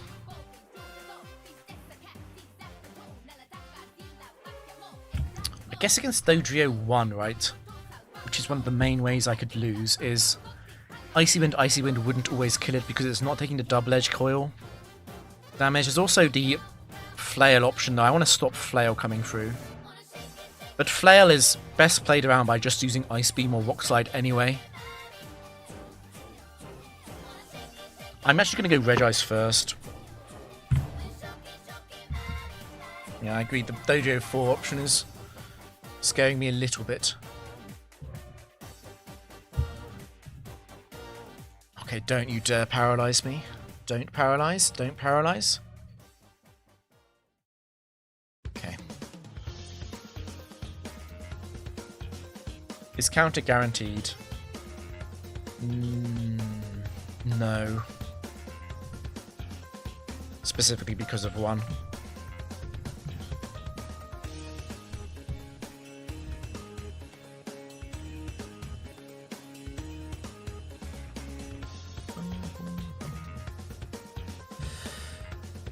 No type.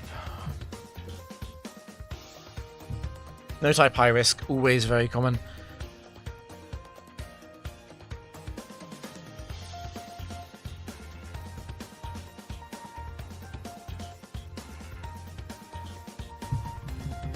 I don't think I can work out anything about that Rapidash.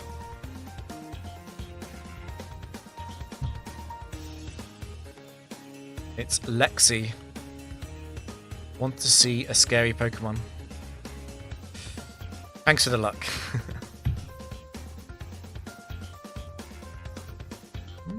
Scary Pokemon? Potentially Typhlosion 1? Question mark. I give Typhlosion 1 Blaze and then it sweeps me with Fire Blast somehow? On Focus Band activation on Blaze?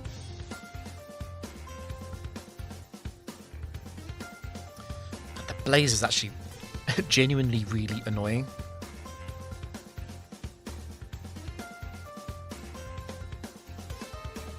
I'm going to damage calc.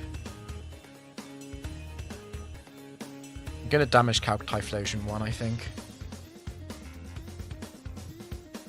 Which is quite important.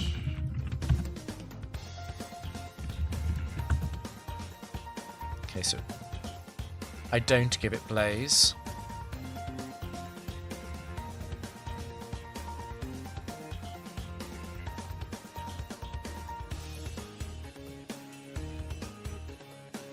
Oh no, I know I live. I'm looking at if I give it Blaze with Earthquake.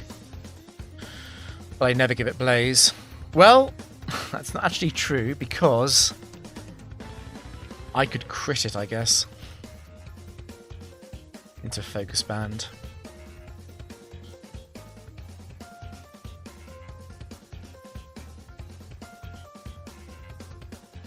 No, guys.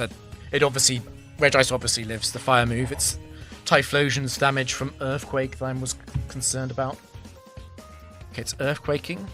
Is Gen 3, of course, so Overheat isn't in the pool of moves that gets considered for highest damage. It is good news that it was not Typhlosion 1, though. So Typhlosion 3 and 4 have identical bulk to Typhlosion 1, so I don't have to repeat any of that. If I'm feeling brave, I could try and do some kind of setup here. Just don't think that's worth it.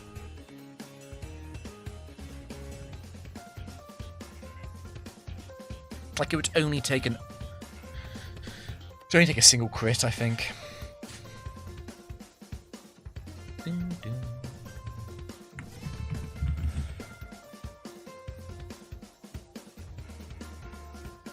Select Blaze Reversal Sweep would be funny. It would be funny. Unfortunately, for Typhlosion, it can't actually use Endure here.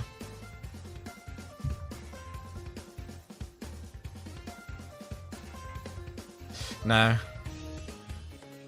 The Endure HP range is pretty much identical to the Blaze HP range, except it's 35 instead of 33%.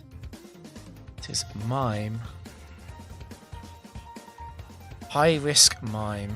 That doesn't ring any bell. So the final Pokemon has to be high risk. No. No. That's not true. Because that could have been Typhlosion 3, right? Typhlosion Earthquaked me twice. The Typhlosion 3 has attack investment on the max. It's adamant. That was Typhlosion 4, wasn't it? We took too much damage from the Earthquakes.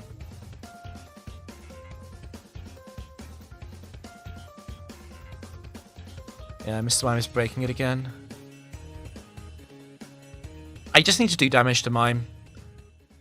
The thing that is scariest about this is Mr. Mime using its bright powder to dodge every single move. We just need to hit it. It is actually Mime 4. That's the bright powder set. So now that we've hit it, Heracross and Marowak both kill it with Earthquake, which is important. Oh. I do not want to swap into Fire Punch. It's a terrible idea.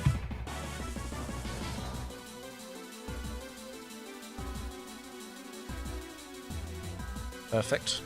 Regice is just completely locked in.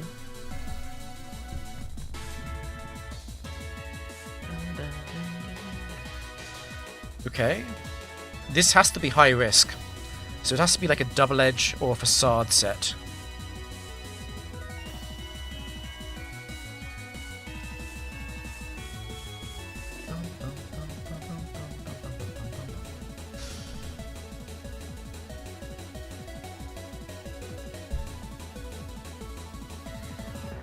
The strongest... Can it be... It can't be Bright Powder as well because of Mr. Mime 4 being Bright Powder. So that's really good because it can't be Mence 4. Because Mence 4 probably can kill me here. Obviously the... Yeah, I think we're good. Because it can't be Mence 1 either. We should be living and we should be killing. Like, I should always survive this, because it's not Mence 4.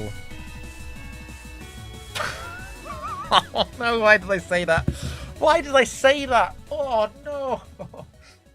Oh.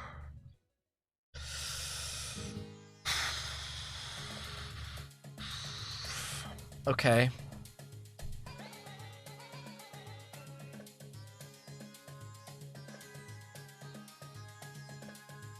It actually has to be Salamence 3.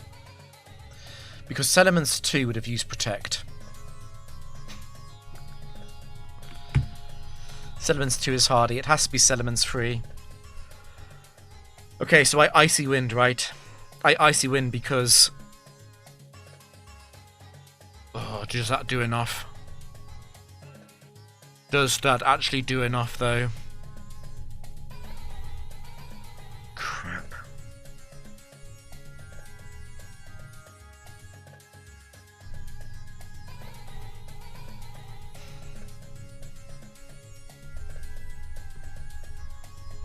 So Mence 3 is 156 HP, right? It takes 45 in recoil, killing Marowak with double edge. And then it can crit Heracross and win.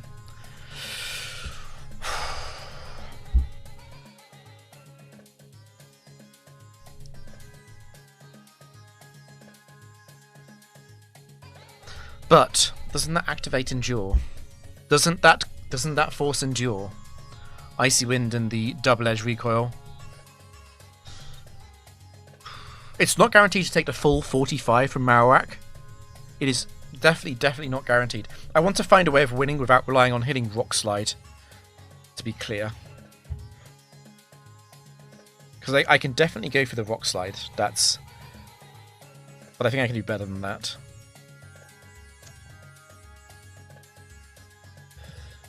Okay, so let's assume double edge. Let's assume a minimum roll double edge crit, right? The thing there is, if Icy Wind connects, I'm faster. I win then. I just win. Because I swap to Heracross. It has to be a crit on Marowak. And then I go Heracross. And I always win. Is that true? What if it min rolls Heracross without the crit?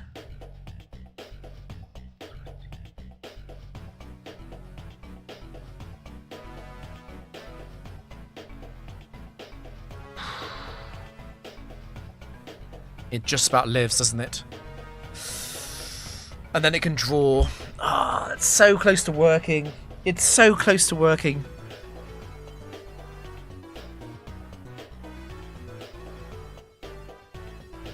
So do I instead go to Heracross first then, and try and hit Megahorn?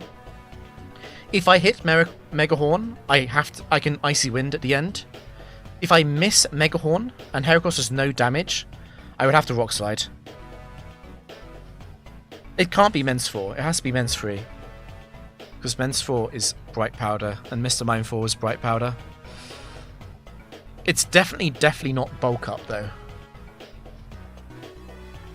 It is Heracross first. It's such a shame that Marowak doesn't quite do enough.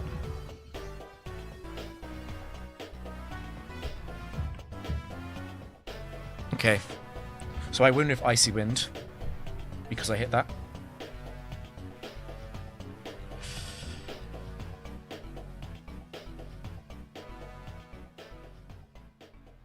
Surely that is Endure range. The problem is I'm probably in Double Edge range as well. 101. We're base 75 defense, right? So we're 95. We're 95. That would be very close. I still want to hit it though, even if it does go for the Endure, because then it always dies to Double Edge recoil.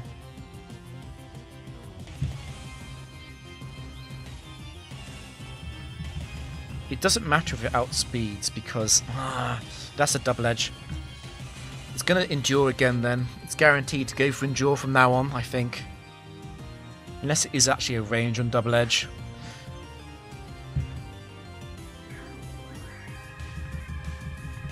Fine. The fact that it will feint to its own recoil here is why this is completely safe.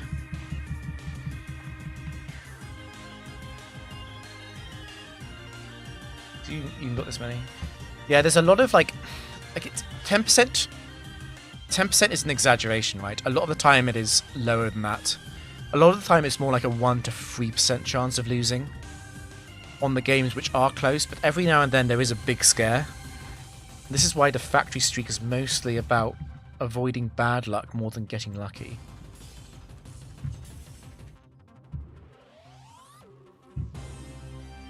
High risk. So the final match for this is a 6 IV opponent, which is a little bit significant in terms of the base 90s now outspeeding Marowak.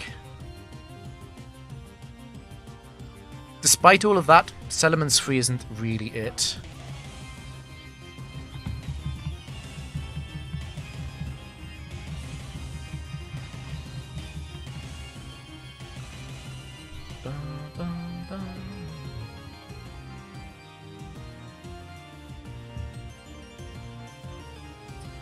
Okay, so Double Edge counter.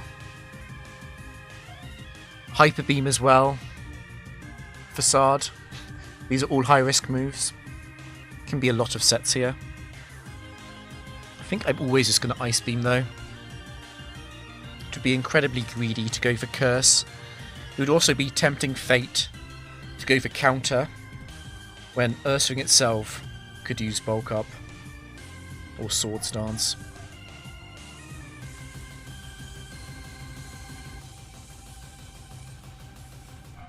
Bark, bark, bark. I'm going to have to go and see the dogs in a second. Okay. It's actually a speed tie as well, isn't it, on the Adamant sets? Oh, that's ugly. Because they're 63 speed. Yeah, base 55, and then I'm... It's because Regice is brave. I'm base 50, but I'm 63 as well. Because it's 10% below 70. That's so annoying.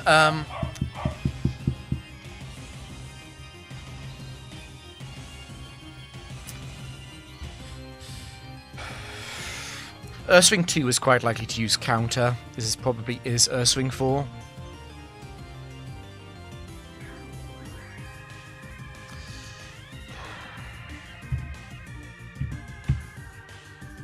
It won the speed tie both times. That sucks.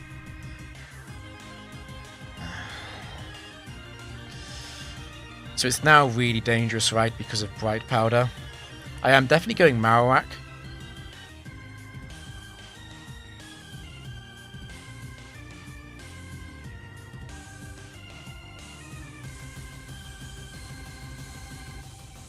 No, Earthwing 2 will use counter because Regice is a special type in Generation 3 before the physical special split. And counter and Mirror Coat are bugged to look up the wrong typing on that.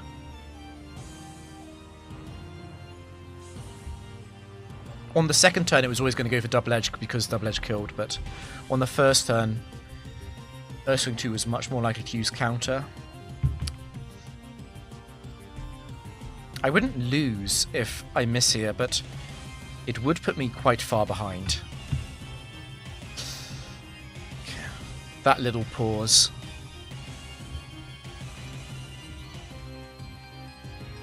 It could be Earthwing 2, it's not impossible. No, dude, no. High risk Lapras means Horn Drill. I mean, it could be Double Edge, but let's be real. Lapras 3 is Bright Powder. That was probably Earthwing 4, which is Bright Powder. Okay, it could be Lapras 5, but real talk, because it's the Frontier. Because it's the Frontier, it's always Horn Drill.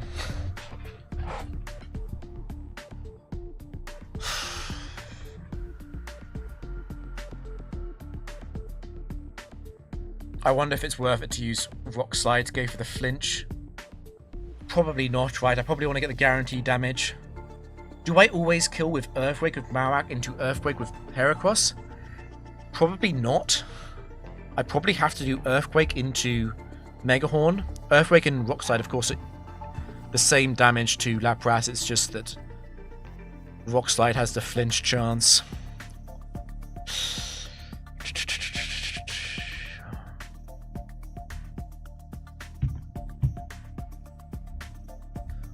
At least it's not a quick claw turn. Please be Lapras 5.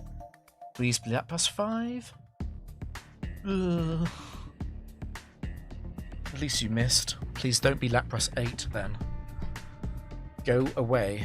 Go away, Lapras.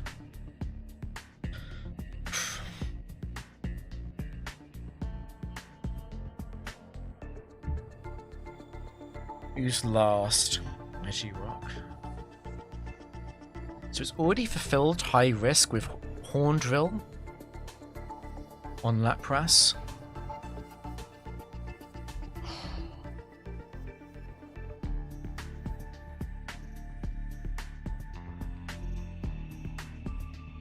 It can be Regirock. It can be Quick Claw Regirock. So it could Quick Claw double team here. I've got no counterplay to that. I just Earthquake.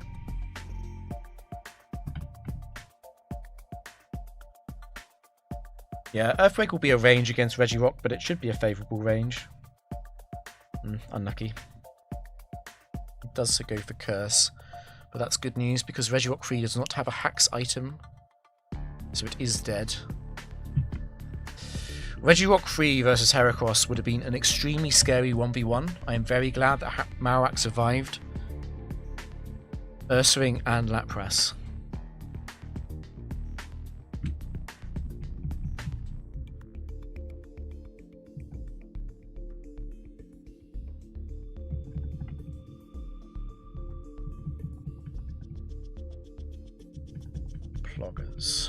Ploggers. Yeah, I'm officially brain fried. I am officially brain fried. I have to go, guys. Was a very good stream, though. I'm pleased with this. We'll continue it next week, most likely.